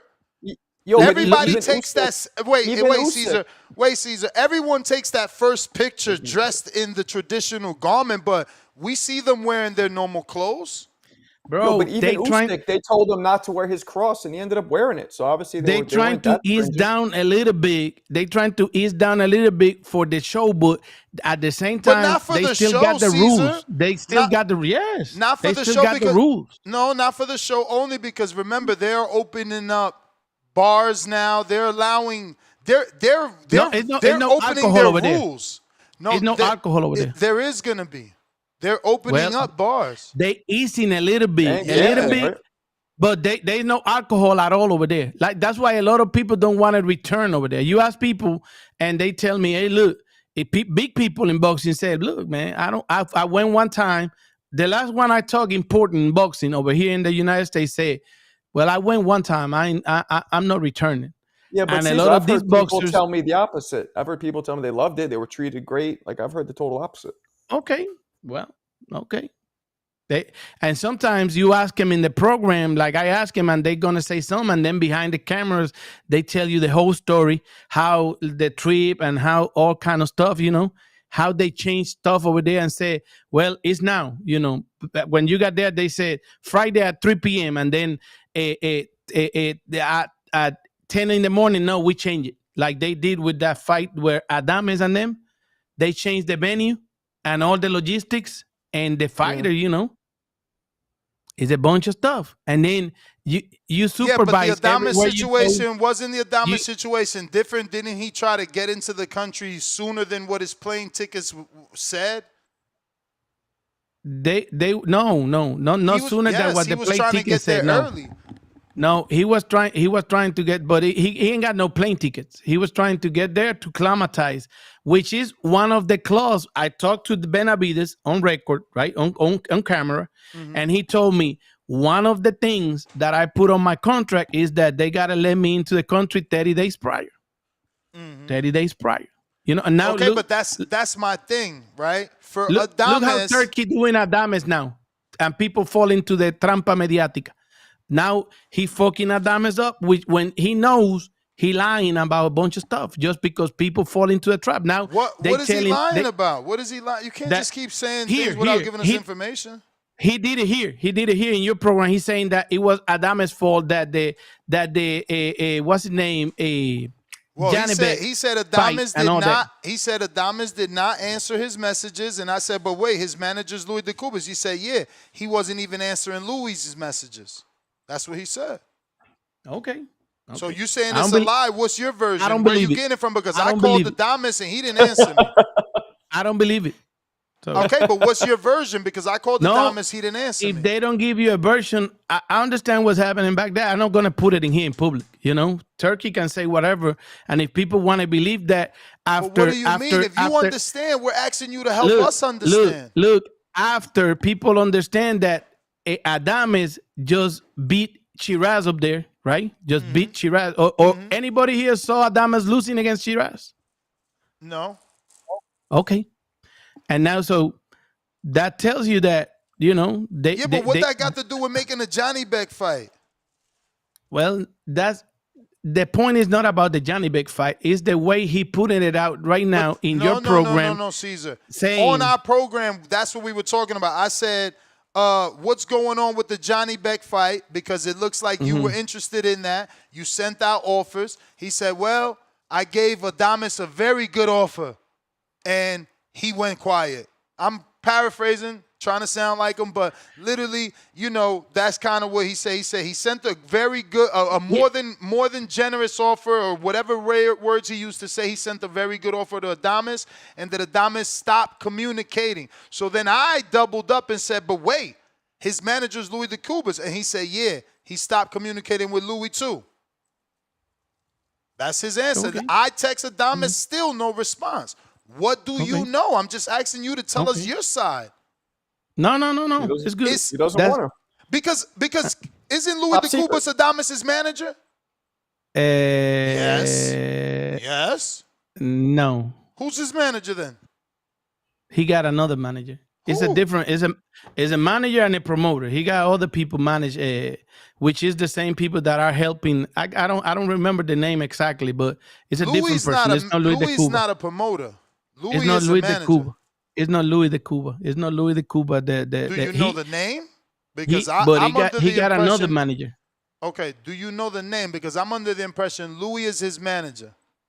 The Well, promoter that's been representing, Adames has been TGB. Probably so. But he got another manager.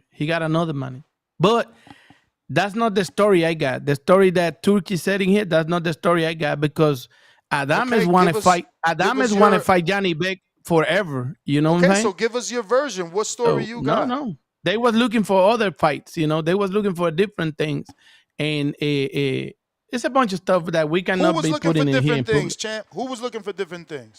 Both of them, even Johnny Beck and them, and they was just talking on Twitter because Johnny Beck, who have fight Johnny Beck in the last 2 fights? Nobody. Johnny Beck was on Twitter making it clear that Adames needs to sign. And Adames too. And Adames he was doing it the other way. Pero llegando al final, solamente era Johnny Beck diciéndole, ¿cuándo va a filmar? ¿Cuándo va a filmar? When he ran out of options, trying to look. Okay, but what does that matter? What does that matter? He signed his contract. What you mean when he run out of I could be looking for 7 bigger fights and they don't come. And I signed a contract to fight you. Did he sign a Turkey contract? According to Turkey on this show, he sent an offer. According to Turkey on this show, he's the one that's interested in that fight. He sent the more than generous offers to Adames, and Adames stopped replying. He the man then. If that's why he said, I'm not in Turkey's agenda or nothing. Like, if that's why he said, we got to believe him until somebody else. I'm asking you, what you being told? I don't believe him. Okay, but that's you not. You know what? Whatever. He doesn't want to answer. He said, I'm not going to put out all that business out here. No, it's not. Yeah, but it's good. I don't believe. What business are you telling me? Because again, like I'm under the impression that the manager of Carlos Adames is Louis de Cubas. Now you're saying no, there's another manager. So then, are you saying that the other manager is telling you we never got an offer from Turkey? No, nobody's telling me nothing. No, don't put it that way because it's not like that. Well, you're saying Louis not the manager, and Turkey's telling me. I'm telling Turkey, isn't Louis Carlos's manager? He's saying yeah, and he stopped answering Louis too.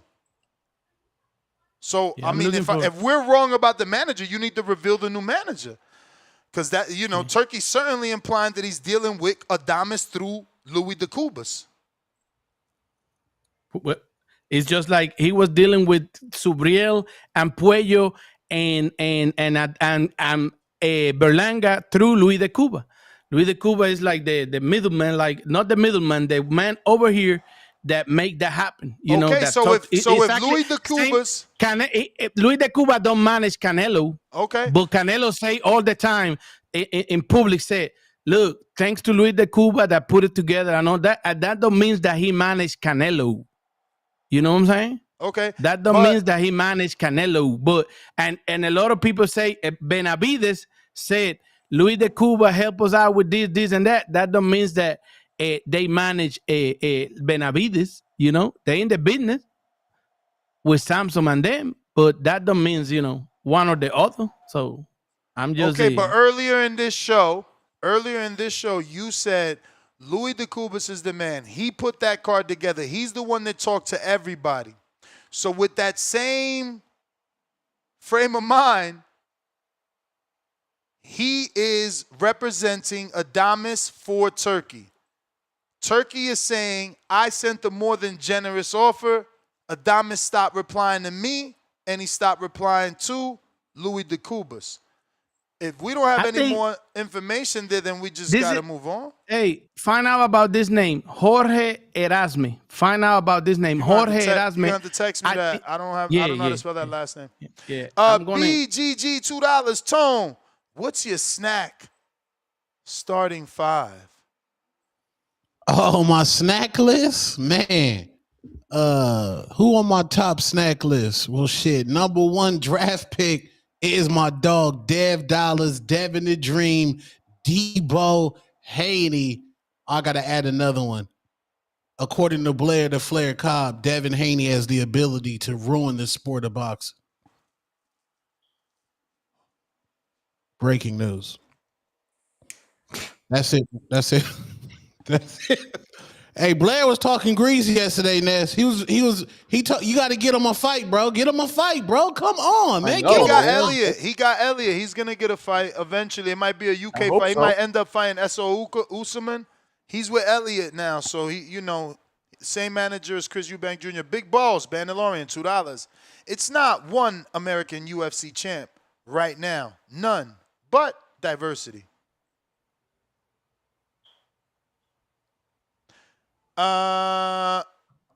We got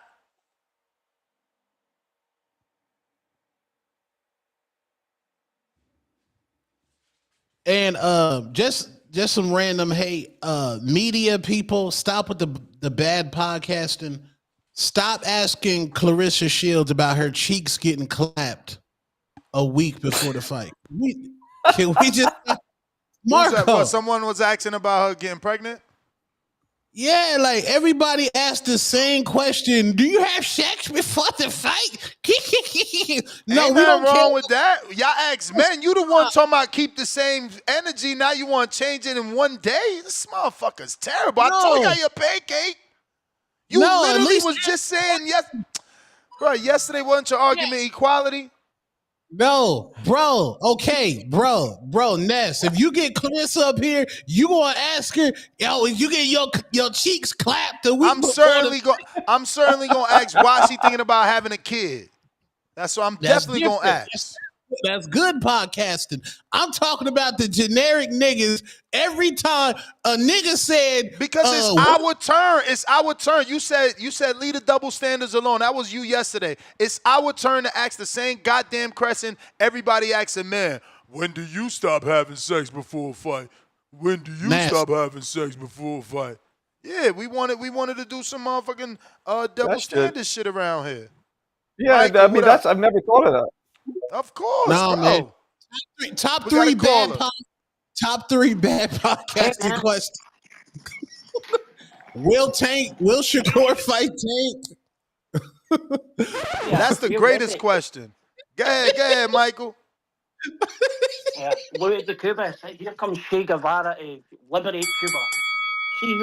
See that slavering weekend there, man. He was doing well. He was putting Marco in his place, and then he just he folded like Jose Gonzalez against Burns.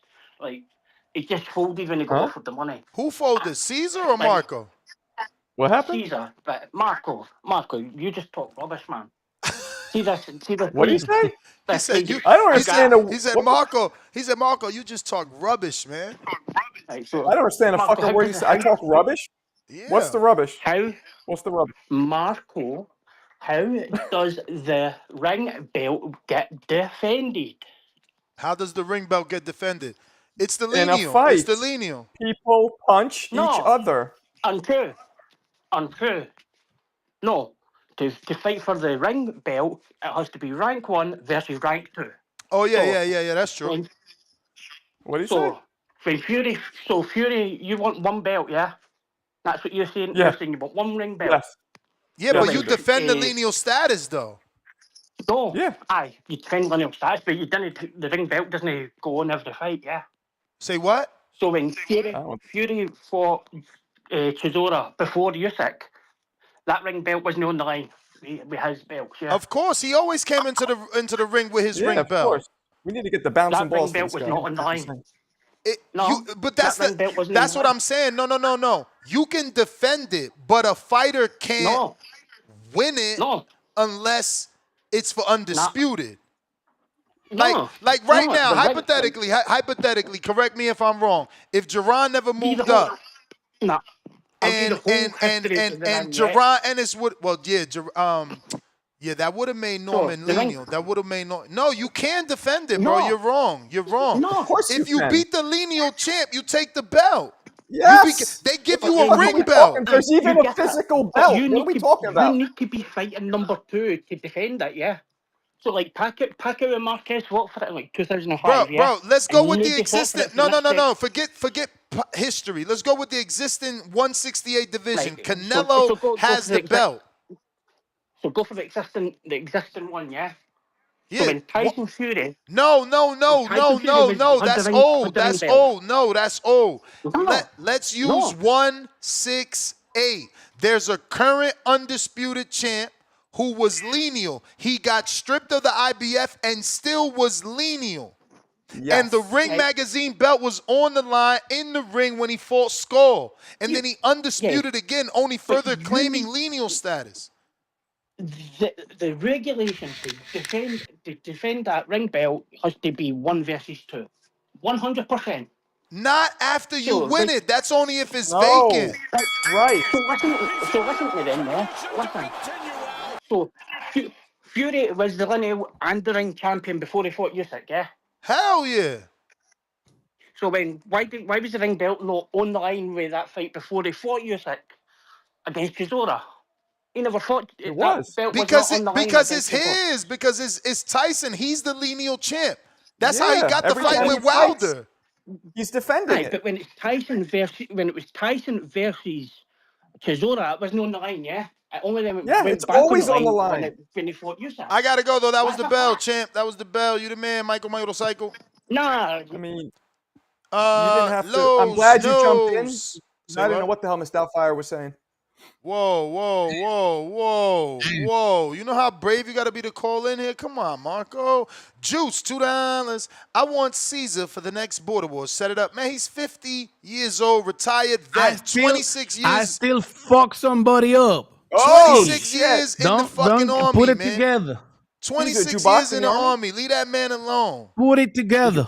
Put it together. Caesar, Look at my resume. Huh?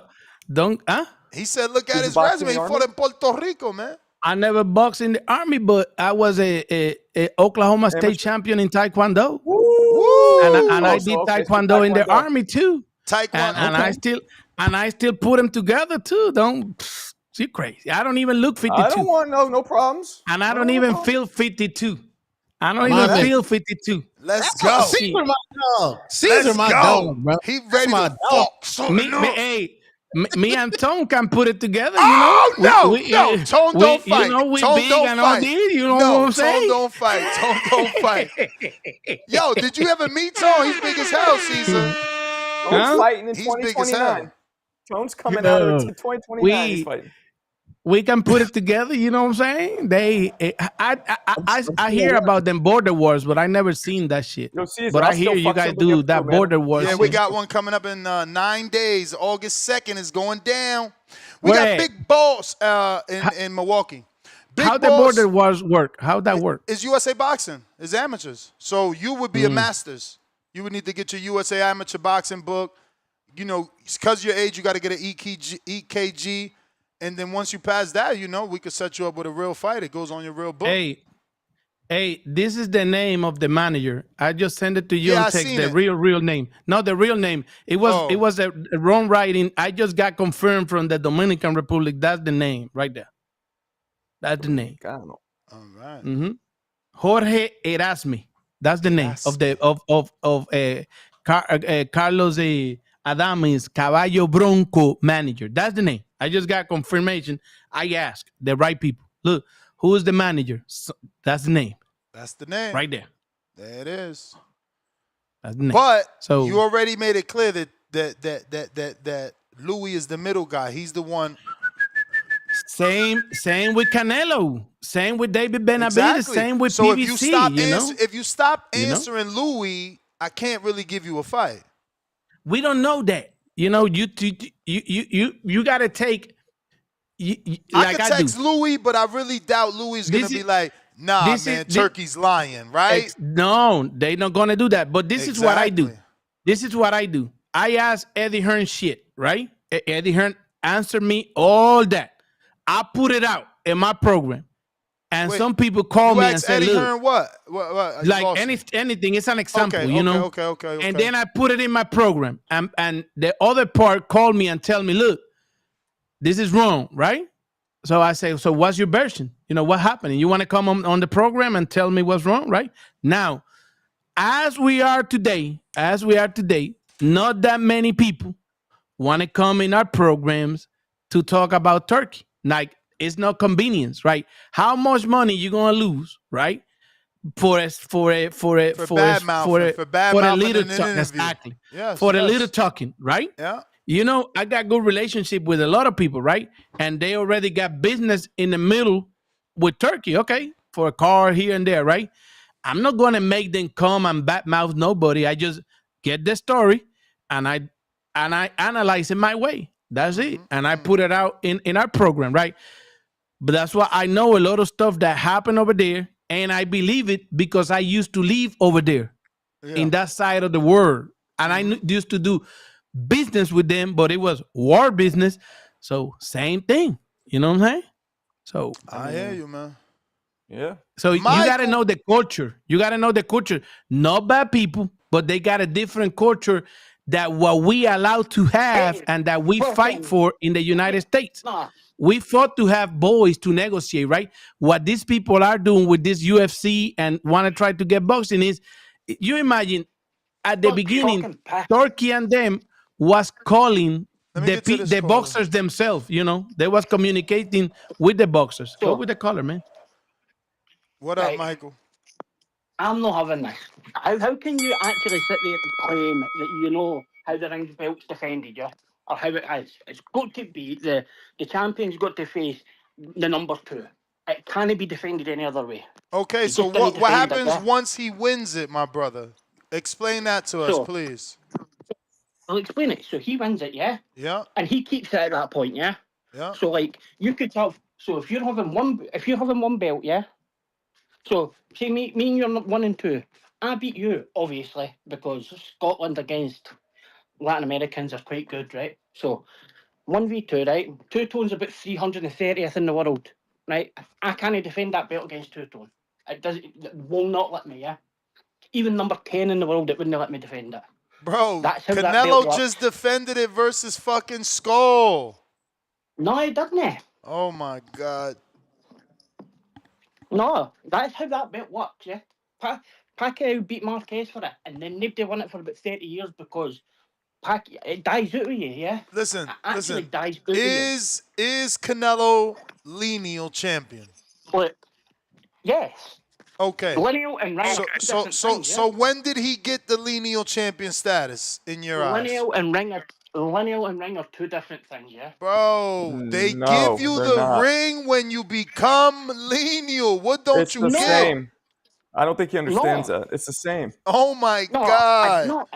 I do understand that. There's a Mike. There's a So, physical right, belt. The Ring so Magazine George belt is Taylor had considered the George lineal Taylor had belt. the ring belt. The ring, George Taylor had the ring listen, belt. he's right, Marco, in the sense that the lineal isn't the ring, but the ring is given to the lineal Right. champ. They The ring consider it. fucking Right. magazine. Right. Lord Jesus. Before there was a magazine, there was a belt, my brother. You tripping. No. The magazine brought the belt. No, it's the other way. It's the Whatever. other The way. point is, No. they're one in the same. They're one in the fucking No, same. That's the point. The way you win that magazine belt has changed over the years. So you're saying you don't respect the ring then? No, I do, but like it has to be 1 versus 2, like it says, yeah. And if you want to go down to one belt, No, whoever wins wants to it. go down to one belt. Yeah, but you keep So how talking do you about when lose the it's belt? vacant. We talking about don't once really he has it, No, man. I'm talking when he has it. You can't have it. No, unless it doesn't it's have to be like- 1 versus so 2. Champion can fight whoever they want. It does have to be. Bro, so now you're not gonna fight because the ring, you gotta fight the next number 2. Come on, bro. You sound crazy. That's how boxing works. Well, that's how a one belt championship will work, yeah. It isn't a 1 belt championship. It's No, he's fucking saying- 5. No. He's trying to say.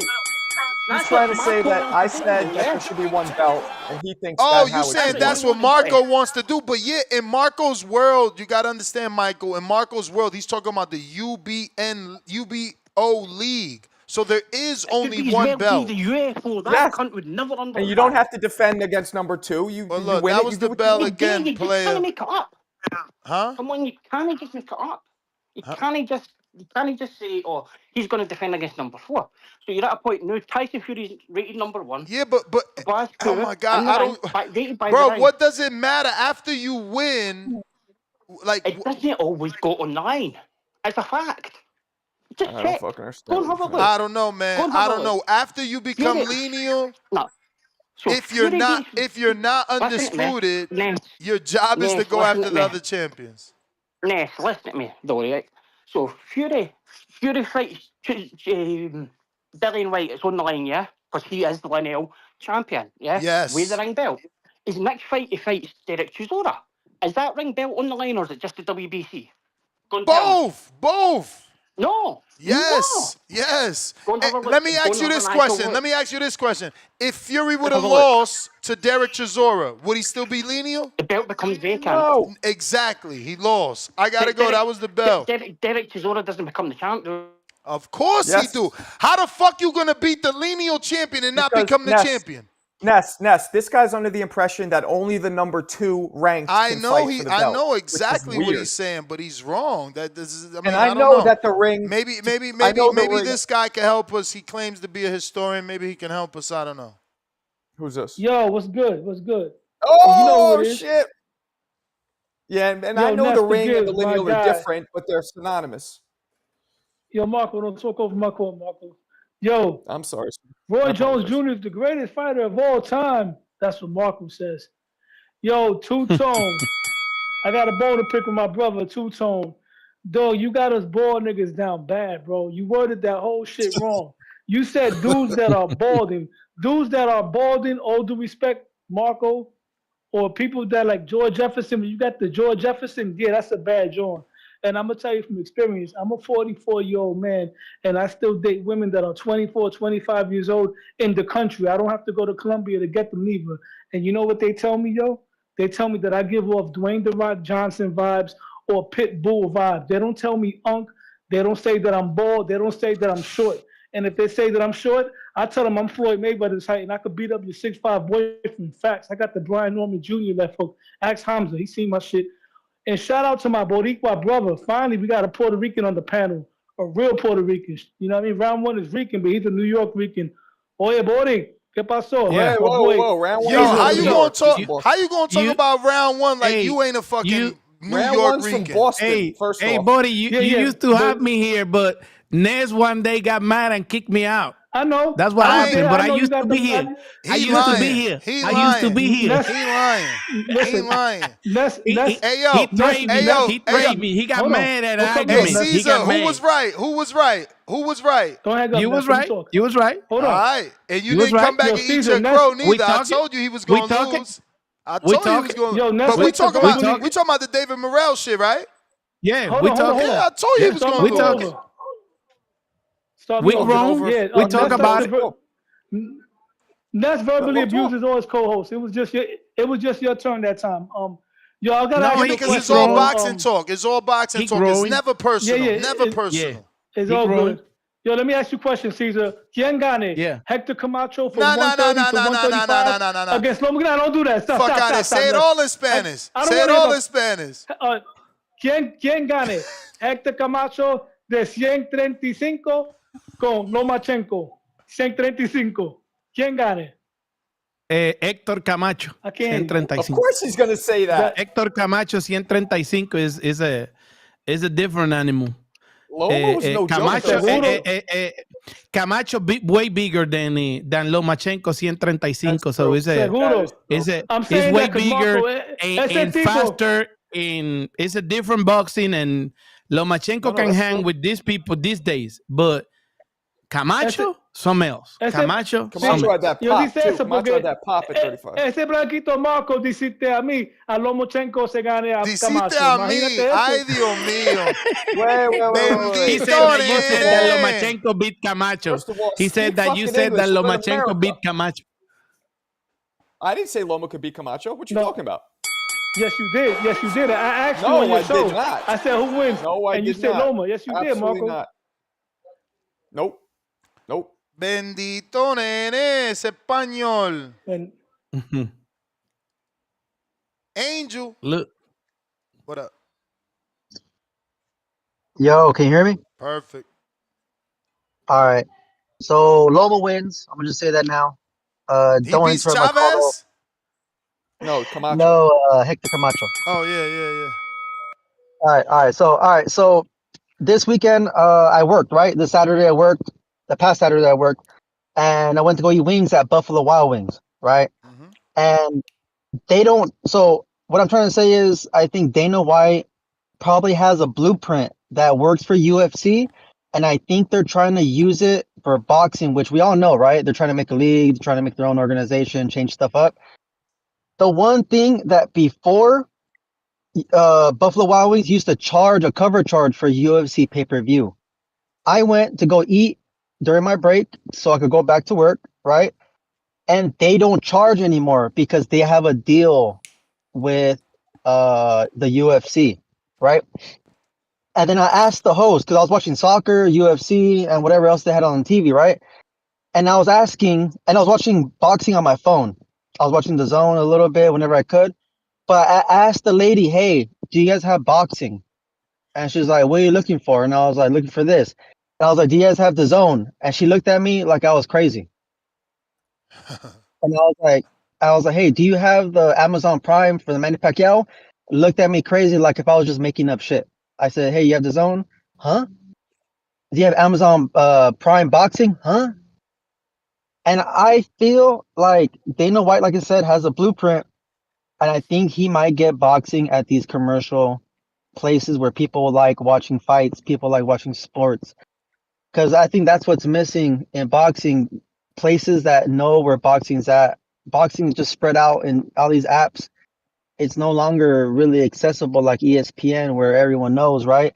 She said, hey, one of the teams was showing a replay of Usyk and Du Bois, right? Showing a replay. She's like, hey, that's the boxing you're talking about? And I was just like, no, that's just like a replay. Oh, that's ESPN. Like, that's not what I'm asking, right? So I think he's going to try to do a blueprint for boxing. I don't know if it's going to work, but I hope it does because we need to see boxing everywhere like how it used to be, right? And then Caesar, I feel like you're making Turkey look like an evil guy, like a dictator / politician. And remember what he said: if you talk bad about his country and his people, he won't give you a call to for an interview, to fly you Okay. out there. So Caesar, be Okay. careful, man. You have some pretty good opinions, but you do seem very biased about that country. No, Just I'm not biased. No, you're wrong on that. I'm it not sounds like it. It biased. sounds very biased. Like you're No, saying no, that no, over there no, you no, can't no, say no, nothing, you no, can't do anything. Girls have to dress in no, long dresses. no. It's I changing out got the there. It's right to changing. criticize freedom. You know what I'm saying? And a place that don't give you the freedom to have be you. I respect the rules. I've been out there. I respect the rules. I'm not agree with them. It's different. The way you perceiving it is it might be like that. I'm talking about if you go out there, you don't gonna like the rules probably neither. You're gonna follow it like any other country that you visit, right? But you ain't Yes. gonna feel like you in the US when you get there and you gotta follow the rules. It's true. I follow the rules, right? But I'm not Yes. agree with their rules. I gotta follow them. But I got a lot of discipline, and every country I go, I was in Spain not that long ago, and I follow the rules. I'm not criticizing the way he want to do business. I'm saying that we in America, we have freedom to negotiate, to have good negotiations, to deal with people, right? He want to take that Yes. from boxing. Is how it looked for me. If he want to explain it different or make it look different, because in UFC, when you read about UFC, right? The fighters don't have no much freedom to say what they want to earn. Crawford got it in boxing, and also a Canelo and a bunch of other fighters too. So if he giving out his money Yeah. in the US right now to buy peoples and all that stuff, is good. People take that money. Because remember Now he we said have the right criticize to his be free business, to but not his negotiate. country. So I mean, I'm just trying Hmm? to say, careful. Oh, I think you would be I'm a not good addition to criticizing. anything that he has for boxing, because you're very outspoken. I like it, especially Mhm, in this panel with Ness and everyone else, with Two Tone and Marcos as well. So mhm. Well, that's all I'm trying to say. You know what I mean? It kind and of it's does sound and like you're right. you are hating on his You might country right. and his culture. Caesar, I'm talking about the rules. Caesar, to be Yes. clear, You're saying no Dominican fighter received their trainer belt after winning the WBC? No. I'm not saying that. I'm saying the Angel, that was the Subriel's. belt too. I'm saying Subriel's trainer didn't receive it in the ring. Not saying about. I'm saying, and I'm not saying the Dominican fighter not receive the belt. I'm saying that Mauricio don't treat them like he treat others. For my perception, my perception. Like for instance, in Puerto Rico, when a Mexican like Divino Espinosa win his belt, right? And when Keyshawn Davis win his belt, right? The WBO take him to Puerto Rico, right? Mm-hmm. When Puello was in the ring with Subriel, right? And they normally use the belt of the champion for the show and all that, but normally he brings one for the trainer, just in case, and he put it in the trainer in the ring also. Right? He didn't did that with a Subriel trainer, right? That's good. So did he receive it in the back or not at all? Not at all. They waiting on it. It's good. It's good. It's process, right? But the way it perceived on my end, right, is that if you're not Mexican or you are not like selling tickets or like good for his business, he don't treat you the same, right? We got the McWilliam Arroyo case with the guy that test positive, the guy from Mexico, from Eddie Reynoso used to have him too. He fought the other day. I forgot. But and those cases bring me to the lead that look, you don't like the rest of the Hispanic people in boxing for some reason. But you don't think that's a strong opinion to say that he doesn't like when there's obviously so many Latino WBC champions? No, look at the Mexico. It's my perception, right? It's a bunch of Mexicans, and it's my perception. Now, I want him to have a conversation with me. Nice. I do all my interviews are great, right? I'm not going to treat him wrong or nothing. I'm just going to ask him the difficult questions, which he's going to have to explain why, like, at least have Puello been in a Martes of Cafe, or did they did a ceremony to give him the belt or whatever, How long it took for him to decide if he was going to give him the belt, that like Charlo was gone, did it this and that, right? When he was going to give him, how long it took for him to give the belt to Adames? About 2 years.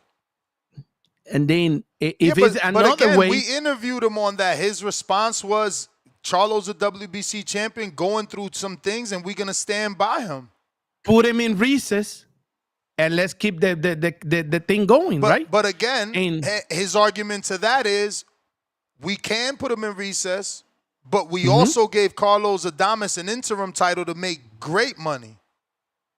Yeah, but Ness, that's just it's the political answer, right? But the big money is when you are the champion. Like for instance, Antonio Vargas, right?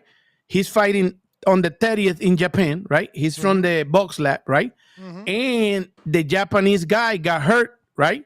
So they said, okay, he in recess, and you are the champion now. Now you go into Japan as the champion with better money, right? So the way he worded is good. Okay, he making good money, but not the right money sometimes. You know what I'm saying? But he's making better money than not being an interim, right? No, what I'm saying with Carlos Adames. Me too. Exactly. I'm saying Carlos, at the time that he was interim champion for 2 years, was making better money than not being interim champion, correct? Oh, and that's right. Okay. It's correct. But the right way, when we argue about boxers, we got to see everybody as a family, right? You cannot, because he knows that being the full champion is way better. How long it took him for him to make that decision, right? How many Puerto Ricans, right? If you look at the history, how many Puerto Ricans have hold WBC belt? It's not that many, brother. And like Tito, yeah, and but Cotto, that's because they naturally get ranked higher in the WBO because that's a Puerto Rican sanctioning body. No, Tito went on the IBF, and what's his name? Subriel went on the IBF first, right? And he wasn't expecting for a what's his name, for Puello to beat a Gary Antoine Russell. He put the belt in there. He said, Gary Antoine, me thinking over here. That's my perception, right? And then when it came like that, he But totally you saying he put the belt? Why can't it be Louis DeCubas pulling the strings and saying, "Hey probably man, so. hey, But let's do. This is a great fight." Like, but Nez, he got to say yes. He got to say yes. yeah, At but the end of the anybody day, could petition. okay, now he got to authorize it, right? But at the end of the day, I give you an example, right? Subriel is the champion right now, 140, right? Right? 140, right?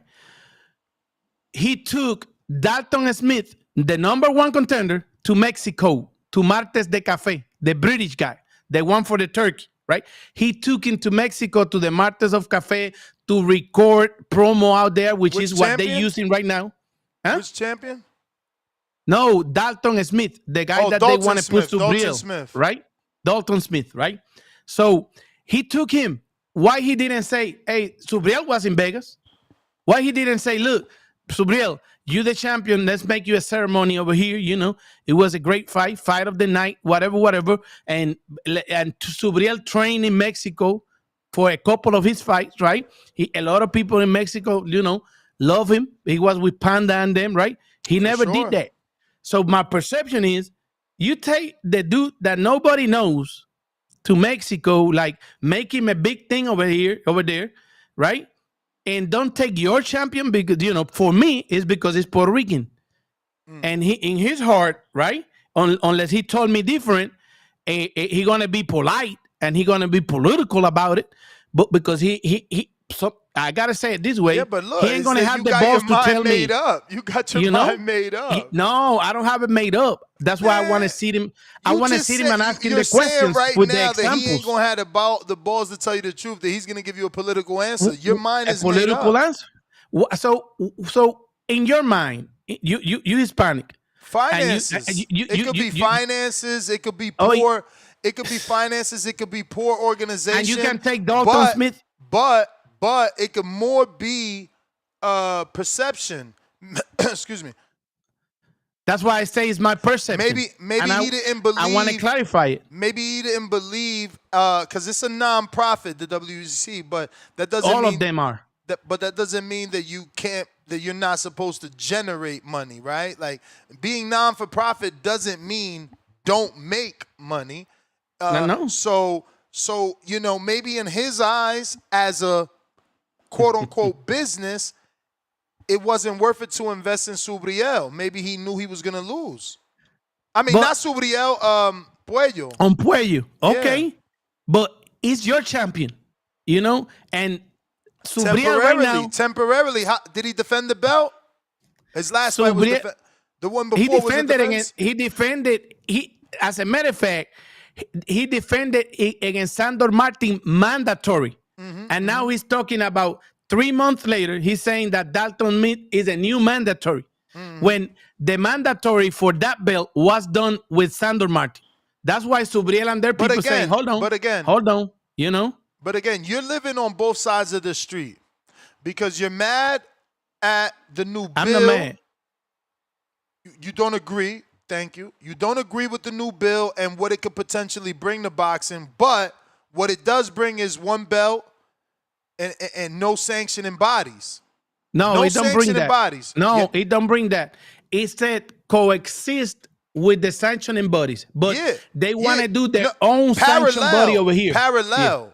Yeah, they want to, like, they don't take in this. They put in one here to compete with this, right? Exactly. But with their own rules and changing these other people rules, changing it because they want to make that 25,000. You're going too deep. I'm talking just the sanctioning and the rankings because that's what's being controlled on our side. On this realistic boxing, it's being controlled by the sanctioning bodies, the major four. In their world, these guys can't come over there. That's what I'm saying. That's what they're trying to do. So it's like you don't want that either, and then you don't want Mauricio to say, Dalton Smith is backed by Turki Al-Sheikh. You gotta deal with realism, right? Like Dalton Smith is backed with Turki Al-Sheikh. Let's say he brings $3 million. and another 5 for the champion Subriel. WBC gets a 3% of that. It's going to influence the mandatory. It's going to influence it because this is still a business even though they're non-for-profit. Look, to clarify for you, I don't care if they do that bubble. If they do that bubble, it's their problem. That's going to take years to make it work. You know, the way they want to do it, right? That's stupid business for real. But at the end of the day, as long as they don't try to change the real boxing that I know, then it's not a problem. But when they trying to put their hands on here to have an advantage over here, it's crazy. It's not parallel. And that's what they're trying to do right now. It's not parallel. It's not competition. They're trying to tell us one thing, right? Oh, it's better health care for the boxer, you know, better insurance for the boxer, right? But they're not telling us the right way, which is what I'm telling people, which is going to oppress all these other small promoters at the end of the day. And then it's going to take them out of business. And that's the way they want to do business in America. You crazy. No. I'm about the small promoters are the ones that make boxing for real. Are the ones that make, like, for instance, you know who can talk to you about this? And I talked to him in New York the other day and showing pictures. Brian Norman Jr. from here, from Georgia. I show him pictures when I used to follow Brian Norman Jr. here, and nobody want to give him a chance. He used to fight in basements over here, and I show him the picture of his last basement fight, which was like I said, this kid got this many fights. Nobody have looked at him, right? And then finally, he got a chance in Top Rank. But other than that, and that promoter was with him, Najee Lopez and Hakeem Tiro Lopez, Najee's a brother, right? And look, those kids are good, you know, good boxers, but didn't have the opportunity. And then they don't have the opportunity, and they earn it through small promoters. Because other than that, they never was going to have the opportunity. So those people are the ones that need to be careful, because not all money is good money. At the end of the day, we can get hooked up because, like I'm saying, they can create their own league. Oh, do it. Let them do it. But don't fuck with this side. All right. Do not mess with this side. You know they got the connect with Trump, though, so well, they might get it done. But Trump ain't Trump. Trump is there for what, 2.5 more years? That's it. That's it. All they need to do is get the bill passed, though. Yeah, CN Ray, $2. Let me get to these super chat, Caesar. I'm sorry. $2. Ness Poo, Tony Poo, Do. Okay, Ness Poo and Tony Do. Stars emoji. Y'all keep being great. Salute to the 3%, 7% some months. Big Balls Bandalorian, $5. Pound for pound number 2 in the chat. You missed my other super chat, Ness. You're right. Gary said Kambosos was lineal champ after upsetting Tio. That makes your point, because Tio beat Loma. I'm trying to tell you. What's your other super chat? I told Tone, ask Dev, what does he keep in his purse? Oh, you nasty. KL Chapo, $2. Man said, they say he's 5'5", Dwayne Johnson. Lord of mercy. Cap emoji. Pistol Parkway Mozzie, $5. Pound for pound number 1 in the chat. I want to see these 24, 25-year-old girls look like and weigh Mr. Pitbull Dwayne Johnson. Who the hell is this? Who we talking about? Who said they look like Dwayne Johnson? Chico, $10. Uninformed opinions. TKO League funded by Uninformed opinion. TKO League funded by Turkey will be a feeder league for the future Ring Mag events that Turkey will also fund. If you are the top at TKO, we'll bring you to the ring for the payday. For payday. H-Town, $2. Guess this guy doesn't know capitalism. That was for you. Chico back with another vibe. All I hear is crying and complaining when Turkey is on both sides. He's saying don't mess with the other side of boxing. Turkey also owns 10% of their zone. I think it's 13% to be exact. But let me get to Omar.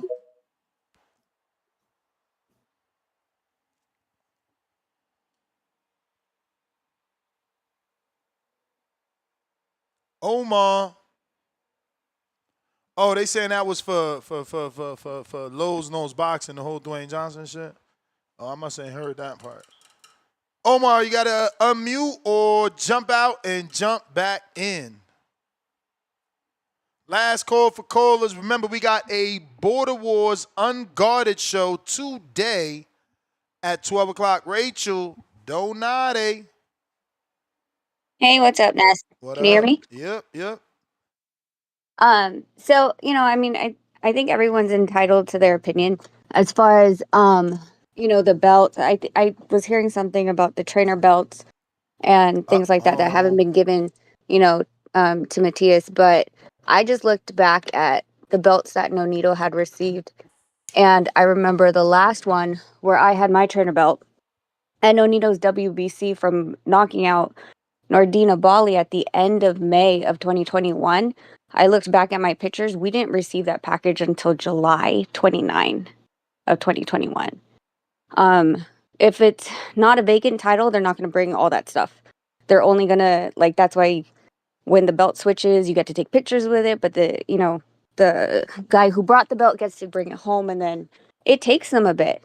With all of the sanctioning bodies, with even the WBA, same thing. Takes them about 2 months to get it done. So I'm just putting that out there that I don't think it's any different. I don't want to believe that there's, that type of favoritism, but right?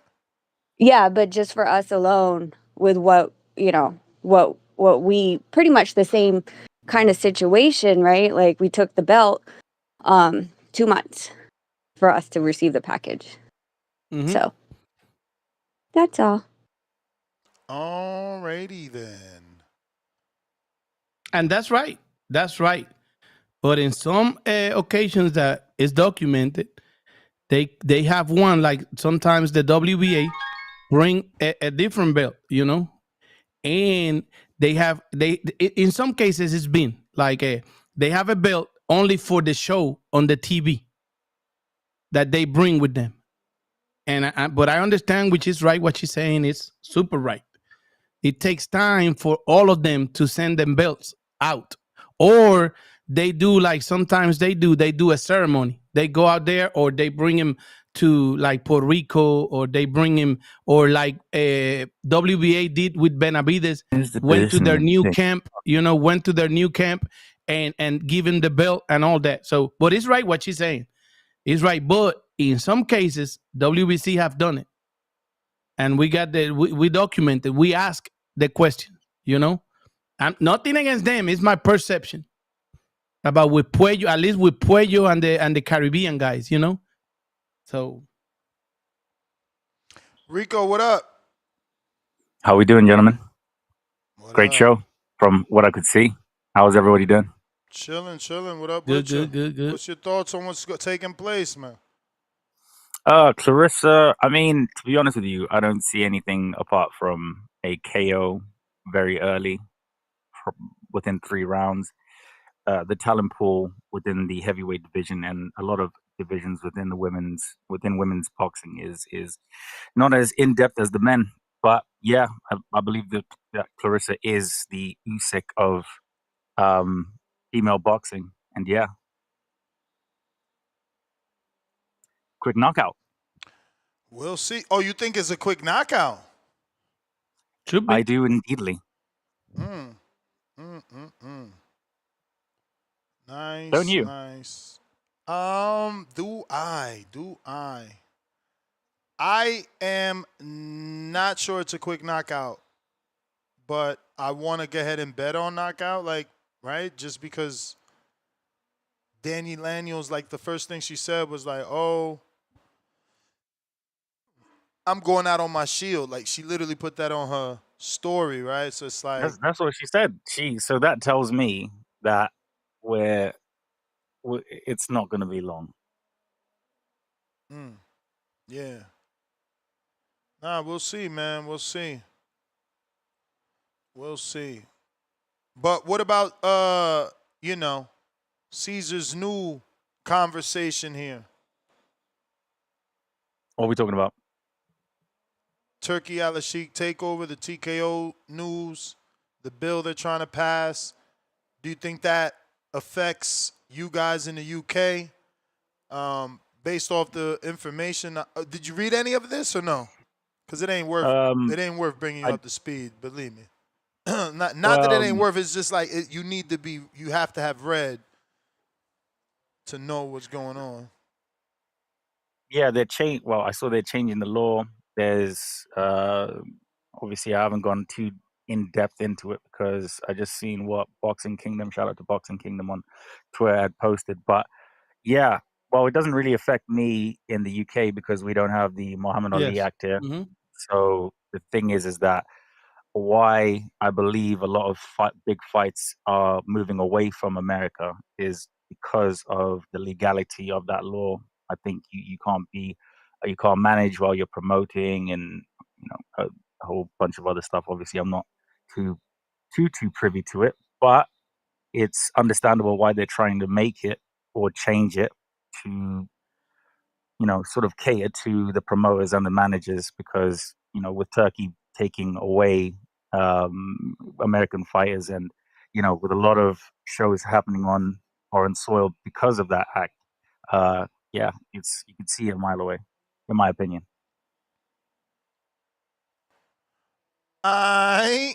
Well, we got some callers. They popped up. Nas, what up? Yo, what's up, Ness? What up? What's up, Rico? What's up, How we doing, Caesar? bro? Yes, Caesar. All right, what's up, man? What's up? I'm working on this crib, and I'm listening to the show, and I kind of missed it. But I heard y'all speaking about the lenient, and I heard somebody already say you was right, but I'm just trying to get another. Just let me just try to explain something, like, or try to talk about something. Like, all right, so when Devin Haney said that this fight at 147 with him and Brian Norman should be for the Ring Magazine belt. I mean, first of all, how do you feel about that, Ness? How you feel about that statement? I mean, he just shooting his shot. But do you think it's any way possible? Because this is my point. Yeah, based Because off your status with the WBC, you got to remember Dev has won every single belt the WBC has to offer. He started in Mexico as a youth champ. He's won every single regional on up. So yeah, he pulling rank. He like, bro, you know how much millions you've made with me? Yeah. Okay, Yeah, but for the ring to be on the line, so then number one has to face number two, right? But wait, hold on. Actually, I'm wrong. WBC ain't got nothing to do with the lineal, so that But hold on, Ness. This is what I'm saying. What Rico just said, right? When Boots moves up, he had the ring belt, right? Boots moves up. The ring belt is you can't get it off him at 147 no more. But the ring has its own rankings. Brian Norman has went down that lineage of in the Ring Magazine rankings. He's beat the two. He's beat the three. Well, Mario Barnes is three What now, ranking but is he? he beat the four. But what ranking is he? And The only he's way that number you one, and Brian Norman is number one. So my thinking is Devin is that what, was the number two? best. Like I think people don't understand what Devin Haney was saying. Brian Norman should be awarded the lineal belt, and they should fight for it because Brian Norman did like you said, the WBC has nothing to do with the Ring Magazine rankings. Nothing. And Well, I think when you go by the Ring Magazine ranking, Brian Norman was chasing that lineal belt in every belt Boots had, but he went down the lineage. So he should be. Will Brian Norman be elevated? Moved up the 154. Brian Norman Jr. should be the lineal champ. By my understanding of what lineal means, he beat everybody in the line. So no, you won't say. So lineal is the man who beat the man, right? And lineal and but the the man ring is belt gone. are not the same thing. Yeah, right? so then the 1 and 2 got to fight for it. That's how the one and rules two have to work. fight, and then that's how they get But the he belt already beat the is two, real. and he's Lineal the is just one. something that's been Yeah, so passed the down. next one in line. So then you go down the line, 3 and 4. Right over being number one is kind of crazy. That was the bell, though, champ. Sin, what up?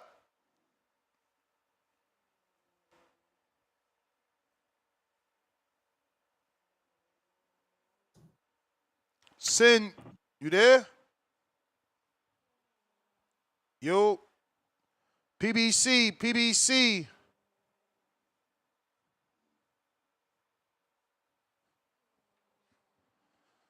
Mr. PBC. Okay, Sin, trying you again.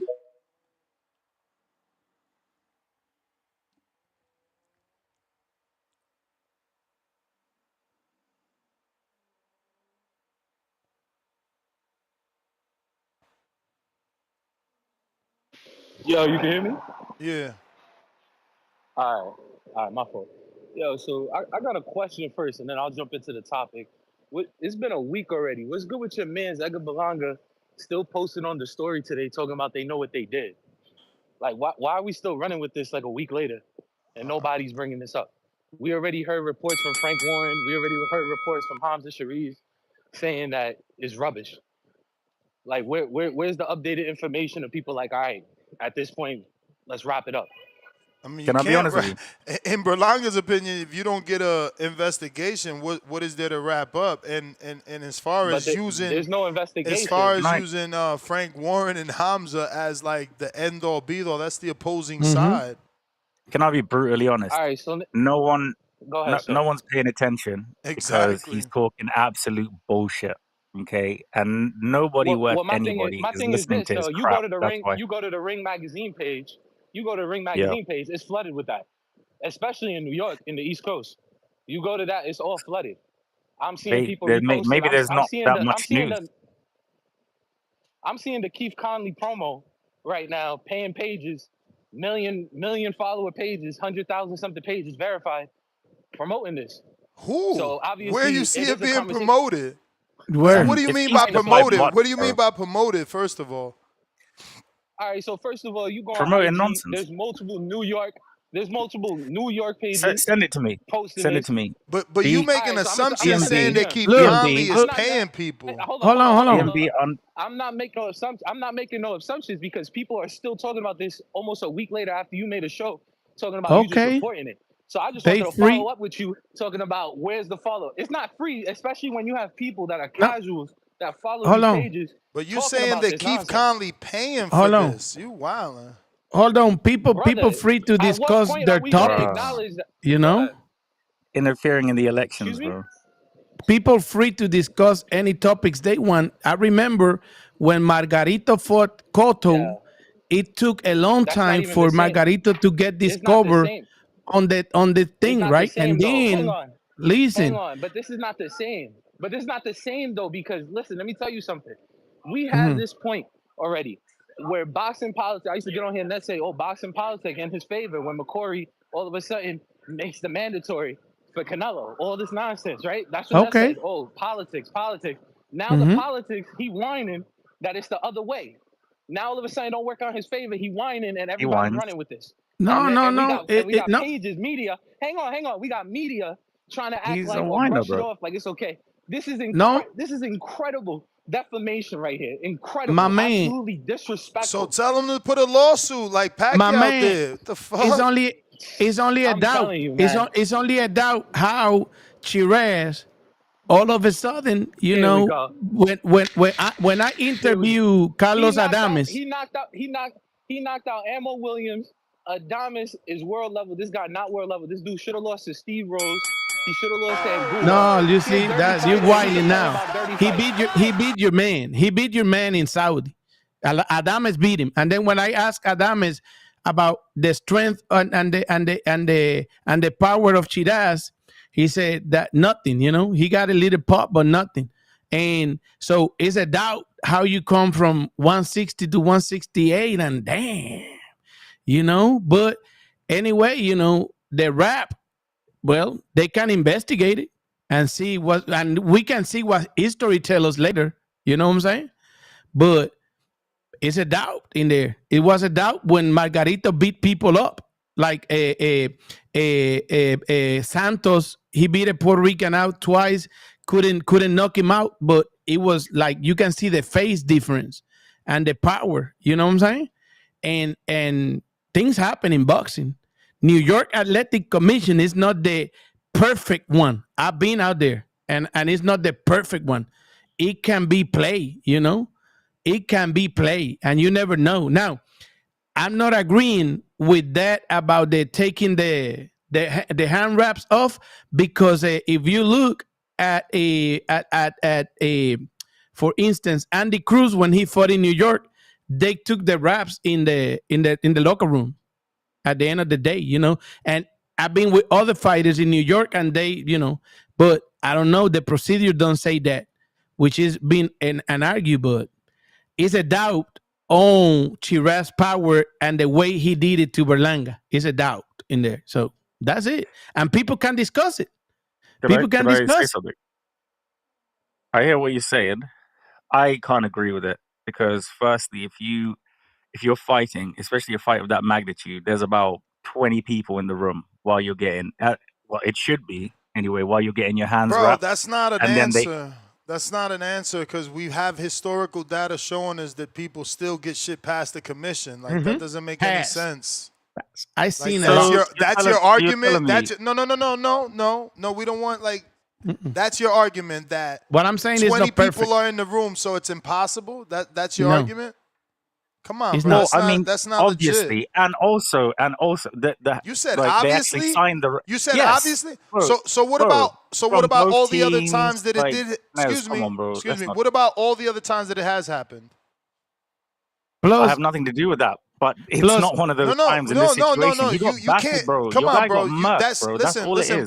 bro. You're having an ignorant conversation right now. Your answer was How? just that has nothing to do with nothing or nothing to do with that. I'm asking you a specific question. You're telling us no commission could allow anything like that because there's 20 people in the room. So I'm saying, what about the historical data that shows that commissions have slipped up and Louis Resto has a different water bottle, Margarito has different hand wraps with plaster of Paris? What is your answer to the commission failing us on that historical data? They failed. But Okay, you so can't why take- you so why think can't they every- fail you can use that again? argument with every Why single fighter that can't loses they and has a fail tantrum after. again? they may be failing. No, they can. They can. Okay, but so then you don't would say have to look at every other. don't you say can look that at every other don't fight. say that a room of 20 people Yeah. means Right. it can't happen. Okay, all right. Like it's not a and then- logical and then- conversation if you're gonna take that and angle. then- Okay, you would. It can be a bunch of theories, The you know, conspiracy but theory at the end is of the day, crazy right now. no, not conspiracy. It's Sometimes not are my real conspiracy. theories of It's not my history. conspiracy. That caller brought That's this all it shit is. back up. It's But history. your way of thinking is strange. In But Puerto Rico, again, it happens I in know Puerto that Rico comes. too. I know that comes from again a tribalism thing, a nationalism thing. That's the issue with UK dudes. Y'all don't know how to debate without feeling so patriotic. Okay, And okay. so also you're at the saying same me time trying to shut trusting people up. Your commission. Wait, hang on. So me trusting your commission, both of the teams, right, being privy to both men having their hands wrapped, right? You're telling me that my trust in them is displaced because of previous circumstances where there was cheating. Is that No, what you're saying? your trust isn't displaced. What So then my what are we talking issue about here? is you're trying to tell the audience that you're in front of that because 20 men are in a room, no foul can be done. Exactly. Your silence tells it all. But let Caesar speak now. No, what I'm saying is this is not new. This happened in Puerto Rico, and trainers being banned for life from Mexico. History is telling that no commission is perfect. And then it can be more conspiracy theories. The only way to support this at the end of the day is to really do an investigation. You know, the raps are there, you know, or to find out what happened, you know, with the rules and all that. Or the commission, like, and again, You know what we're happened? He got battered. going That's what based off this caller and he's saying, why hasn't this died down? The only way for it to die down is for people to stop talking Because about it, this or for is the commission to say, we have looked into this and there's nothing here to Exactly. even open Exactly. an investigation. Exactly. You know? We did the procedure. This supervisor took it 'Cause from you can, him, and we check him and all that. That's it. yeah, That's it. they can also do a statement like, this there's is no need for so us to do an sad, bro. investigation. I'm the commission That's it. president. I was present. Yeah. We checked the raps and we let Hamza leave. Like, you And know, get asking people not to talk about it when, it's their prerogative. We're and for not talking the about it.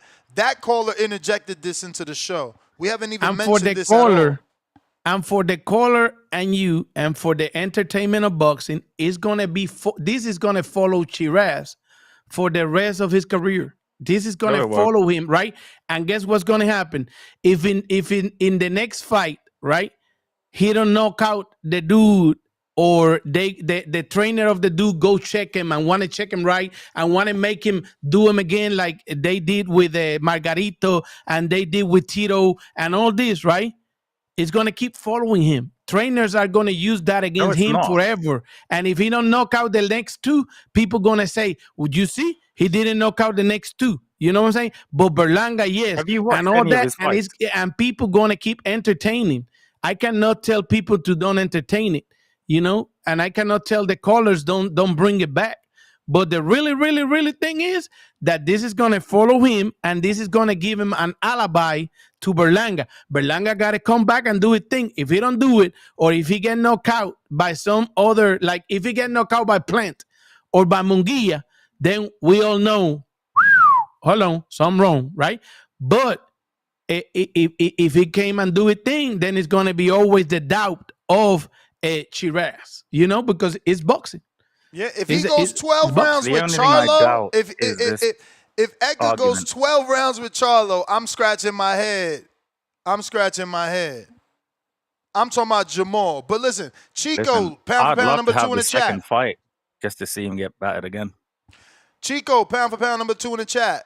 Usyk owns Rico and UK boxing. Jalapeno News, $2. Rest in peace, Hulk Hogan. Cliff, Connecticut.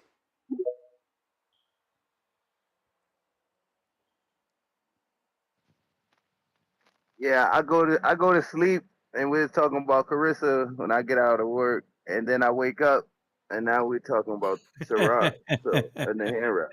So I'm gonna talk about the hand wraps because I was always one of the ones that felt like they should have took the wraps and did the inspection at the end of the fight so they could put this to bed. I feel like it was the commission was being irresponsible, and that's why they allowed it to grow legs. And now we are where we are.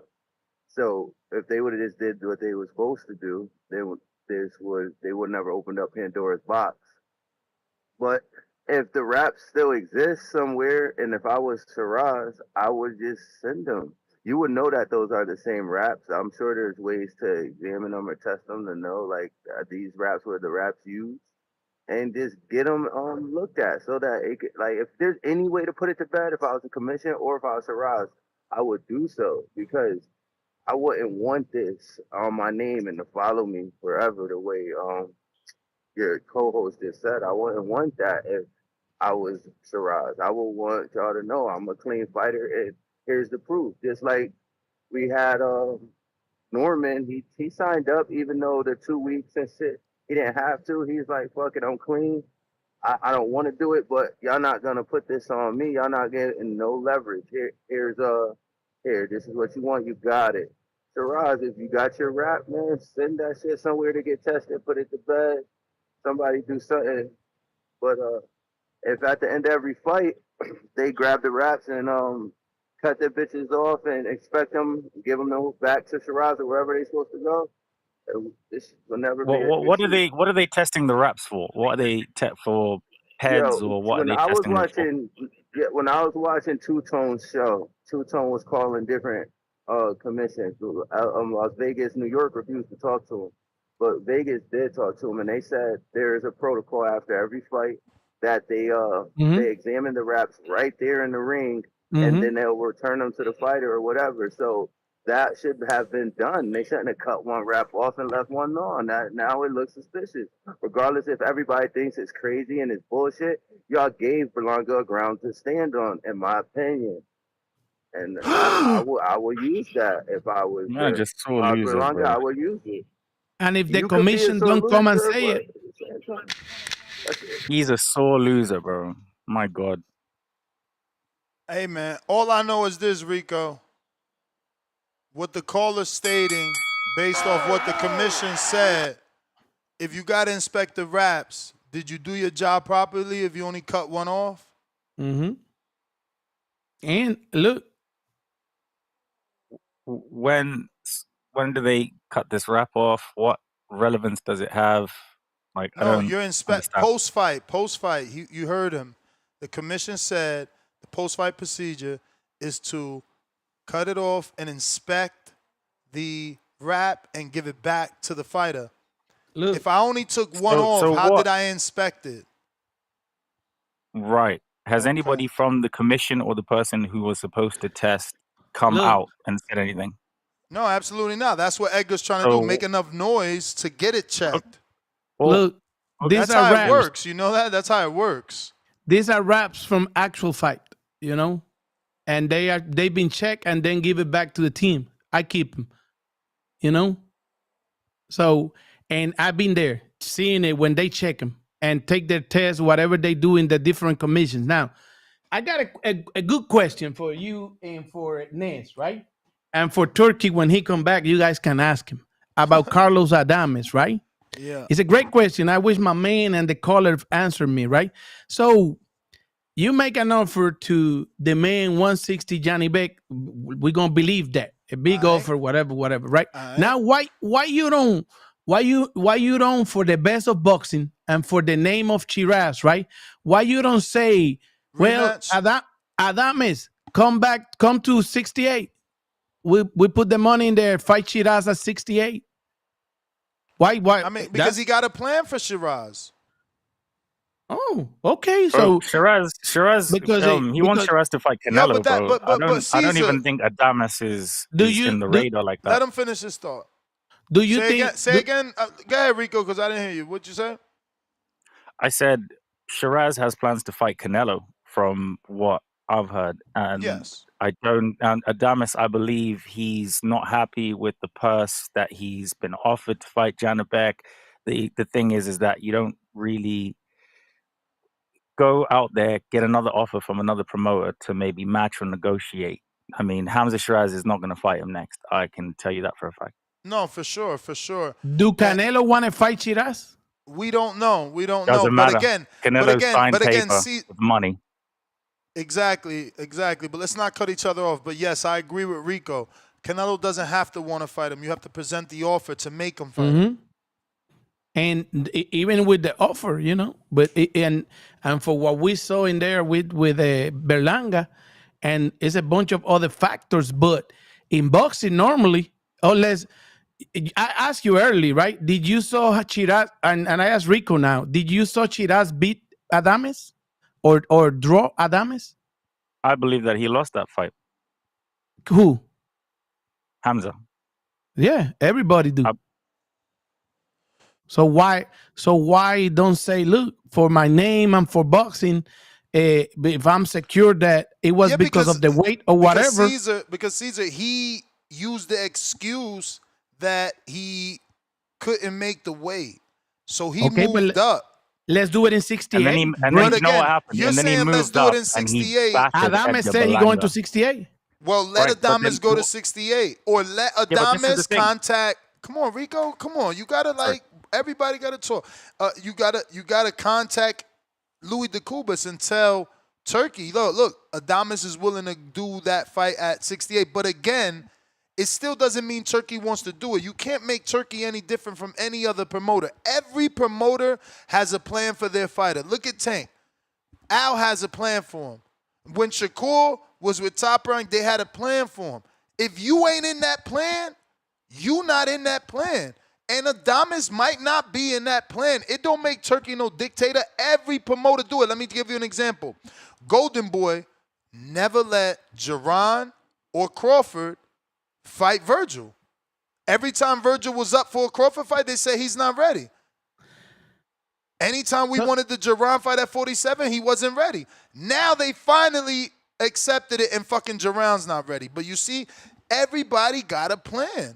So before I lose this thought, I got a quick question for you. So what you telling me with what I understand from you is that, in my own words, that Turkey is just one more with big money. That's it. But it's one promoter because he promoting to us that he won the best against the best and the situations and all this. But at the end, what you telling me for your perception is that he's just one more promoter, one more in the list with more money. With more money. One more promoter with more money to do what he wants. It's his perception of the best versus the best. So for him, Shiraz versus Canelo is the best versus the best. Why? Because, you know, that's his people, my brother. Let him fucking and he got the money. It's like Claressa Shields. She went and got her own people to get the money to fight Layla. So let them do what they want because they are paying for it. Okay. So but at the end of the day, what you telling me really, or what we think is that Turkey understand that Adames is not on his plans because he don't think that he think that he can beat Hamza Shiraz again, right?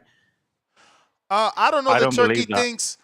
Because if you want to keep it busy, you say, let's go and look for this guy so we can cancel that mistake and let's do it in 68. But that's what I'm saying. That's what I'm saying. Like, look, it's a good plan to bring it back to do the rematch in 68. It's a good plan. It's a great fight, but that's not going to happen next. The thing is that I think that Turkey just doesn't like anybody whining about the deal. So if you can go out there, match the purse, right, which is what the management team is supposed to be doing. If I was them, come back and then negotiate. That's how you create a larger purse for yourself and more of an advantageous situation. Yeah, but that's you believing that there's a world where you can negotiate. We've heard from plenty of fighters that if you don't take the deal, that deal's not on the table. And that's what I'm saying. That's a dictatorship. That's a dictatorship, exactly. But it's not dictatorship. That's not dictatorship. You don't have the ability to negotiate. Listen, this is not dictatorship. If I'm paying what I'm paying, that's what the fuck I'm paying. You don't like it? Go get it somewhere else. It's true. That's not a dictatorship. It's true. Do you know what the golden rule is? Do you know what the golden rule? What? Anybody who has the gold makes the rules. There you go. No, but no. Because what about Crawford? It hurts. What about Crawford? What about Canelo? But that's the point. Because they Crawford all bend has the knee, bro. Hold they on. He didn't bend no knee. Come on, that's not, again, ignorant boxing. Listen. No, Crawford has the goal. Crawford has the goal. Okay. You saying what about Crawford? So who got the bigger goal? It's because of Turkey's relationship with Crawford. Did Crawford got the fight with Canelo? Okay. Who got the bigger goal than the Turkey at the end of the day because he got more money? So far, that's what it looks like. Exactly. And then when you hear the stories, which I probably you hear a couple, Ness, it's not also that, hey, this is what we got. It's how we got to that. To like, this is what we got and you're going to sign it. You know? It's different. But I'm sure you've heard the stories. I'm sure you've heard the stories where the good people that, like, tú sabes, los boxeadores que tú tienes una buena relación, right? The boxers, you got a good relationship where they tell you, Caesar, I went in there to negotiate, but when they show me that first offer, I didn't have nothing to negotiate because it was more than I expected. So I hear more stories about that first offer being so good that they don't got to negotiate than I hear stories about guys who said, I didn't take that first offer, and now that offer is less. But we hear also the stories. Can I we say hear something? this. Yeah, go ahead, Rico. Go ahead. A pure example is a job offer. I got to get to this call after you, Rico. Yeah, go ahead. You go for a bunch of job interviews. All of them will come with a different salary, right? So Turkey obviously is like Microsoft in that. So they're offering the biggest salary. So if you say no, right, you go somewhere else and then you come back, they have a right to actually lessen the deal or lessen the purse of the deal. Exactly. So Exactly. it is what it is, bro. You can't The go only on. way you can get a better deal is by showing that you have market value. You got to be able to beat Tank and Canelo and put on your own show, and Jake, Paul, put on your own show and show him I don't need your money. But what up, Boxiana? Good morning to the voice of the people. What I hope up? everybody is having a Going great on. day today. Last time I called in, we were talking about Bodega Balanga, and I come back again, and we're back on No, Bodega Balanga. no, let's be clear. That was a Bullshit, innit? caller from New York City who allegedly said, why are people on the internet still talking about it? Not the boxing voice. But I think he worked for Belanga because what he really did was bring it up to make y'all talk about it. Because right after him, Cliff called in. Now you about to talk about it. That ain't us. We didn't bring that shit I up not thought one about time. it, but I'm not. You want to change the subject? I'm gonna get back to the topic. Nah, Miss you can Clarissa talk about it. Shields. I'm just being clear. Nuh-uh.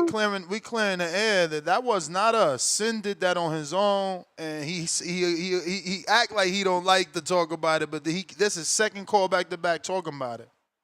Everybody loves to talk about it. It gets the blood flowing. It's a very, very interesting topic at this time.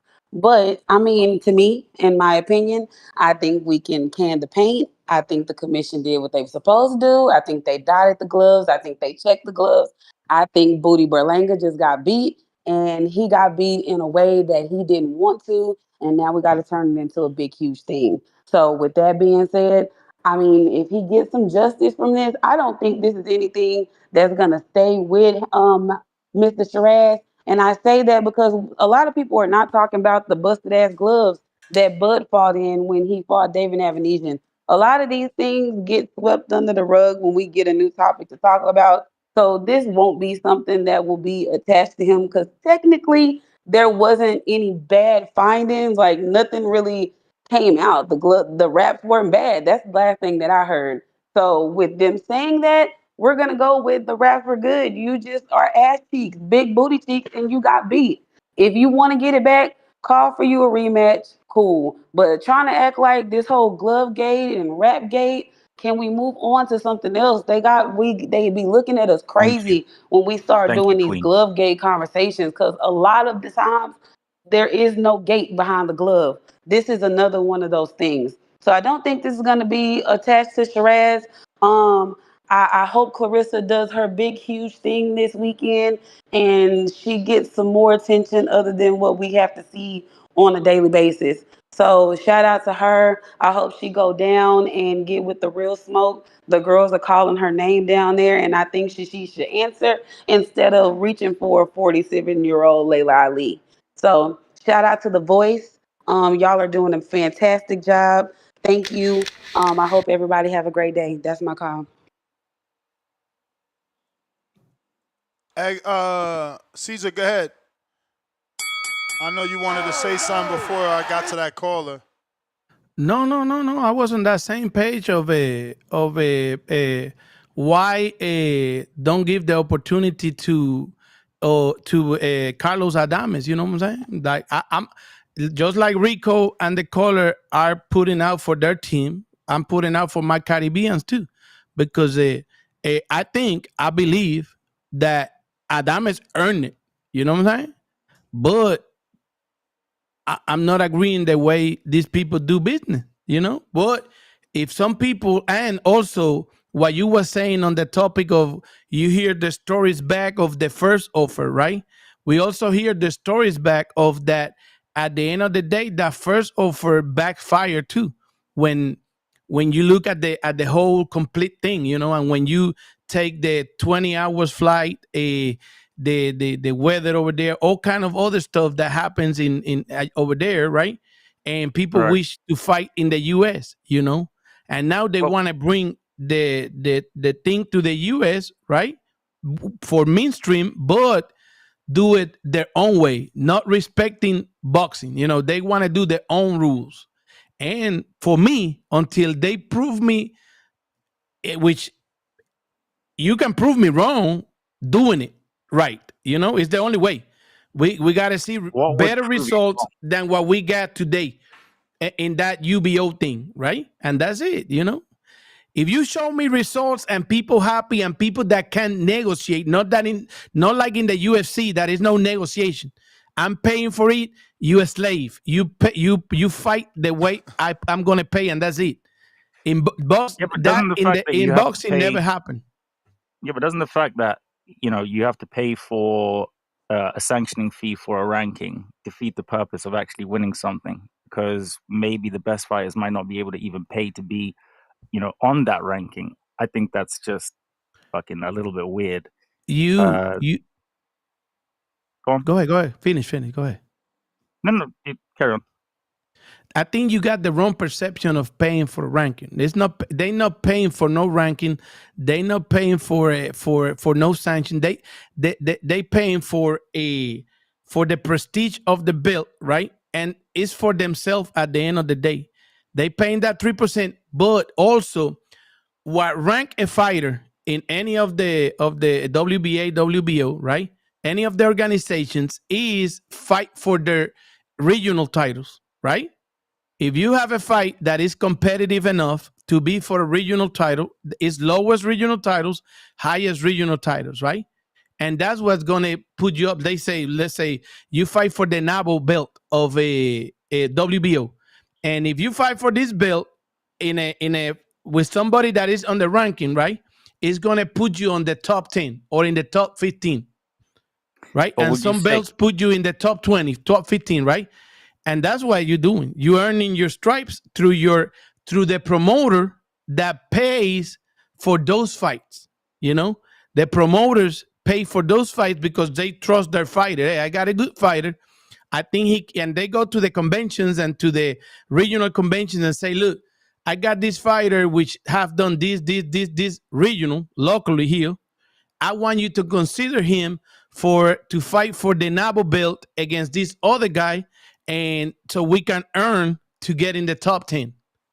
That's how it really work. Now, in order to do all them services, right? They got to pay that 3%, which give them other things too inside that, And you're talking about the sanctioning bodies ordering fights. That's what the sanctioning bodies have given the prestige to these years to those belts, right? And they market their own belts, and they promote their own brand, But and that's how it works. It's not like a perception of like I can bring a guy from the street and say, "Hey, put him number one." I'm paying for that number one. Right. So you got to fight. Okay, do you Coco can fact check me on this. Do you have to pay to be ranked by the Ring magazine? No. Because right. Ring magazine is a trophy. Hold on. Hang on. I'm almost finished. So would you agree that they have the best rankings out of all? No. No. Would you say that they have the fairest? No. The Ring IBO magazines rankings to me are the fairest. The Ring magazines and the ESPN. Wait, you said the IBO. Nez. Yeah. You have to pay and to the be ESPN. No. Those rankings. You don't have to pay. So the fact of what I'm saying is the rankings can be disingenuous because if you have to pay to be on something, then some fighters who are better than those fighters there might not have the money to pay for the prestige of being ranked. Fighters don't pay. Would you agree with me? Fighters don't pay for that. The promoters of the events, lower events, pay for those belts.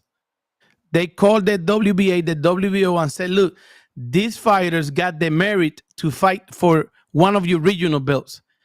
That way we can rank it on and then the fighter got to fight for that belt. He got to win it. Sometimes they don't win it. Sometimes the fighter B-side on that promotion win the belt. And then the A side is paying for the belt, right? The B side took it, and guess what happened? They got to rank him, and then that guy earned it without being the A side. So everybody got an opportunity. I seen plenty of them in Orlando. I seen plenty of backfire on that. I seen plenty of backfire. Like they bring this guy with 4 losses and a undefeated guy, and boom, given that he got the belt, right? And then you have to rank the guy. The guy earned another fight, lost it, the next one, but he did that. So at the end of the day, the ring decide. Now, the small promoters, right? They pay the sanction fees to look. I got this. How much is going to cost for you to sanction this for the belt and all that? Because they got to make the belt. They got to send it to their house when they or give it to them right there. It's a bunch of cost that is is not for profit. It's for the prestige, right? Now, Ring Magazine, which Turkey is trying to do it, I lost all the faith on the Ring Magazine belt after the Turkey bought it. Because it's all about money now. Wait. So it's you all had about all money the faith now. in it when Oscar De La Hoya owned it. When Oscar De La Hoya from their own, it's over. Because now it's a promoter deciding. Do you think it's fair? Do you guys think that after De La Hoya and Turkey took over Ring Magazine, it's fair? Just Ness just told me. Ness just told me that he paid for it. It's whatever you pay for it. So you think he gonna put somebody that he don't like in the Ring Magazine rankings or give him a chance for the belt?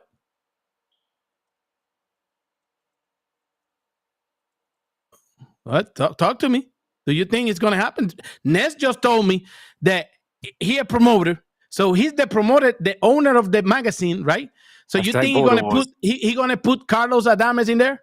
No, he don't. He already told us that he don't like Carlos Adames. He said that Team Zoo is trash. He just told Team Zoo is trash live, open like that. Like that, I'm a king and Team Zoo, a fighter, is trash. Wow, I'm a basically. king. I'm a king. You terrible. He ain't say that. Well, kind of. You don't took offensive. You don't took offensive that he told you from Australia, right? Like it's easily fixed. Or you from British? From where you at, Rico? Where you from? The United Kingdom. Great. Okay, Britain, the United Kingdom. My bad. But you don't think the Australian people are mad because you tweet? Like you're a promoter and you tweet like that? Like, what if he do it to one of yours?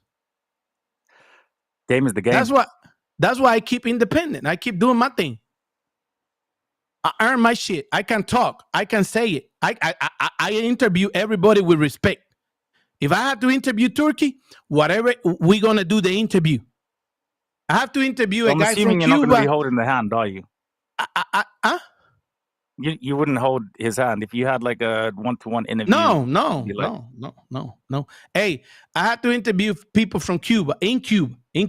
And they asked me, oh, you got to give us the questions and all that. I say, I give you the topics of what I want to talk to him, but I don't want to give you no questions because I had to make my own conversation with the dude.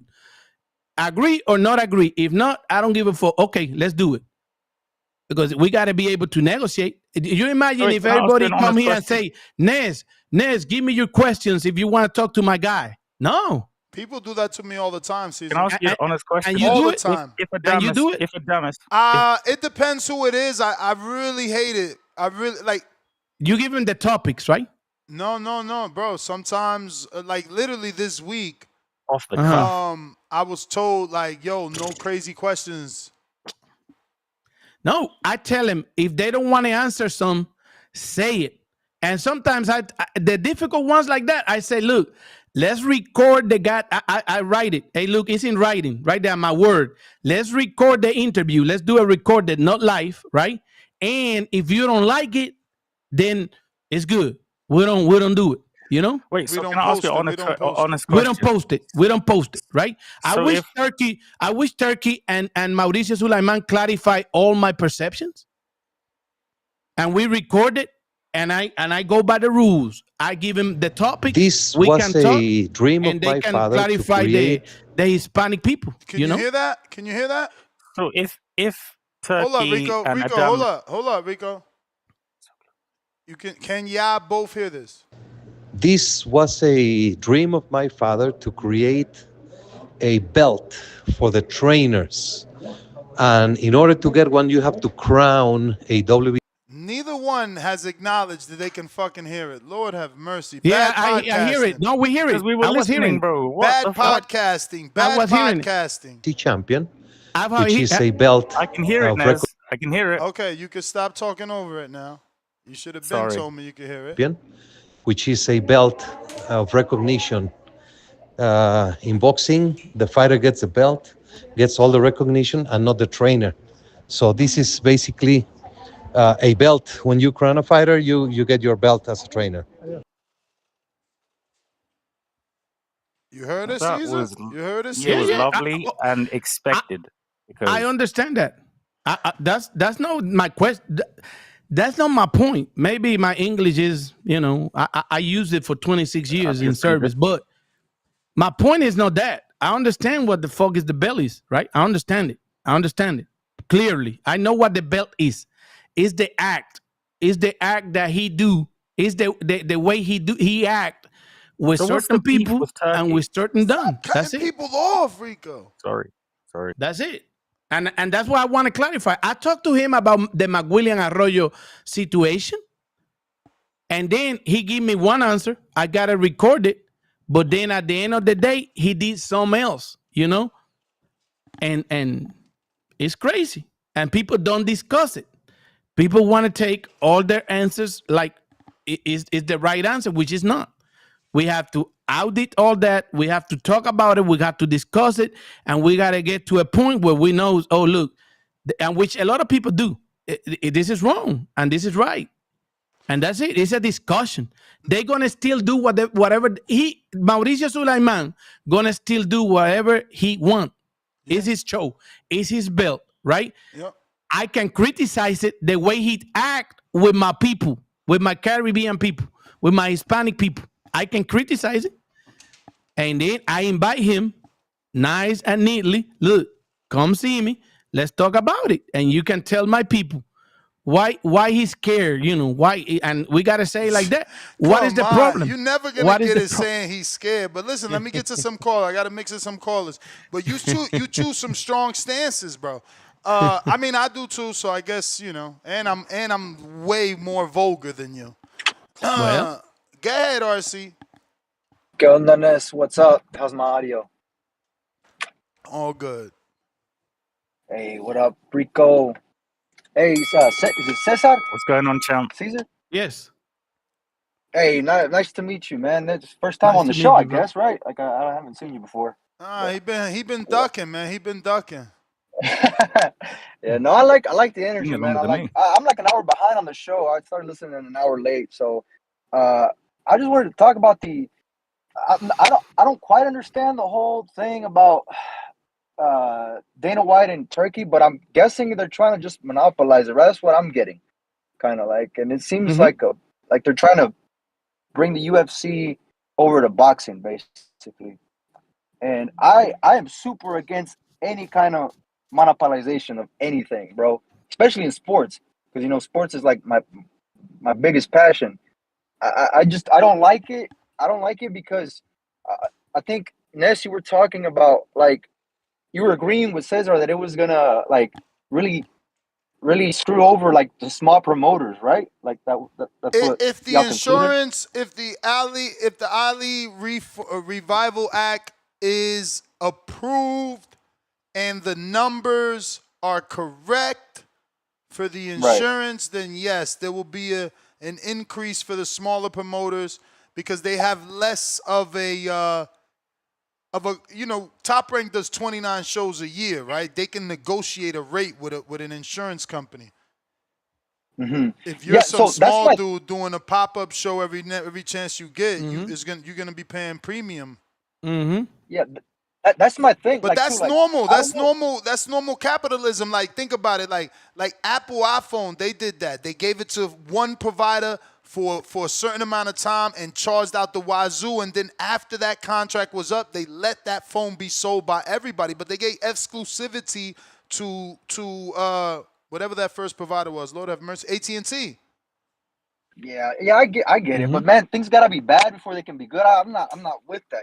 Like why can't they just, because my point is, like, I feel like that's gonna just, like, even gatekeep even more, because I don't know the process. I never look to become a boxer myself, but like the process of somebody trying to come up to become a professional boxer, like, isn't that gonna make it even that much more difficult because you're gonna basically just have one thing that people can chase, which is gonna be what is it called? UBO. You know, that's gonna be like the ultimate thing because that's what they're trying to do is make it like the ultimate sanctioning body, right?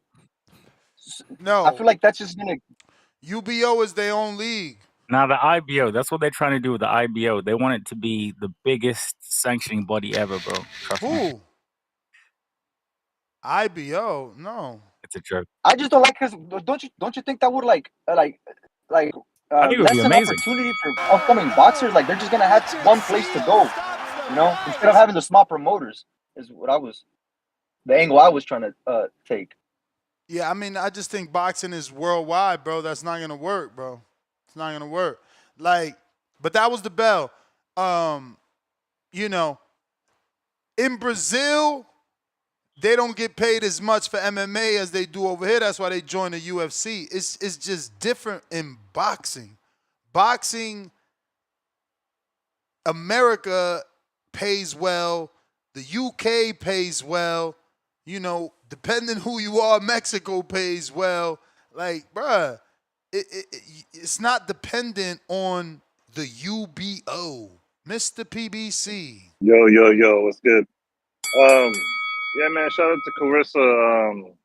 I mean, this girl she's fighting technically, you would have to say is probably the best up there. But you know, Claressa got all the belts, but she's one of them. I still want to see Layla Ali come back. I feel like when people put numbers out there and they also feel like they could come back, that's what they can do. Just like Bud feeling like he can fight Canelo. To the topic of this getting rid of Ali Act, I mean, this goes in favor of Turkey. And obviously, Dana White. You can basically buy out anything. I mean, corrupt rankings. I mean, someone has the money to buy something, they can rank someone the highest. I mean, it's just going to turn into a league almost, right? Right, Ness? What? The UBO? It is a league. No, getting rid of the Ali Act. You can just They're turn. not. They're not getting looking. rid of it. They're not looking to get rid of it. Looking to do a It's just being revival. It's like an re-amended. amendment. It's Oh, like my an bad. amendment. I heard a little bit of what They the want last to couple add people to call it. it. They Yeah, amendment. Amendment. Uh-huh. Okay. Yeah, I mean, I watched Lou DiBello talk to I forgot his name. He usually does all the UFC interviews. He recently did an interview with Shakur. Lou Ariel DiBello Elwani. broke it down. He was part of it, the Ali Act, and they mainly created for a little bit to get things situated. But if they revise it, then I get it. I mean, that's fair. You got the money to do it. You can do it. I mean, it's going to make his TKO boxing more pretty good. And let other people join. Then do it. What do you got, Ness? Did you watch Daniel? What's her name? That's facing Claressa. You kidding me? I watched her say on her IG that she's going out on her shield. Yeah, man. If she does it, that'll be devastating. If she doesn't, then Claressa's reigning again, and we need Ali next. Turkey should invest in that because if she's throwing 15, Turkey can come up with 20. He just paid Usyk 132 million, so. That's I can't crazy. wait to see it, man. Usyk got paid 132 million, and it took Rick Ross his whole life to to be worth 150 million. Yeah, rappers are coming out and saying this too. That a lot of these content creators like Archo Speed, these content creators are making more than rappers, and it shows you that rappers are, isn't he under Bad Boy Promotions too? His company, Rick Ross. Or he's in a 360 deal or something like that. I don't know. P. Diddy. But Yes, no, I think Rick so. Ross. Isn't he in a 360 Yeah. deal with his company, which is Maybach Music, and then Bad Boys? I don't know. Who's Yes. in a 360 deal? Allegedly, I believe so. Yes. Who's in a 360 deal? Yeah. Rick Ross. In a 360 deal? Well, kind of like he's under another deal while making his own company while also having people in his company. That's no fun. Maybe I'm wrong. I don't know, bro. I don't know. But yeah, man, I can't wait to see Claressa. Isn't she undisputed at heavyweight? Nah, not yet. This is 4 undisputed. But yo, that's the bell. Listen. This is we got Chico. We not reading that. $2. Chico, $2. I guess we can read this one. Rico should relate to sore losers. Usyk, 8-0 versus the UK. It happened. I've moved on. Chico, $2. Pound for pound number 2 in the chat. Caesar keeps saying, fair. Life's not fair. Suck it up. 9454 Twigs, $2. What military Caesar served in rank? Salute emoji. The army. Pele Papa? Yeah, a private. Private. 26 years as a private. You lying, bro. He don't want y'all. He don't want y'all looking him up. I was nobody. No, they can look in Google. You know.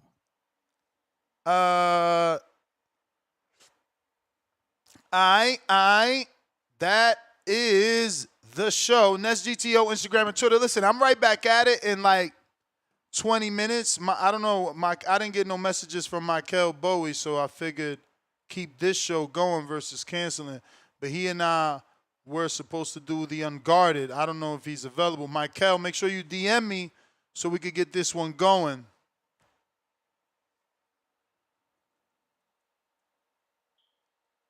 And again, I'm not against changes.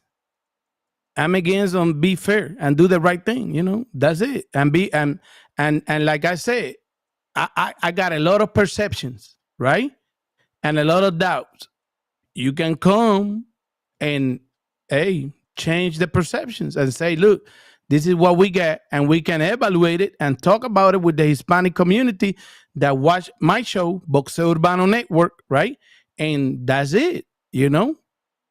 I've been doing the right thing with Mauricio Sulaiman, the right thing. Look, I got all the texts. They said yes one day, and the next day, no, we got this, that. Okay.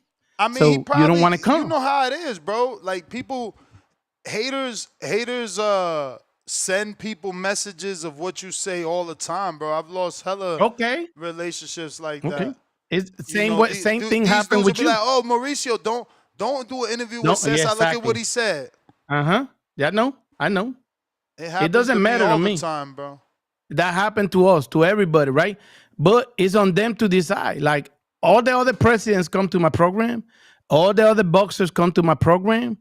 You know, I do my Hispanic people. I do in English too interviews. And I still got that doubt about why he got different treatment for the Puerto Ricans and the Dominicans and the Cubans than from the others. That's it.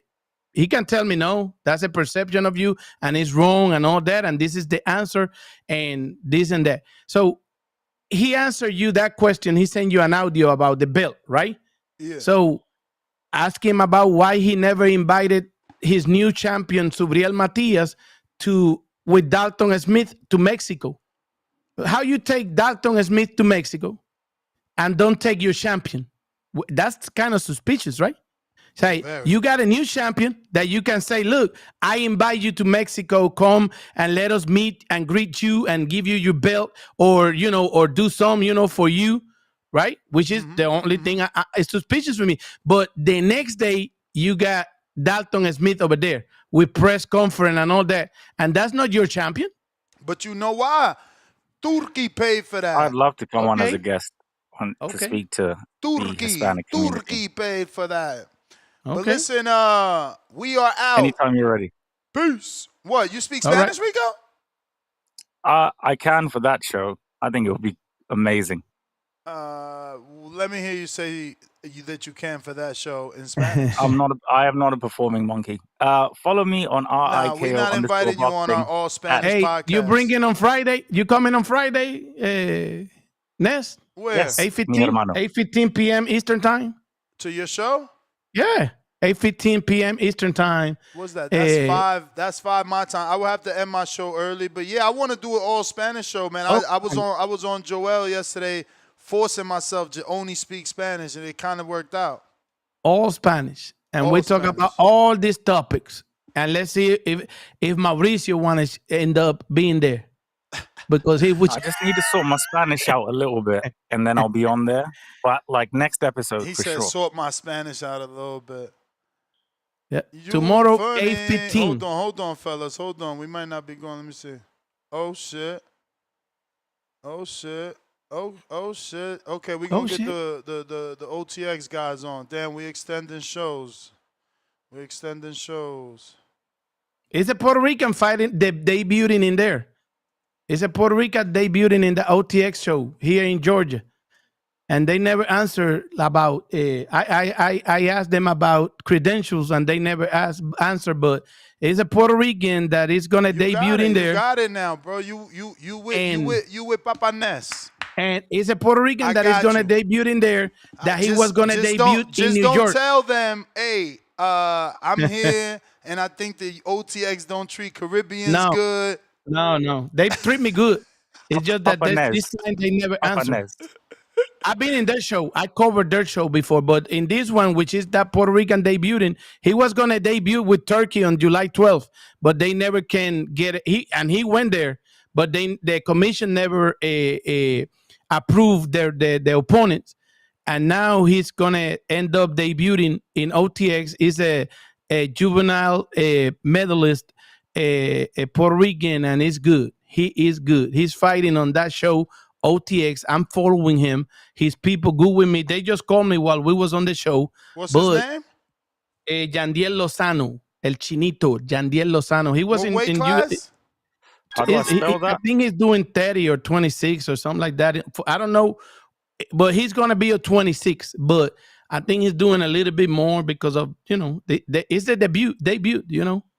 But he's campaigning on 20 on. Fellas, what's up? What's up, guys? What's the How word? are you, man? Thank you for joining us. How we doing? Of course. Thanks for having us. No, man. Excellent card. Good title match with O'Shea Jones and Carazana, right? Yeah, man. That's going to be a Carranza. good one. Carranza. Oh, Carranza. That's what I didn't want to. And I interviewed her like 3 times already. She's actually big, man. I met her at the WBC Boxing Summit. And that was the first thing out of my mouth was like, oh, wow. Because I'm 6'5". So I was like, oh, wow, you're pretty big. So I watched the weigh-in, too. And, yeah, man, she looks very good, lined up with O'Shea Jones. This is a good title fight you guys got going on. And I see you doing big things for Elijah Pierce, man. So we just wanted to get you guys on and promote the show, obviously. Well, we appreciate that. And speaking of Carranza, yeah, she's pound for pound going to stack up really well with O'Shea, and O'Shea's really excited to have her first defense. So, all the things that you said, man, this card is just amazing. It's stacked and it's going to be electric. Yeah, what sort of performance are you expecting from O'Shea Jones for this particular fight, man? This is a decent opponent, a gamed opponent, and I would say a pretty good negotiator, too, because this offer came around one time and she turned it down, and now she's got it again for even more money and for a belt. Yeah, I mean, look, she played her cards right. She had an idea that O'Shea Jones was surging and could touch a couple of titles, and now the fight is a lot more meaningful for her. So she's going to fight her heart out. And as for O'Shea Jones, when has she ever been in a boring fight? You know what I mean? The energy that she brings in the weigh-in is the same energy she brings on fight night. You don't know if she's going to pull a trick. You don't know if she's going to land a 10-punch combination, whatever it is, but you always know that she's going to give it her all in the ring. So we're expecting big things from O'Shea tomorrow. Yeah, For Shay's sure, the total so- package, man. Everything from the walkout, the swag, the way that she fights in the ring, she's just always a dog, and then she's going to dance afterwards and everything else. So the full package. So we see you guys have been pushing Elijah Pierce very, very much on social media. You got him always lined up with Shushu. What's the, I guess, end goal with Elijah, man? Well, Elijah Pierce is number 3 in the world in the WBA right now at 126 pounds.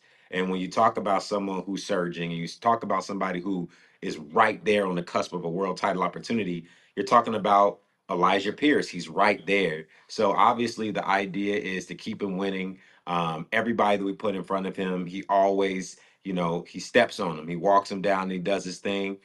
He feels bigger and more invigorated at 126 pounds. And I think that personally, 122, we were kind of getting a handicap version of the Wolf. We weren't getting him at his full capacity. At 126, he's going to punch harder. He's going to be able to dance on guys if he needs to. And he's always been a dog, or a wolf, as he says. He's always been a wolf. So if he has to get into a heated battle, we know they'll be able to do that as well.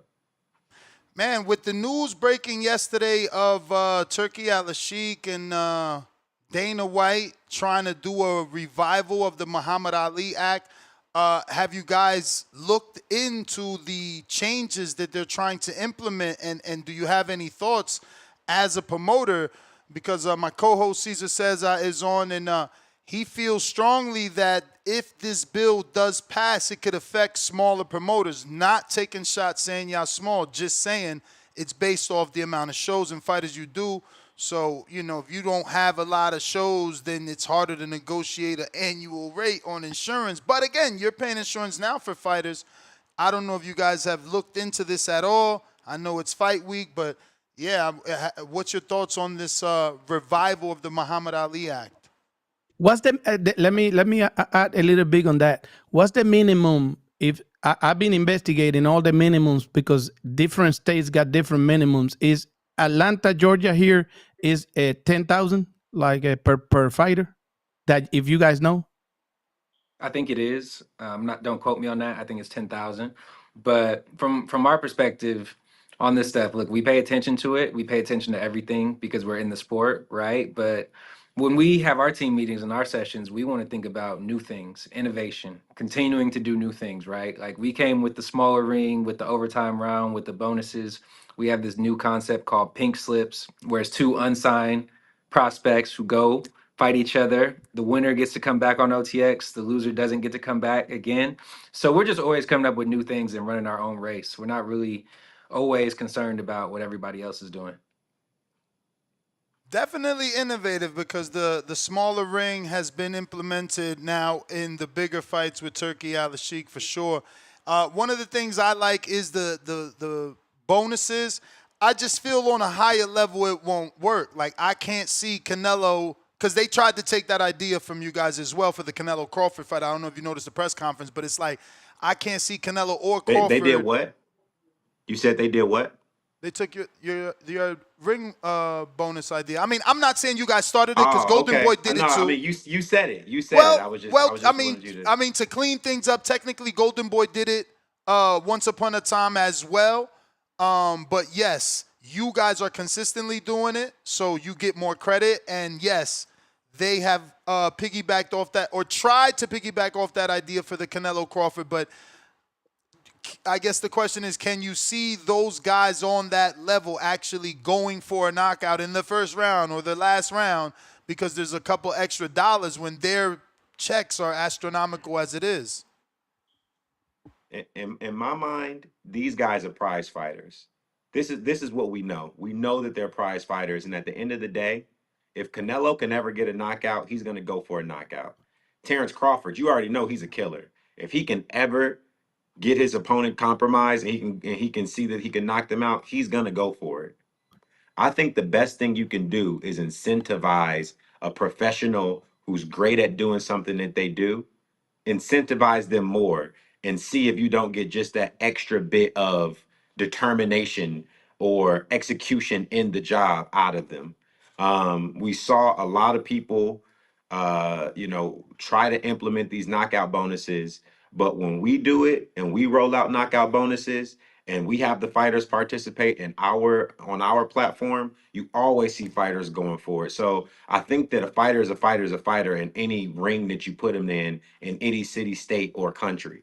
So I definitely am a big fan of the knockout bonus and seeing fighters be incentivized for the excitement that they bring on fight night.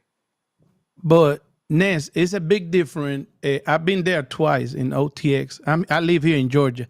I've been there twice to cover 2 fights in there.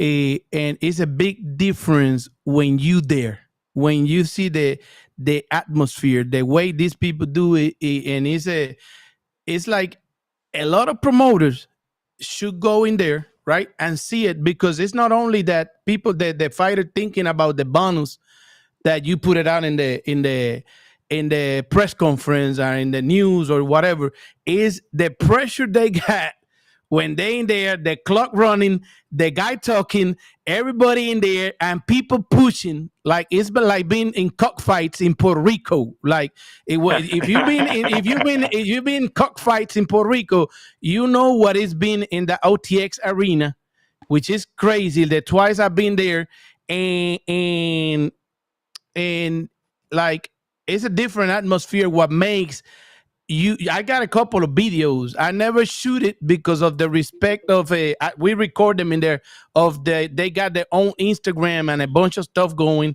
I think I shoot one of them and I put it in my program too, but you got to see it. You got to see it. Like a lot of promoters should take the example of a small promotions. They got the advantage that they got the place like set up. They don't have to do much in there. You know, they set it up, and the security. Like when we went out there, security was crazy. It was like some people sit in our area, and they like, hey, look, you got to move. These people go in there. Like they got this in there, you know, and it's a bunch of stuff that different from other places, you know, and the atmosphere of making that these people fight in that last round because of the bonus and all that stuff is what make the difference. Sometimes you don't see that on the transmission in that sound.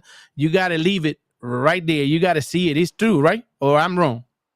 No, that's a fact. That's a fact. Everything that we do is trying to create a different experience, right? So when we first came out in Atlanta, it was like, okay, there hasn't been a lot of big fights here in a long time, maybe since Tank or since Shakur.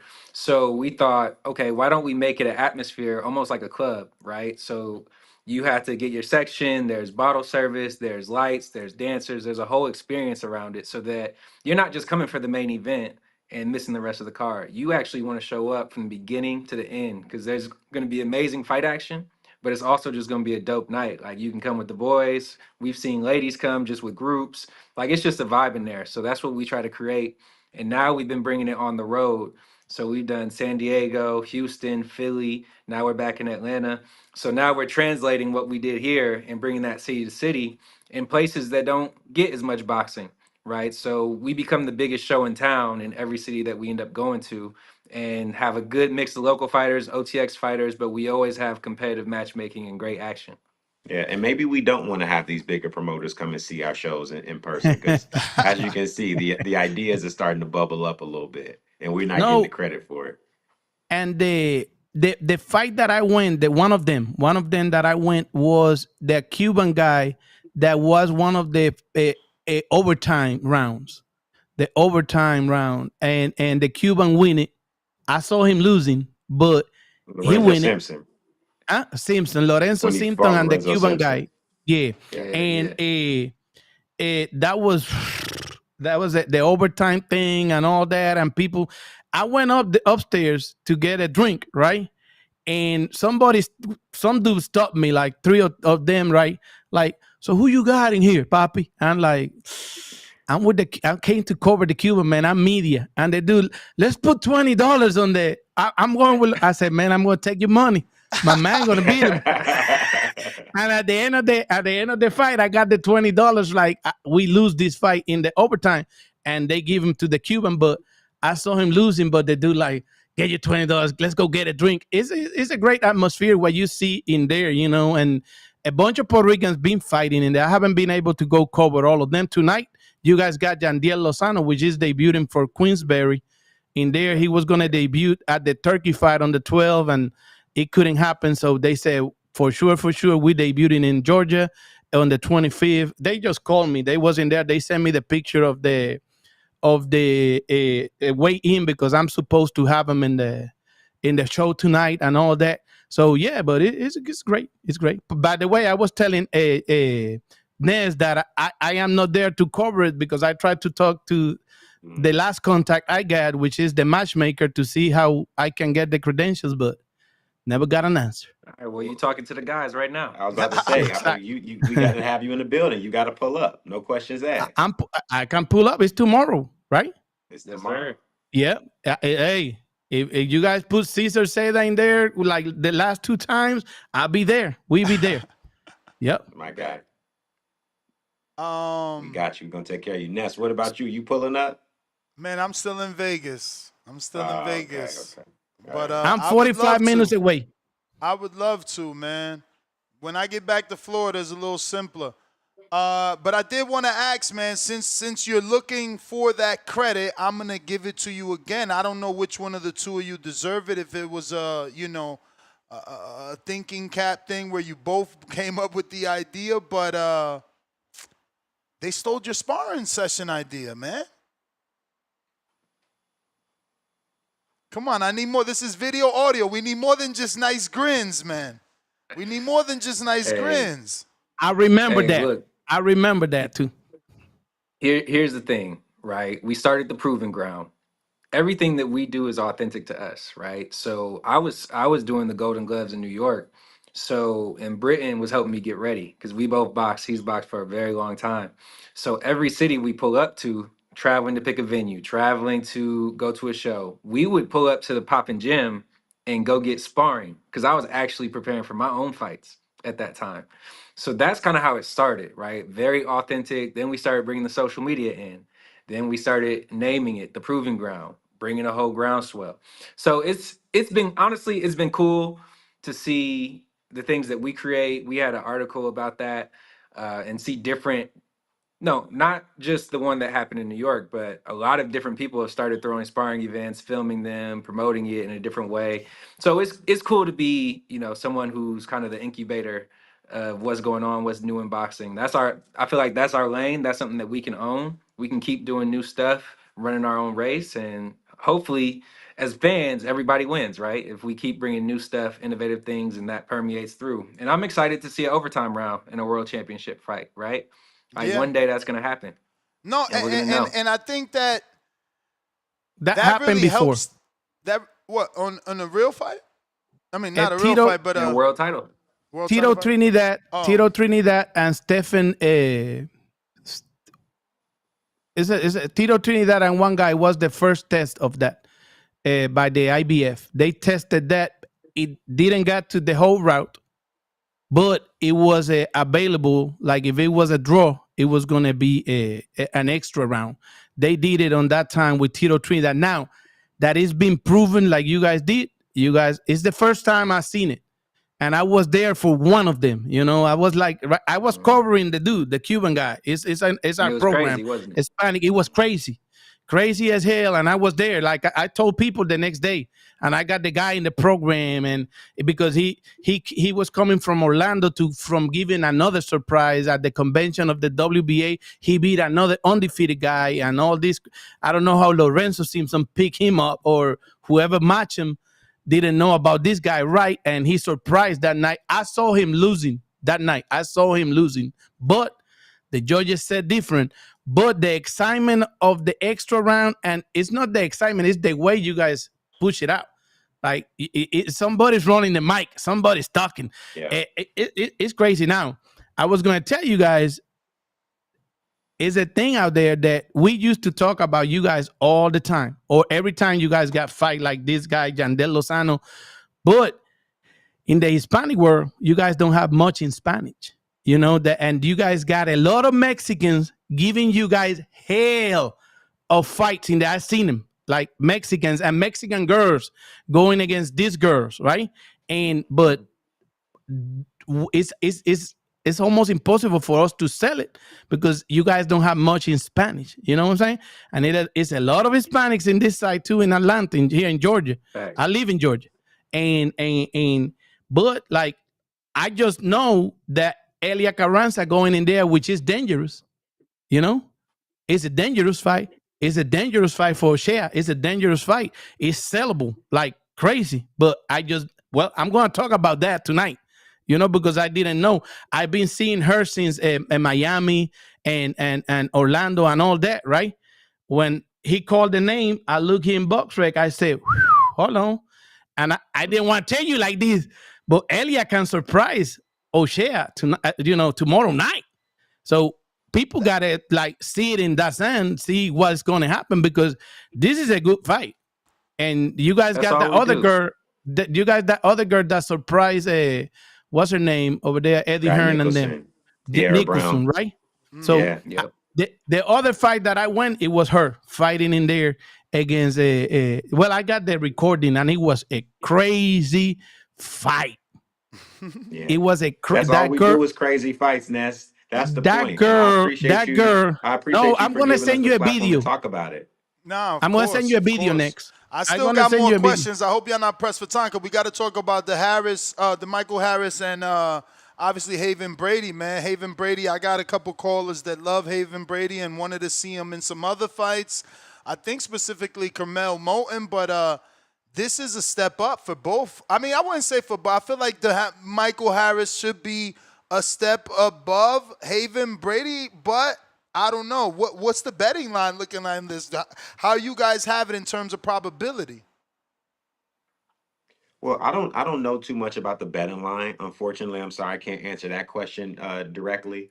Um, but when I tell you that this fight has captured the minds of Atlanta and Georgia, I'm not like overselling it. You know, there are people in Georgia who have been DMing us and asking us, you know, why isn't this fight the main event? Make this fight the main event. This fight is going to be off the chain. You know, tickets are flying. Tickets, we're almost at a sellout, large in part due to this fight. And what I can tell you is, I just hosted a face-off between these two gentlemen the other day, and while it's respectful in the sense that they've come along together through their careers, they're not going to be holding any punches. Both of these guys understand what's up for grabs here. It's real bragging rights. It's real who is him energy, and sometimes that's worth more than a title. That's worth more than money. Those bragging rights, being able to walk around your city saying you're the guy who's fought on the biggest show in Georgia and you beat another Georgia boy and you're the guy. So when I tell you, like, these guys have been going back and forth for months and they're both in tip top shape and they're both mentally there, like, I'm really excited about this fight. Yeah, it's a good one. We got a great style matchup in the ring too, right? You got DeMichael, who's tall, rangy, power puncher. You got Haven, who's a little smaller, but he's a stylist. He's fast. He puts his combinations together. He's been training up there with Bozy and those boys, so he's coming ready. This is going to be a really good one. And like you said, it's like Prince of the City type energy, right? So we had to get extra security for the weigh-in because we knew it was a lot of smoke going on in that room. So we we made sure that was all set up. We had to get in between a couple fighters ourselves. So it's a fun one, man. This is gonna be a great card. Yeah, nah, man. And you still got the. I'm sorry, go ahead, Caesar. No, I seen both of them. I was out there, Andy Cruz out there with Boosie, and I see some sparring of the other guy, not DeMichael, and I seen DeMichael since he started up in here. Him and Brian Norman Jr. and Hakeem Tito Lopez and Najee Lopez and all of them, they came together in the basements up here in Georgia. I seen Fight Club. Fight Club, yeah, and I seen all of them growing up, but it's a hype fight. Yes, it's true. It's the Atlanta way, it's the Georgia way, but who you picking? DeMichael is not it's not. It's gonna be a one-sided fight, I believe. Okay. DeMichael is not. Whose side is it gonna be on? Yeah. DeMichael is not at the league of the guy. I saw him in Philly. I went out there. I saw him in so Philly. he looked good with Andy Cruz. So now he's the great one, huh? Not with Andy Cruz. More people than Andy Cruz. Boots over there with Andy's over there. You have to fight. You have to fight. It's 4 minutes round. And you have to put it together. When they got 3 people in there, I've been there. That's a fact. And my man put it together. I think DeMichael is a great fighter. He's a good fighter, but I think it's a step above the other guy. I've seen it in person. I've been there and Boosie and then don't play in Philly. They don't play in Philly with this kind of fighters.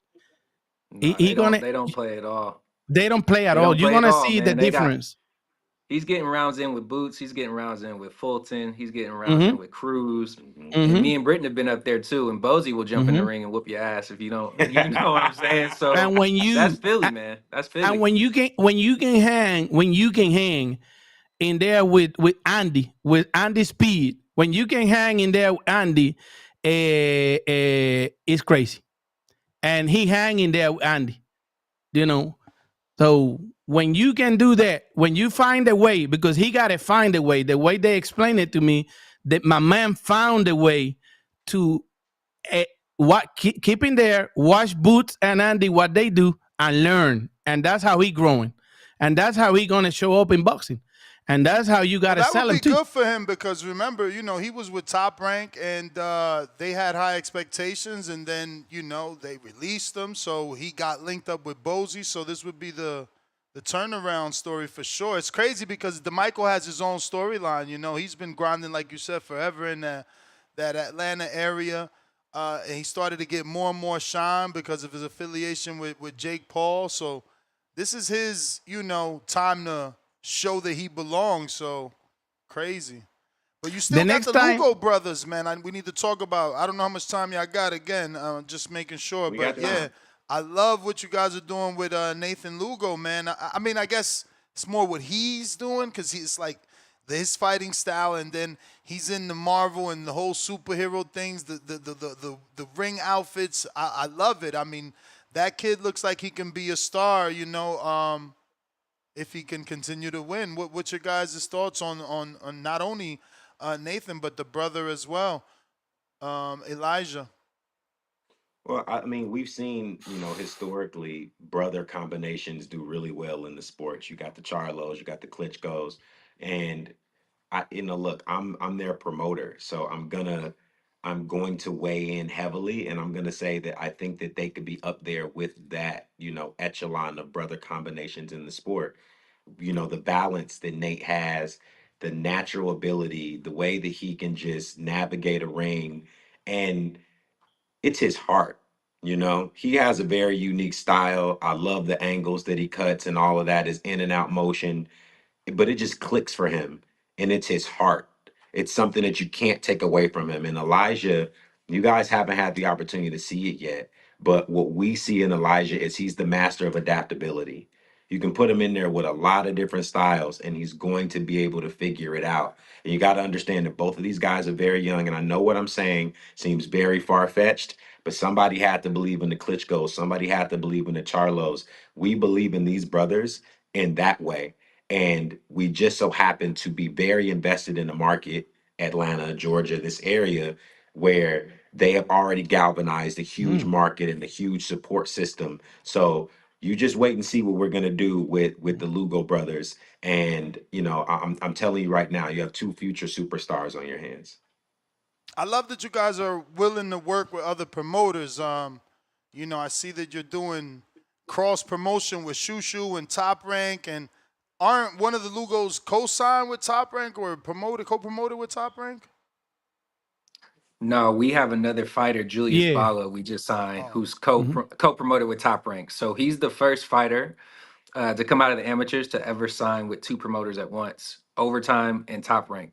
That's never been done. Top Rank's never done it. So Juju Balo, he's debuting actually on Saturday. So we're going from Atlanta, and he's going to be on Top Rank ESPN's card, opening up that card in New York on the same card as Shushu. So they've already been sparring a long time. They're good friends, so they've been doing workouts together. But Julius, I'm going to tell you, man, that kid is the real deal. He's definitely... he might be the fastest fighter in boxing right now. You can go look at his social media, you'll see it. And then me and Britton went up there, and me and his cousin, or Julius's cousin, Johnny Mansour, is also our fighter. So I got in 3 rounds with Julius Balo, and Britton got in 3 rounds with Johnny Mansour, who's also on his way to be a world champion level fighter. And I was convinced. Let's put it that way. I was convinced. Nice. I was like, did I just spar Willie Pett? That's a guy to watch, Ness. That's a guy to keep an eye on it. the guy that fighting Saturday in Top Rank. The other one, we had to Which one? Johnny Mansour. We got to keep No, you'll work. see. No, I We love have it to though. keep I love working. it. Listen, Caesar, But the I other guy, appreciate. I can appreciate your take. I appreciate your take, but you guys are gonna see. Johnny is also the real deal. Johnny has a very unique skill set, and he's a master of his skill set. He's gonna develop and add more to his arsenal. But what he does well, he does exceptionally well. Wait, isn't this the one his mom just passed? Yes. yeah. Yeah, but you got to give him a break. That last performance, he was going through what he was going through. He still pulled off the win. I actually didn't know that was your fighter, right? So I'm flipping out. I'm like, who the F is this guy that got a main event with 4 fights? I didn't know who he was, right? So I actually watched it because of that. Like, I got to see who's this guy. Like, how'd he get a main event? Then I figure out Mia St. John. It's a whole mental health card. I learn about his mom. Now I'm in. Now I'm watching. Me so, too. I didn't think he did that bad, though. And given what he was going through, I don't know. We got to give him time. Look, also then right after, right? Like it's like she waited for him to win and then pass. Yeah. So you got to give him time to come back from that. And, I don't know. That was a big mentally he was battling a lot for that fight. And then you suffer the loss after the fight. I don't know. I'm not ready to say we got to. And Ness, to that point, Ness, it's the stories in boxing. It's the stories that make you fall in love with a fighter. And when you see with Johnny, the adversity that Johnny fought through, like if you guys really understood how long his mom suffered, how he out of respect for him, I'm not gonna share, I'm not gonna overly share, but let's just say that was one of his mom's last wishes for him to go and do the thing that made him happy, and she wanted to see him do that. So everything you said, like I'm getting goosebumps as I'm talking about it, because imagine, someone who you care deeply about tells you that, and then the way that you just articulated it, she waited for him. And that was legitimately one of the last experiences that she had on this earth. So he's going to be a superstar. His heart and his mind are so invested in the sport and being great that he could endure the pain of going through a training camp by day, at night sleeping in the hospitals with his mom, and then getting up and doing the same thing for 2 months straight, just to reach the end of this goal and then have to say goodbye to his mother. That's the makings of a superstar right there. And when your heart, champion, that's the heart of a champion. And when your heart and your mind are invested on a whole nother level like that, you don't have any option but to produce greatness. And that's Johnny Mansour. And Ness, that's one thing we was talking earlier about Mauricio and the WBC, right? I got my perceptions on some things, but in the great things that they do, we have to give it to them. One of the things Mauricio and them WBC did in Atlanta also before this Johnny Mansour thing, they came with a black tie event in here for a mental health awareness and all that, and it was a great event.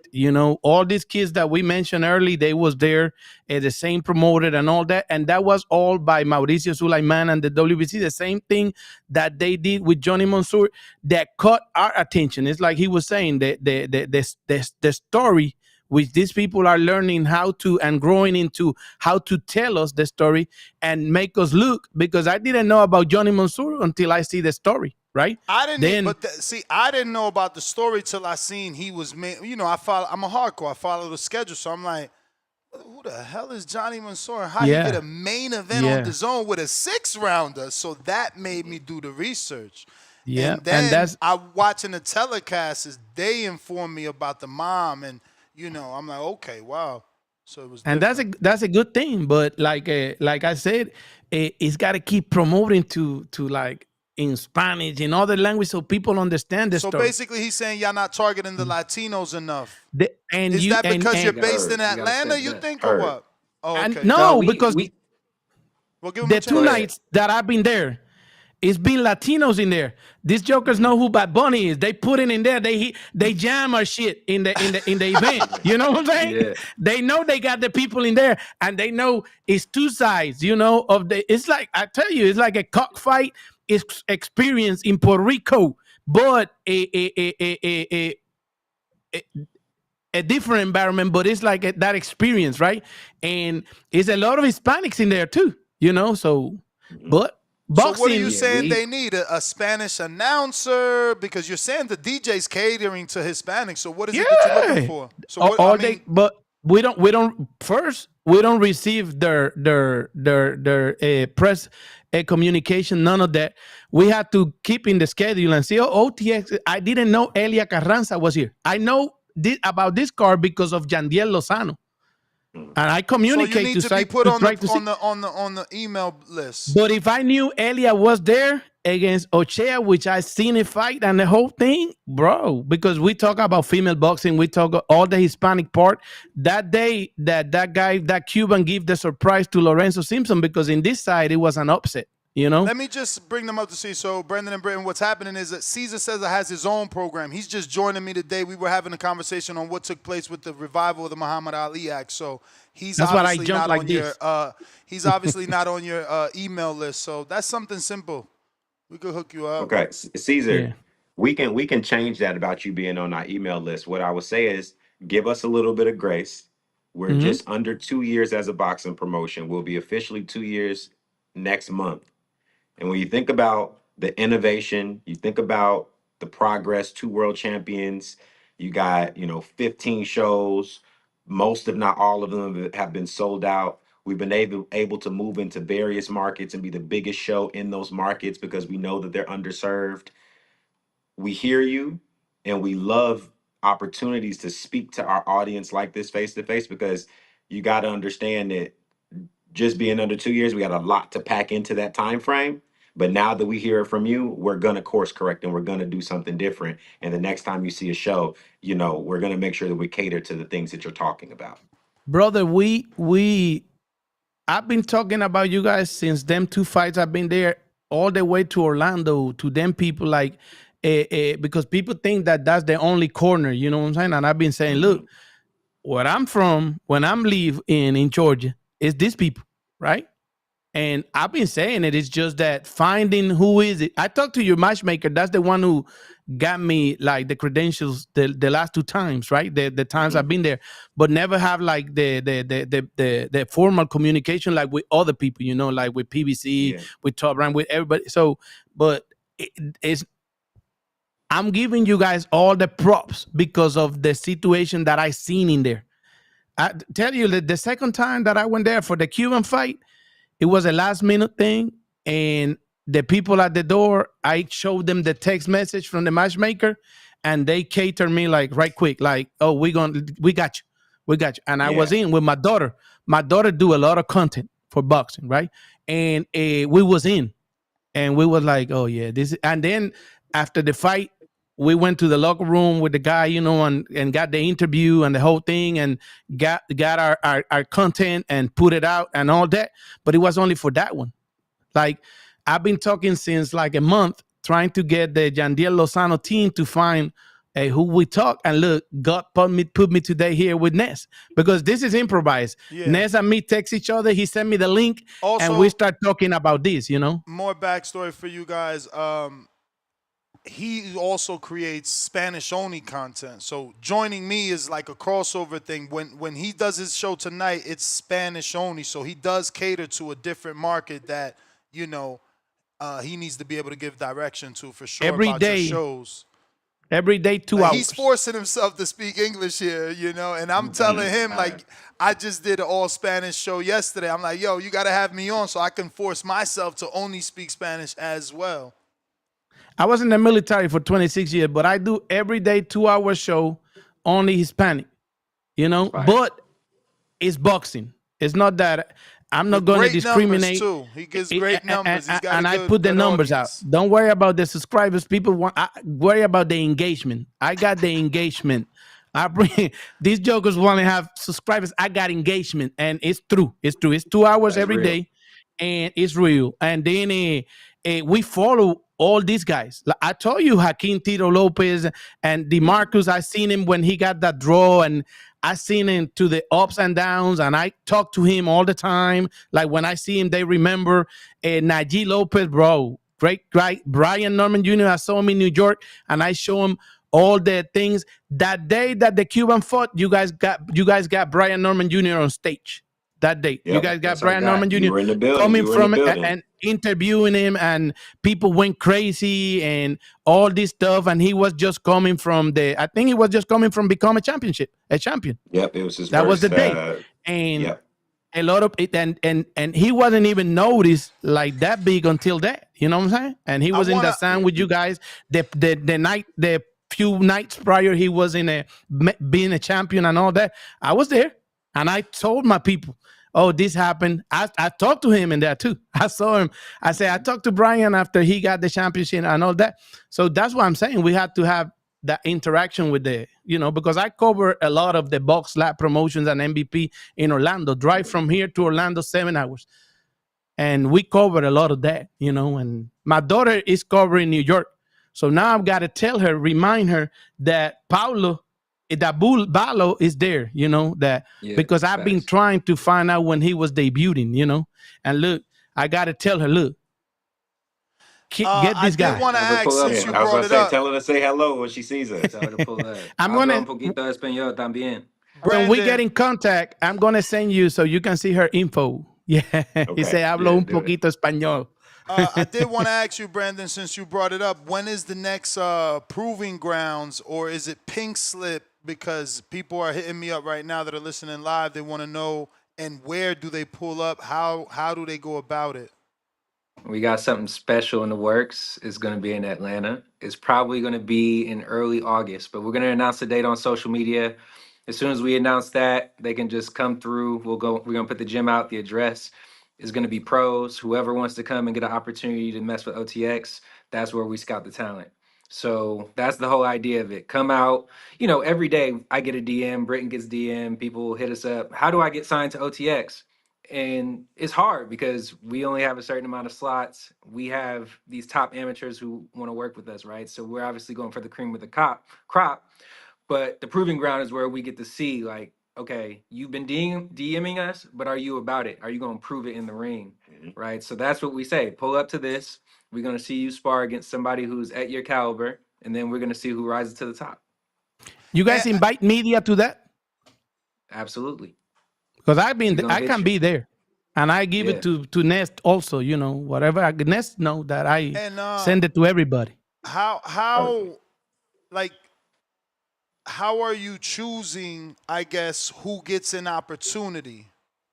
So you see this sparring now. How do you decide who gets an opportunity, and what is that opportunity? Well, as you know, it's an art and a science, right? So we're looking at all the factors. What's your personality? How are you coming in when you talk to us? Some people even bring fans to the proving ground. You say, okay, they have an audience. Then, okay, what's their style in the ring? Are they willing to spar anyone? Can they deal with different styles? Right? So we're taking all those things into account. And then at the end of the day, we're also giving you a clout opportunity because we're going to post on social. We're going to tag you. How is the fans reacting to your clips? How are your people coming in those comments and flooding the comments? Right? So it's all of those things. And the opportunity is to get a chance to come onto a card.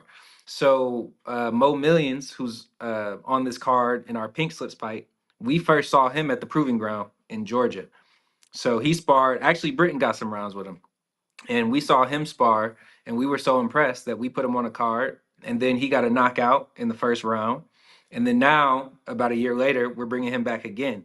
So that's kind of the journey of someone who we found in the gym in a sparring event, brought him on, gave him an opportunity off TV, now in a prominent on TV slot. And then if that keeps going, it could go further from there. Dope. You guys still got time? Caesar, you got anything else? No, those are the kind of things that I said in my program that people look at me like if I'm crazy, because sometimes I know these guys, I touch these guys, I know them, I talk to them, and I see their attitude, which is one thing he was explaining. And the promoters asked me, the managers asked me, I said, it's not worth it, not because of the skills, it's because of the attitude. And they here to make money, but also to innovate this thing, and that's part of what I try to tell the fighters, and they think I'm crazy or that I don't like him. No, see, if you're stupid and you don't know how to act, no, it's real. And I'm sorry, my way is like Ness said, I'm forcing my way for the English, but it's true. If you don't know how to act with people and the people that you bring don't bring me value, why I want to give you a chance? You got to bring value to the team. And I tell fighters that all the time, but they don't understand it. They think that they deserve the chance. And no, you got to earn the chance. You got to earn the chance being a complete person, a complete competitor, a great person, because you're going to touch the community when it's time. I mean, you got to for remember you. though, being a villain sells too. But you also have to understand how to be a villain, like I do. I do it in my program too. I act like that and let Anderson do the other part, right? Just like I was doing early with Mauricio and them, right? But I'm giving the props of the good things that he did in Georgia. I was there. They invite me. I was there. And okay. But at the same time, I feel what he said. And some of these guys out there that want to be on this need to understand is effective communication with the community, even though if you're going to be a villain like Teofimo do, like Ryan do, and all that, they know how to be villains, and they also know how to I don't know that operate Tio to make knows how to money. be a villain. Well, I think you Tio don't like might be his going through ass, and something. a lot of us don't like his ass, but he's selling. I'm sorry for my English, my people. But I don't know if you guys got anything else you want to say before we let you go, but we do appreciate the spontaneous interview. Yeah, no, we appreciate you guys. We just thank you for giving us, the flowers of all the things that we've been doing so far. And we just want to tell the audience that's watching, tune in. OTX 15 is going to be live on DAZN on Friday night, 8 o'clock. You can also catch it on our social media. That's something else that we're very proud of is we were able to do a deal with DAZN where we could have it on the platform for the hardcore, and then we can expose it to the young audience who's just getting into boxing too. So we're doing a lot of numbers on social. But tune in. We're going to have amazing fights. I'm sorry, I got to 50-50 cut you off because I don't competitive. want you to go. You triggered me. It's true. Okay. How's that deal work? Not how's it work. I mean, I guess as much as you can tell me, how'd you make it make sense, not only for you, but for the fighter to have two Oh, did he leave? No. He's there. Oh. He's there. Okay. He got a call. He got a phone call. Me? Yeah, he going to hear you now in a minute. He got a phone call. He just got a phone call. Not a problem. He's coming back. He got a phone call. I guess I'm going tomorrow.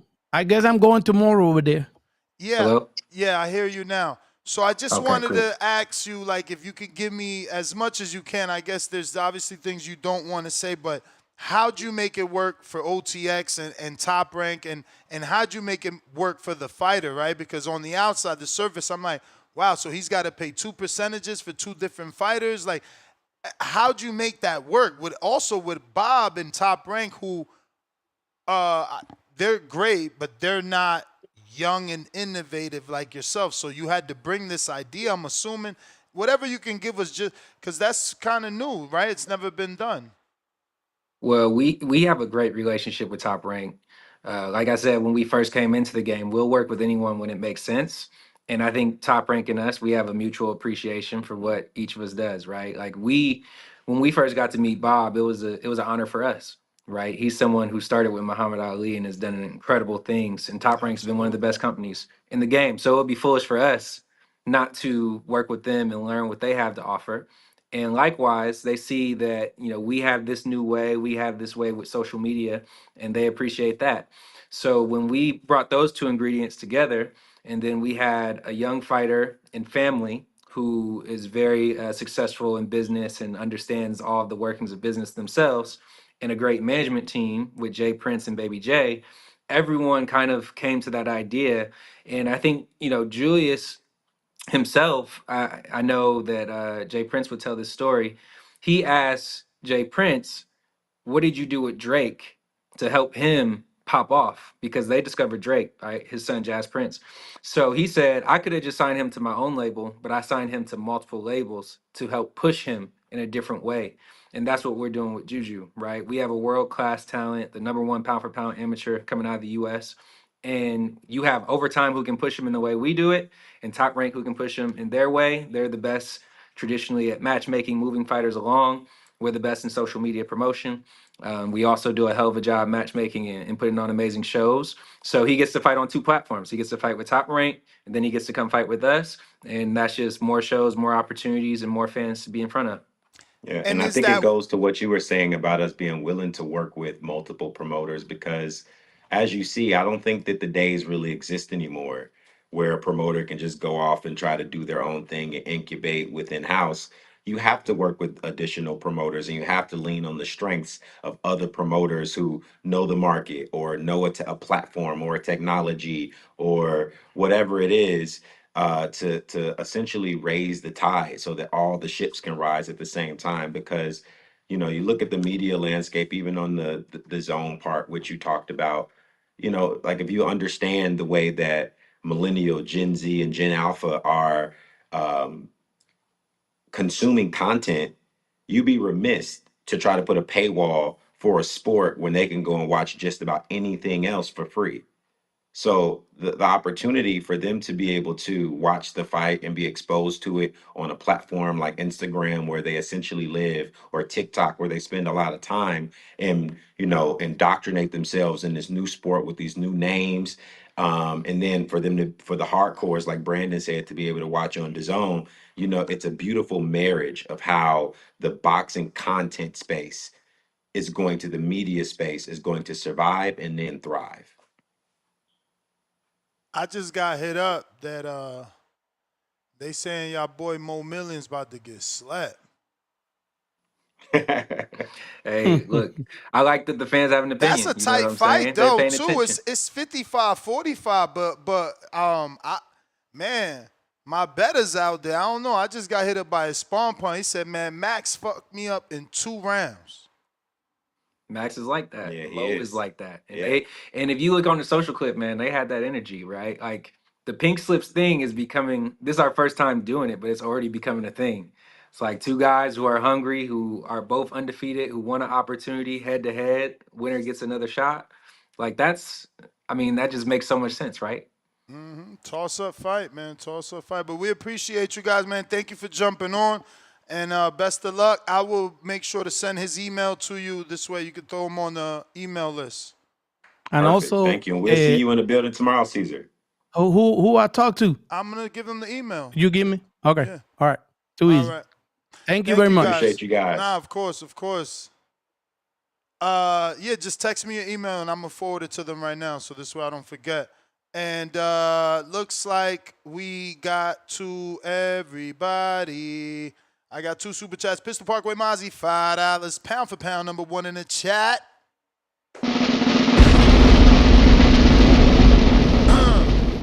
Rico, don't ever pull up to the show wearing a baggy colored wife beater again, bro. You my guy, but don't do that. Yeah, I'm about to stop letting Rico be on during interviews. I'm going to just drop him down on the window because he goes in and out so much. It's like, bruh, crazy. Mozzie, $2. Did he just say T.O. selling?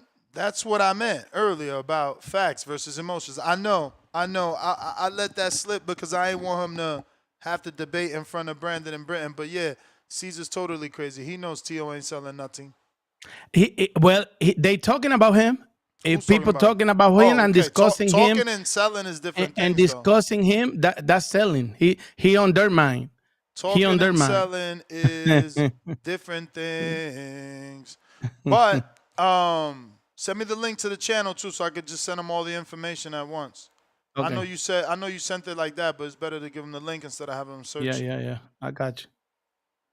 I already sent that. I'll just send the link secondary. Listen, ladies and gents, I'm back at it at 4 o'clock Pacific Standard Time. Y'all better show some love to Michael that canceled his Unguarded so we could go longer. Michael, I'm going to try and DM you, see if we could get it done maybe 2:30. hour and a half or something like that, unless I pass out on the nap. We out. Peace.